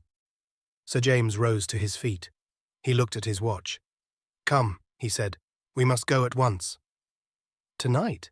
Queried Tuppence, surprised. Tomorrow may be too late, said Sir James gravely. Besides, by going tonight, we have the chance of capturing that great man and super-criminal, Mr. Brown. There was dead silence, and Sir James continued. You have been followed here, not a doubt of it. When we leave the house we shall be followed again, but not molested, for it is Mr. Brown's plan that we are to lead him. But the Soho house is under police supervision, night and day. There are several men watching it. When we enter that house, Mr. Brown will not draw back. He will risk all on the chance of obtaining the spark to fire his mine. And he fancies the risk not great, since he will enter in the guise of a friend. Tuppence flushed, then opened her mouth impulsively. But there's something you don't know, that we haven't told you. Her eyes dwelt on Jane in perplexity. What is that? Asked the other sharply. No hesitations, Miss Tuppence. We need to be sure of our going. But Tuppence, for once, seemed tongue-tied. It's so difficult. You see, if I'm wrong, oh, it would be dreadful. She made a grimace at the unconscious Jane. Never forgive me, she observed cryptically. You want me to help you out, eh? Yes, please. You know who Mr. Brown is, don't you? Yes, said Sir James gravely. At last I do. At last? Queried Tuppence doubtfully. Oh, but I thought... She paused. You thought correctly, Miss Tuppence. I have been morally certain of his identity for some time, ever since the night of Mrs. Vandermeyer's mysterious death. Ah, breathed Tuppence, for there we are up against the logic of facts. There are only 2 solutions. Either the chloral was administered by her own hand, which theory I reject utterly, or else... Yes? Or else it was administered in the brandy you gave her. Only 3 people touched that brandy. You, Miss Tuppence, I myself, and one other, Mr. Julius Hersheimer." Jane Finn stirred and sat up, regarding the speaker with wide, astonished eyes. At first, the thing seemed utterly impossible. Mr. Hersheimer, as the son of a prominent millionaire, was a well-known figure in America. It seemed utterly impossible that he and Mr. Brown could be one and the same. But you cannot escape from the logic of facts. Since the thing was so, it must be accepted. Remember Mrs. Vandermeyer's sudden and inexplicable agitation. Another proof, if proof was needed. I took an early opportunity of giving you a hint. From some words of Mr. Hersheimer's at Manchester, I gathered that you had understood and acted on that hint. Then, I set to work to prove the impossible possible. Mr. Beresford rang me up and told me what I had already suspected, that the photograph of Miss Jane Finn had never really been out of Mr. Hersheimer's possession. But the girl interrupted. Springing to her feet, she cried out angrily, "What do you mean? What are you trying to suggest? That Mr. Brown is Julius? Julius, my own cousin." "No, Miss Finn," said Sir James unexpectedly. "Not your cousin. The man who calls himself Julius Hersheimer is no relation to you whatsoever." Chapter 26. Mr. Brown. Sir James's words came like a bombshell. Both girls looked equally puzzled. The lawyer went across to his desk and returned with a small newspaper cutting, which he handed to Jane. Tuppence read it over her shoulder. Mr. Carter would have recognized it. It referred to the mysterious man found dead in New York. "As I was saying to Miss Tuppence," resumed the lawyer, "I set to work to prove the impossible possible. The great stumbling block was the undeniable fact that Julius Hersheimer was not an assumed name. When I came across this paragraph, my problem was solved. Julius Hersheimer set out to discover what had become of his cousin. He went out west, where he obtained news of her and her photograph to aid him in his search. On the eve of his departure from New York, he was set upon and murdered. His body was dressed in shabby clothes and the face disfigured to prevent identification. Mr. Brown took his place. He sailed immediately for England. None of the real Hersheimer's friends or intimates saw him before he sailed, though indeed it would hardly have mattered if they had. The impersonation was so perfect. Since then, he had been hand and glove with those sworn to hunt him down. Every secret of theirs has been known to him. Only once did he come near disaster. Mrs. Vandermeyer knew his secret. It was no part of his plan that that huge bribe should ever be offered to her. But for Miss Tuppence's fortunate change of plan, she would have been far away from the flat when we arrived there. Exposure stared him in the face. He took a desperate step, trusting in his assumed character to avert suspicion. He nearly succeeded, but not quite. "I can't believe it," murmured Jane. "He seemed so splendid." "The real Julius Hersheimer was a splendid fellow, and Mr. Brown is a consummate actor. But ask Miss Tuppence if she also has not had her suspicions." Jane turned mutely to Tuppence. The latter nodded. "I didn't want to say it, Jane. I knew it would hurt you. And after all, I couldn't be sure. I still don't understand why, if he's Mr. Brown, he rescued us." "Was it Julius Hersheimer who helped you to escape?" Tuppence recounted to Sir James the exciting events of the evening, ending up, "But I can't see why." "Can't you? I can. So can young Beresford by his actions. As a last hope, Jane Finn was to be allowed to escape, and the escape must be managed so that she harbours no suspicions of its being a put-up job. They're not averse to young Beresford's being in the neighbourhood and, if necessary, communicating with you. They'll take care to get him out of the way at the right minute. Then, Julius Hersheimer dashes up and rescues you in true melodramatic style. Bullets fly, but don't hit anybody. What would have happened next? You would have driven straight to the house in Soho and secured the document which Miss Finn would probably have entrusted to her cousin's keeping. Or, if he conducted the search, he would have pretended to find the hiding place already rifled. He would have had a dozen ways of dealing with the situation, but the result would have been the same.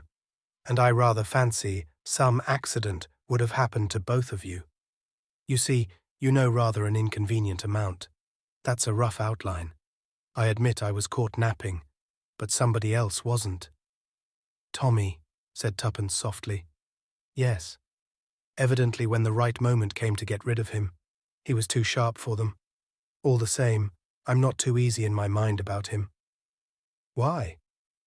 "Because Julius Hershemer is Mr. Brown," said Sir James dryly, "and it takes more than one man and a revolver to hold up Mr. Brown." Tuppence paled a little. "What can we do?" "Nothing until we've been to the house in Soho. If Beresford has still got the upper hand, there's nothing to fear.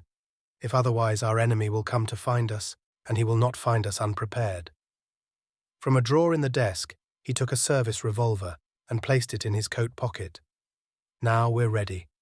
I know better than even to suggest going without you, Miss Tuppence." "I should think so indeed. But I do suggest that Miss Finn should remain here.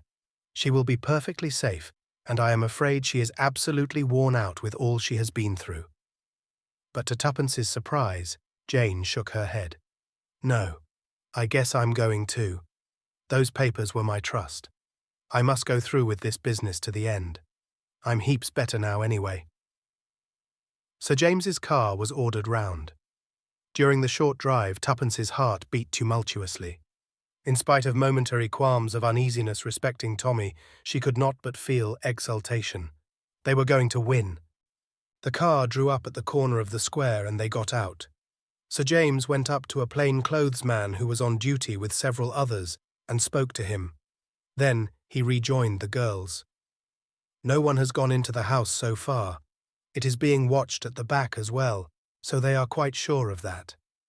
Anyone who attempts to enter after we have done so will be arrested immediately. Shall we go in?" A policeman produced a key. They all knew Sir James well. They had also had orders respecting Tuppence. Only the third member of the party was unknown to them.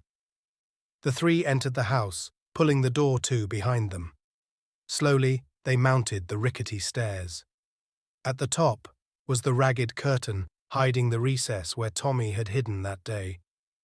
Tuppence had heard the story from Jane in her character of Annette. She looked at the tattered velvet with interest. Even now she could almost swear it moved, as though someone was behind it. So strong was the illusion that she almost fancied she could make out the outline of a form. Supposing Mr. Brown, Julius, was there waiting. Impossible, of course. Yet she almost went back to put the curtain aside and make sure. Now they were entering the prison room. No place for anyone to hide here, thought Tuppence, with a sigh of relief, then chided herself indignantly. She must not give way to this foolish fancying, this curious, insistent feeling that Mr. Brown was in the house. Hark! What was that? A stealthy footstep on the stairs. There was someone in the house. Absurd. She was becoming hysterical. Jane had gone straight to the picture of Marguerite. She unhooked it with a steady hand. The dust lay thick upon it, and festoons of cobwebs lay between it and the wall. Sir James handed her a pocket-knife, and she ripped away the brown paper from the back. The advertisement page of a magazine fell out. Jane picked it up. Holding apart the frayed inner edges, she extracted 2 thin sheets covered with writing. No dummy this time. The real thing. "We've got it," said Tuppence. "At last." The moment was almost breathless in its emotion. Forgotten the faint creakings, the imagined noises of a minute ago. None of them had eyes for anything but what Jane held in her hand. Sir James took it and scrutinized it attentively. "Yes," he said quietly, "this is the ill-fated draft treaty." "We've succeeded," said Tuppence. There was awe and an almost wondering unbelief in her voice. Sir James echoed her words as he folded the paper carefully and put it away in his pocket-book. Then he looked curiously round the dingy room. "It was here that our young friend was confined for so long, was it not?" he said. "A truly sinister room. You notice the absence of windows and the thickness of the close-fitting door. Whatever took place here would never be heard by the outside world." Tuppence shivered. His words woke a vague alarm in her. What if there was someone concealed in the house? Someone who might bar that door on them and leave them to die like rats in a trap? Then she realized the absurdity of her thought. The house was surrounded by police who, if they failed to reappear, would not hesitate to break in and make a thorough search. She smiled at her own foolishness, then looked up with a start to find Sir James watching her. He gave her an emphatic little nod. "Quite right, Miss Tuppence. You scent danger. So do I. So does Miss Finn." "Yes," admitted Jane. "It's absurd, but I can't help it." Sir James nodded again. "You feel, as we all feel, the presence of Mr. Brown." "Yes," as Tuppence made a movement. "Not a doubt of it. Mr. Brown is here." "In this house?" "In this room. You don't understand. I am Mr. Brown." Stupefied, unbelieving, they stared at him. The very lines of his face had changed. It was a different man who stood before them. He smiled a slow, cruel smile. "Neither of you will leave this room alive. You said just now we had succeeded. I have succeeded. The draft treaty is mine." His smile grew wider as he looked at Tuppence. "Shall I tell you how it will be? Sooner or later the police will break in, and they will find 3 victims of Mr. Brown. 3, not 2, you understand. But fortunately, the 3rd will not be dead, only wounded, and will be able to describe the attack with a wealth of detail. The treaty? It is in the hands of Mr. Brown, so no one will think of searching the pockets of Sir James Peel Egerton." He turned to Jane. "You outwitted me. I make my acknowledgments, but you will not do it again." There was a faint sound behind him, but intoxicated with success, he did not turn his head. He slipped his hand into his pocket. "Checkmate to the young adventurers," he said, and slowly raised the big automatic. But even as he did so, he felt himself seized from behind in a grip of iron.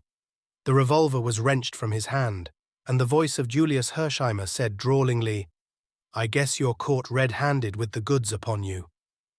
The blood rushed to the K.C.'s face, but his self-control was marvelous as he looked from one to the other of his 2 captors. He looked longest at Tommy. "You," he said beneath his breath. "You. I might have known." Seeing that he was disposed to offer no resistance, their grip slackened. Quick as a flash, his left hand, the hand which bore the big signet ring, was raised to his lips. "Ave, Caesar, te morituri salutant," he said, still looking at Tommy. Then his face changed, and with a long, convulsive shudder, he fell forward in a crumpled heap, whilst an odour of bitter almonds filled the air. Chapter 27. A Supper Party at the Savoy. The supper party given by Mr. Julius Hersheimer to a few friends on the evening of the 30th will long be remembered in catering circles. It took place in a private room, and Mr. Hersheimer's orders were brief and forcible. He gave carte blanche, and when a millionaire gives carte blanche, he usually gets it. Every delicacy out of season was duly provided. Waiters carried bottles of ancient and royal vintage with loving care. The floral decorations defied the seasons, and fruits of the earth as far apart as May and November found themselves miraculously side by side. The list of guests was small and select.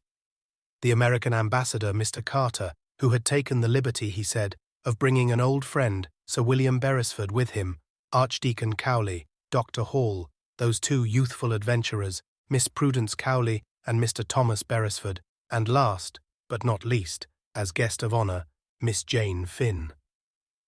Julius had spared no pains to make Jane's appearance a success. A mysterious knock had brought Tuppence to the door of the apartment she was sharing with the American girl. It was Julius. In his hand, he held a cheque.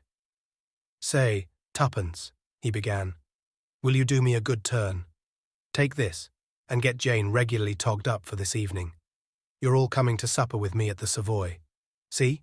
Spare no expense. You get me?" "Sure thing," mimicked Tuppence. "We shall enjoy ourselves. It will be a pleasure dressing Jane. She's the loveliest thing I've ever seen." "That's so," agreed Mr. Hershimer fervently. His fervour brought a momentary twinkle to Tuppence's eye. "By the way, Julius," she remarked demurely, "I haven't given you my answer yet." "Answer," said Julius. His face paled.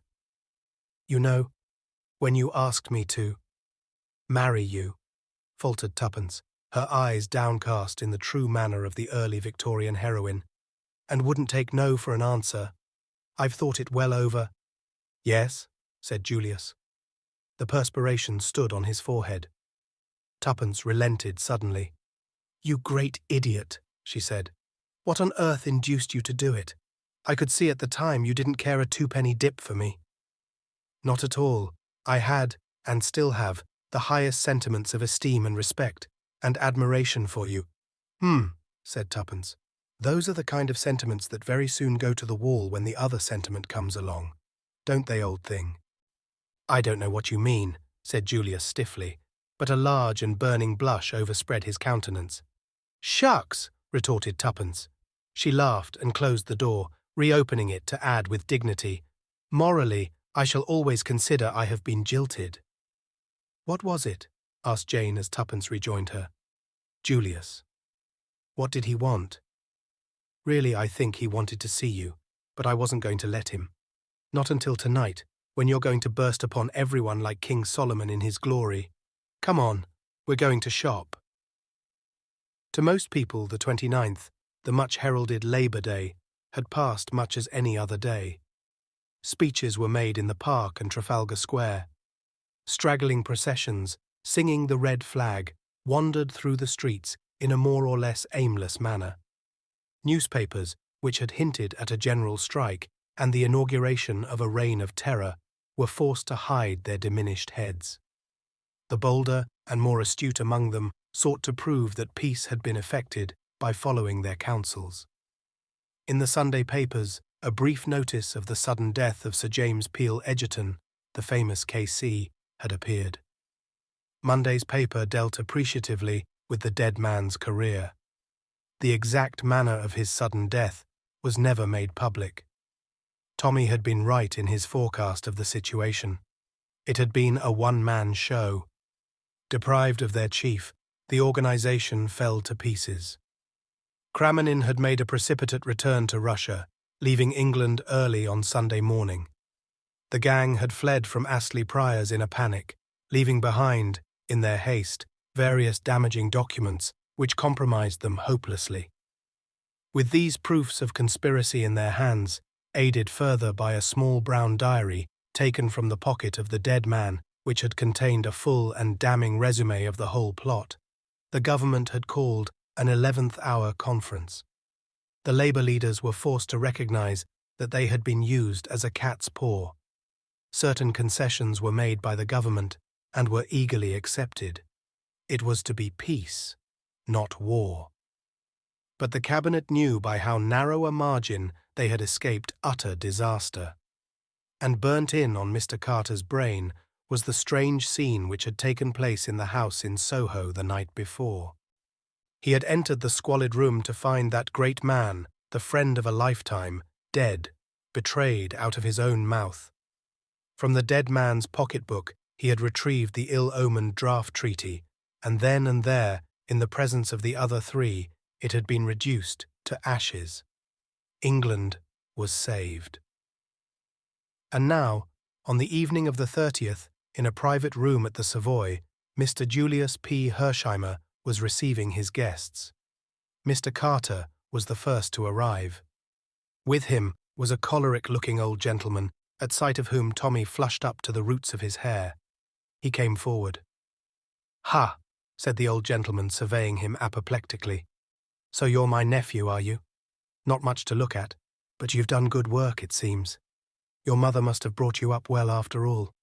Shall we let bygones be bygones, eh? You're my heir, you know, and in future I propose to make you an allowance, and you can look upon Chalmers Park as your home." "Thank you, sir. It's awfully decent of you. Where's this young lady I've been hearing such a lot about?" Tommy introduced Tuppence. "Ha," said Sir William, eyeing her. "Girls aren't what they used to be in my young days." "Yes, they are," said Tuppence. "Their clothes are different, perhaps, but they themselves are just the same." "Well, perhaps you're right. Minxes, then. Minxes now." "That's it," said Tuppence. "I'm a frightful minx myself." "I believe you," said the old gentleman, chuckling, and pinched her ear in high good humour. Most young women were terrified of the old bear, as they termed him. Tuppence's pertness delighted the old misogynist. Then came the timid archdeacon, a little bewildered by the company in which he found himself, glad that his daughter was considered to have distinguished herself, but unable to help glancing at her from time to time with nervous apprehension. But Tuppence behaved admirably. She forbore to cross her legs, set a guard upon her tongue, and steadfastly refused to smoke. Dr. Hall came next, and he was followed by the American ambassador. "We might as well sit down," said Julius, when he had introduced all his guests to each other. "Tuppence, will you—" He indicated the place of honour with a wave of his hand. But Tuppence shook her head. "No, that's Jane's place. When one thinks of how she's held out all these years, she ought to be made the queen of the feast tonight." Julius flung her a grateful glance, and Jane came forward shyly to the allotted seat. Beautiful as she had seemed before, it was as nothing to the loveliness that now went fully adorned. Tuppence had performed her part faithfully. The model gown supplied by a famous dressmaker had been entitled "A Tiger Lily." It was all golds and reds and browns, and out of it rose the pure column of the girl's white throat and the bronze masses of hair that crowned her lovely head. There was admiration in every eye as she took her seat. Soon the supper party was in full swing, and with one accord Tommy was called upon for a full and complete explanation. "You've been too darned close about the whole business," Julius accused him. "You let on to me that you were off to the Argentine, though I guess you had your reasons for that. The idea of both you and Tuppence casting me for the part of Mr. Brown just tickles me to death." "The idea was not original to them," said Mr. Carter gravely. "It was suggested, and the poison very carefully instilled, by a past master in the art. The paragraph in the New York paper suggested the plan to him, and by means of it he wove a web that nearly enmeshed you fatally." "I never liked him," said Julius. "I felt from the first that there was something wrong about him, and I always suspected that it was he who silenced Mrs. Vandermeyer so appositely. But it wasn't till I heard that the order for Tommy's execution came right on the heels of our interview with him that Sunday that I began to tumble to the fact that he was the big bug himself." "I never suspected it at all," lamented Tuppence. "I've always thought I was so much cleverer than Tommy, but he's undoubtedly scored over me handsomely." Julius agreed. "Tommy's been the goods this trip, and instead of sitting there as dumb as a fish, let him banish his blushes and tell us all about it." "Here, here!" "There's nothing to tell," said Tommy, acutely uncomfortable. "I was an awful mug, right up to the time I found that photograph of Annette and realized that she was Jane Finn. Then I remembered how persistently she had shouted out that word Marguerite, and I thought of the pictures and, well, that's that. Then of course I went over the whole thing to see where I'd made an ass of myself." "Go on," said Mr. Carter, as Tommy showed signs of taking refuge in silence once more. "That business about Mrs. Vandermeyer had worried me when Julius told me about it. On the face of it, it seemed that he or Sir James must have done the trick. But I didn't know which. Finding that photograph in the drawer, after that story of how it had been got from him by Inspector Brown, made me suspect Julius. Then I remembered that it was Sir James who had discovered the false Jane Finn. In the end, I couldn't make up my mind, and just decided to take no chances either way. I left a note for Julius, in case he was Mr. Brown, saying I was off to the Argentine, and I dropped Sir James's letter with the offer of the job by the desk so that he would see it was a genuine stunt. Then I wrote my letter to Mr. Carter and rang up Sir James. Taking him into my confidence would be the best thing either way, so I told him everything, except where I believed the papers to be hidden. The way he helped me to get on the track of Tuppence and Annette almost disarmed me, but not quite. I kept my mind open between the two of them, and then I got a bogus note from Tuppence, and I knew. But how? Tommy took the note in question from his pocket and passed it round the table. It's her handwriting, all right, but I knew it wasn't from her because of the signature. She'd never spell her name Tuppence, but anyone who'd never seen it written might quite easily do so. Julius had seen it. He showed me a note of hers to him once, but Sir James hadn't. After that, everything was plain sailing. I sent off Albert post-haste to Mr. Carter. I pretended to go away, but doubled back again. When Julius came bursting up in his car, I felt it wasn't part of Mr. Brown's plan and that there would probably be trouble. Unless Sir James was actually caught in the act, so to speak, I knew Mr. Carter would never believe it of him on my bare word. I didn't, interposed Mr. Carter ruefully. That's why I sent the girls off to Sir James. I was sure they'd fetch up at the house in Soho sooner or later. I threatened Julius with the revolver because I wanted Tuppence to repeat that to Sir James so that he wouldn't worry about us. The moment the girls were out of sight, I told Julius to drive like hell for London, and as we went along, I told him the whole story. We got to the Soho house in plenty of time and met Mr. Carter outside.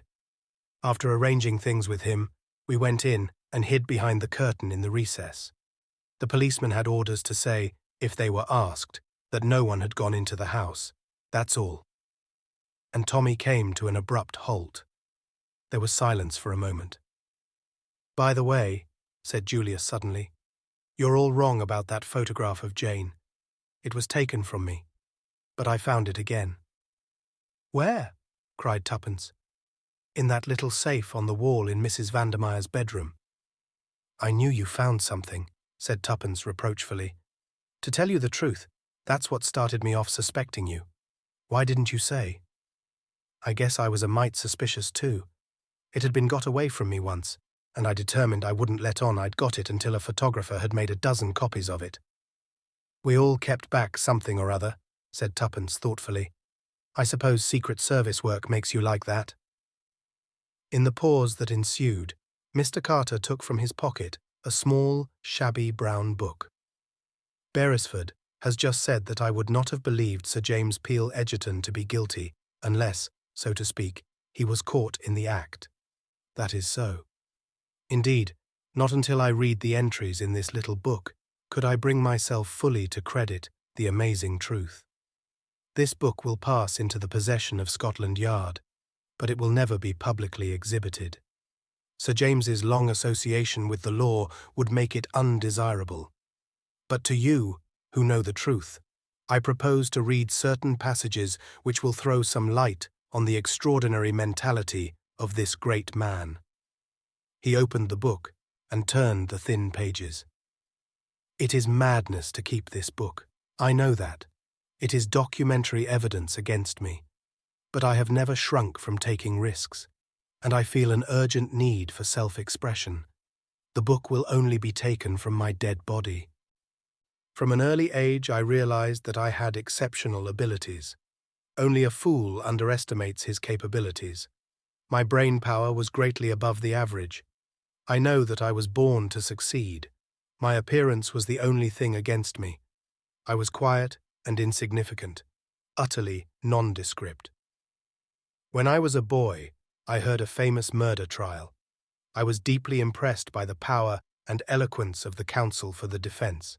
For the first time, I entertained the idea of taking my talents to that particular market. Then I studied the criminal in the dock. The man was a fool. He had been incredibly, unbelievably stupid. Even the eloquence of his counsel was hardly likely to save him. I felt an immeasurable contempt for him. Then it occurred to me that the criminal standard was a low one. It was the wastrels, the failures, the general riff-raff of civilization who drifted into crime. Strange that men of brains had never realized its extraordinary opportunities.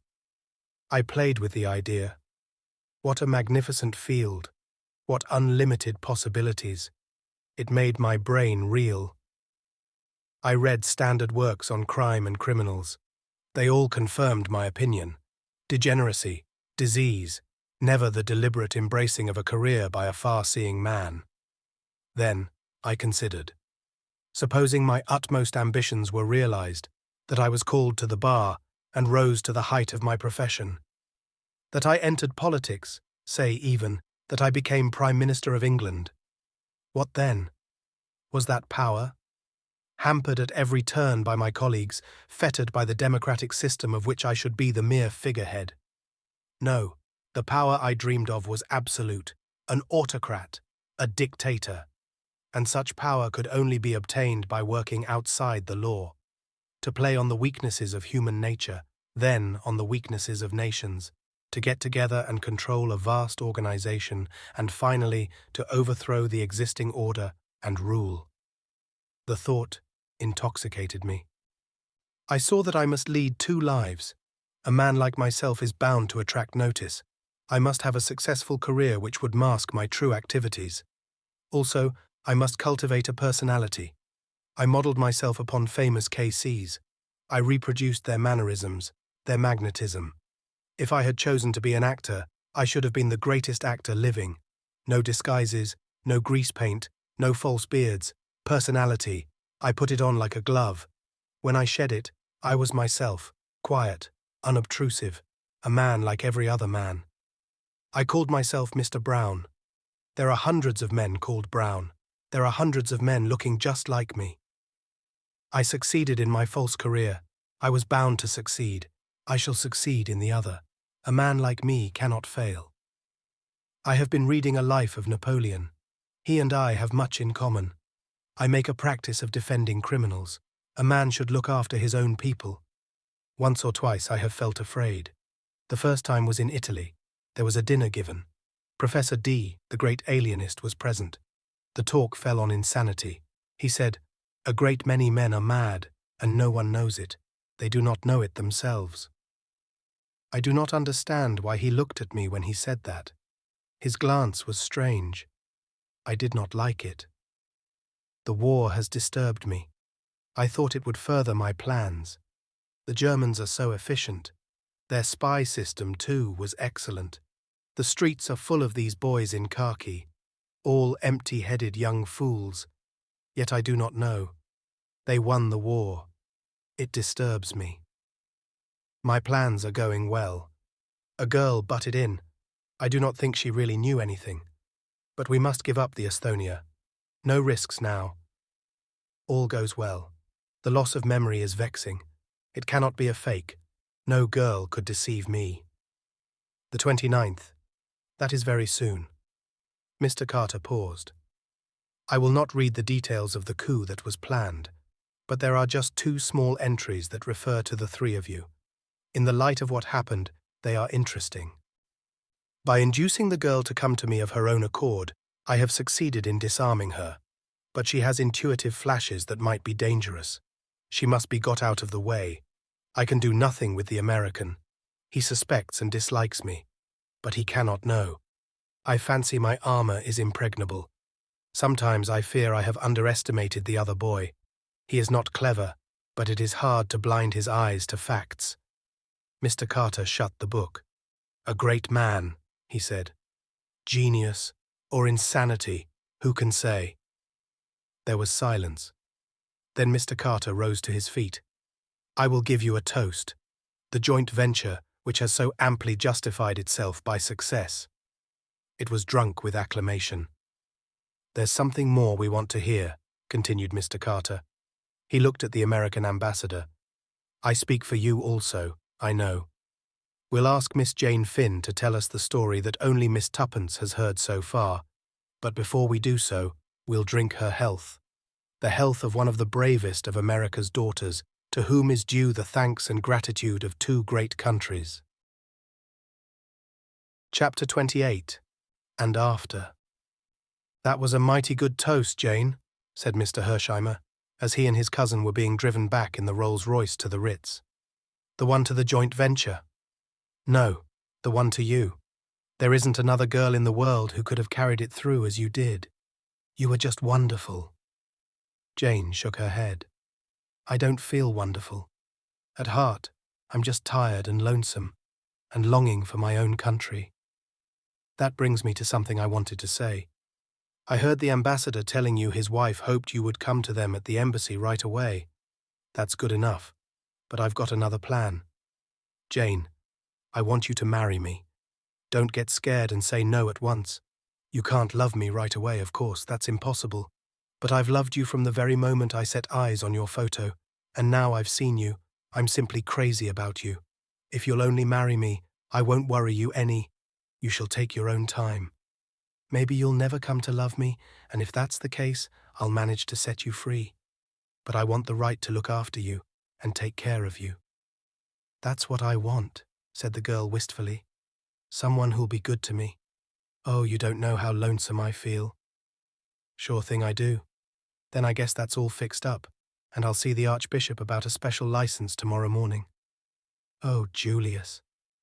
Well, I don't want to hustle you any, Jane, but there's no sense in waiting about. Don't be scared. I shan't expect you to love me all at once. But a small hand was slipped into his. I love you now, Julius, said Jane Finn. I loved you that first moment in the car when the bullet grazed your cheek. 5 minutes later, Jane murmured softly, I don't know London very well, Julius. But is it such a very long way from the Savoy to the Ritz? It depends how you go, explained Julius unblushingly. We're going by way of Regent's Park. Oh, Julius, what will the chauffeur think? At the wages I pay him, he knows better than to do any independent thinking. Why, Jane, the only reason I had the supper at the Savoy was so that I could drive you home. I didn't see how I was ever going to get hold of you alone. You and Tuppence have been sticking together like Siamese twins. I guess another day of it would have driven me and Beresford Stark staring mad. Oh, is he? Of course he is. Head over ears. I thought so, said Jane thoughtfully. Why? From all the things Tuppence didn't say. Well, shopping is almost as good, said Tuppence dreamily. Think of buying old furniture and bright carpets and futurist silk curtains and a polished dining table and a divan with lots of cushions. Hold hard, said Tommy. What's all this for? Possibly a house, but I think a flat. Whose flat? You think I mind saying it, but I don't in the least. Ours. So there. You darling, cried Tommy, his arms tightly round her. I was determined to make you say it. I owe you something for the relentless way you've squashed me whenever I've tried to be sentimental. Tuppence raised her face to his. The taxi proceeded on its course round the north side of Regent's Park. You haven't really proposed now, pointed out Tuppence. Not what our grandmothers would call a proposal. But after listening to a rotten one like Julius's, I'm inclined to let you off. You won't be able to get out of marrying me, so don't you think it. What fun it will be, responded Tuppence. Marriage is called all sorts of things, a haven, and a refuge, and a crowning glory, and a state of bondage, and lots more. But do you know what I think it is? What? A sport? And a damned good sport too, said Tommy,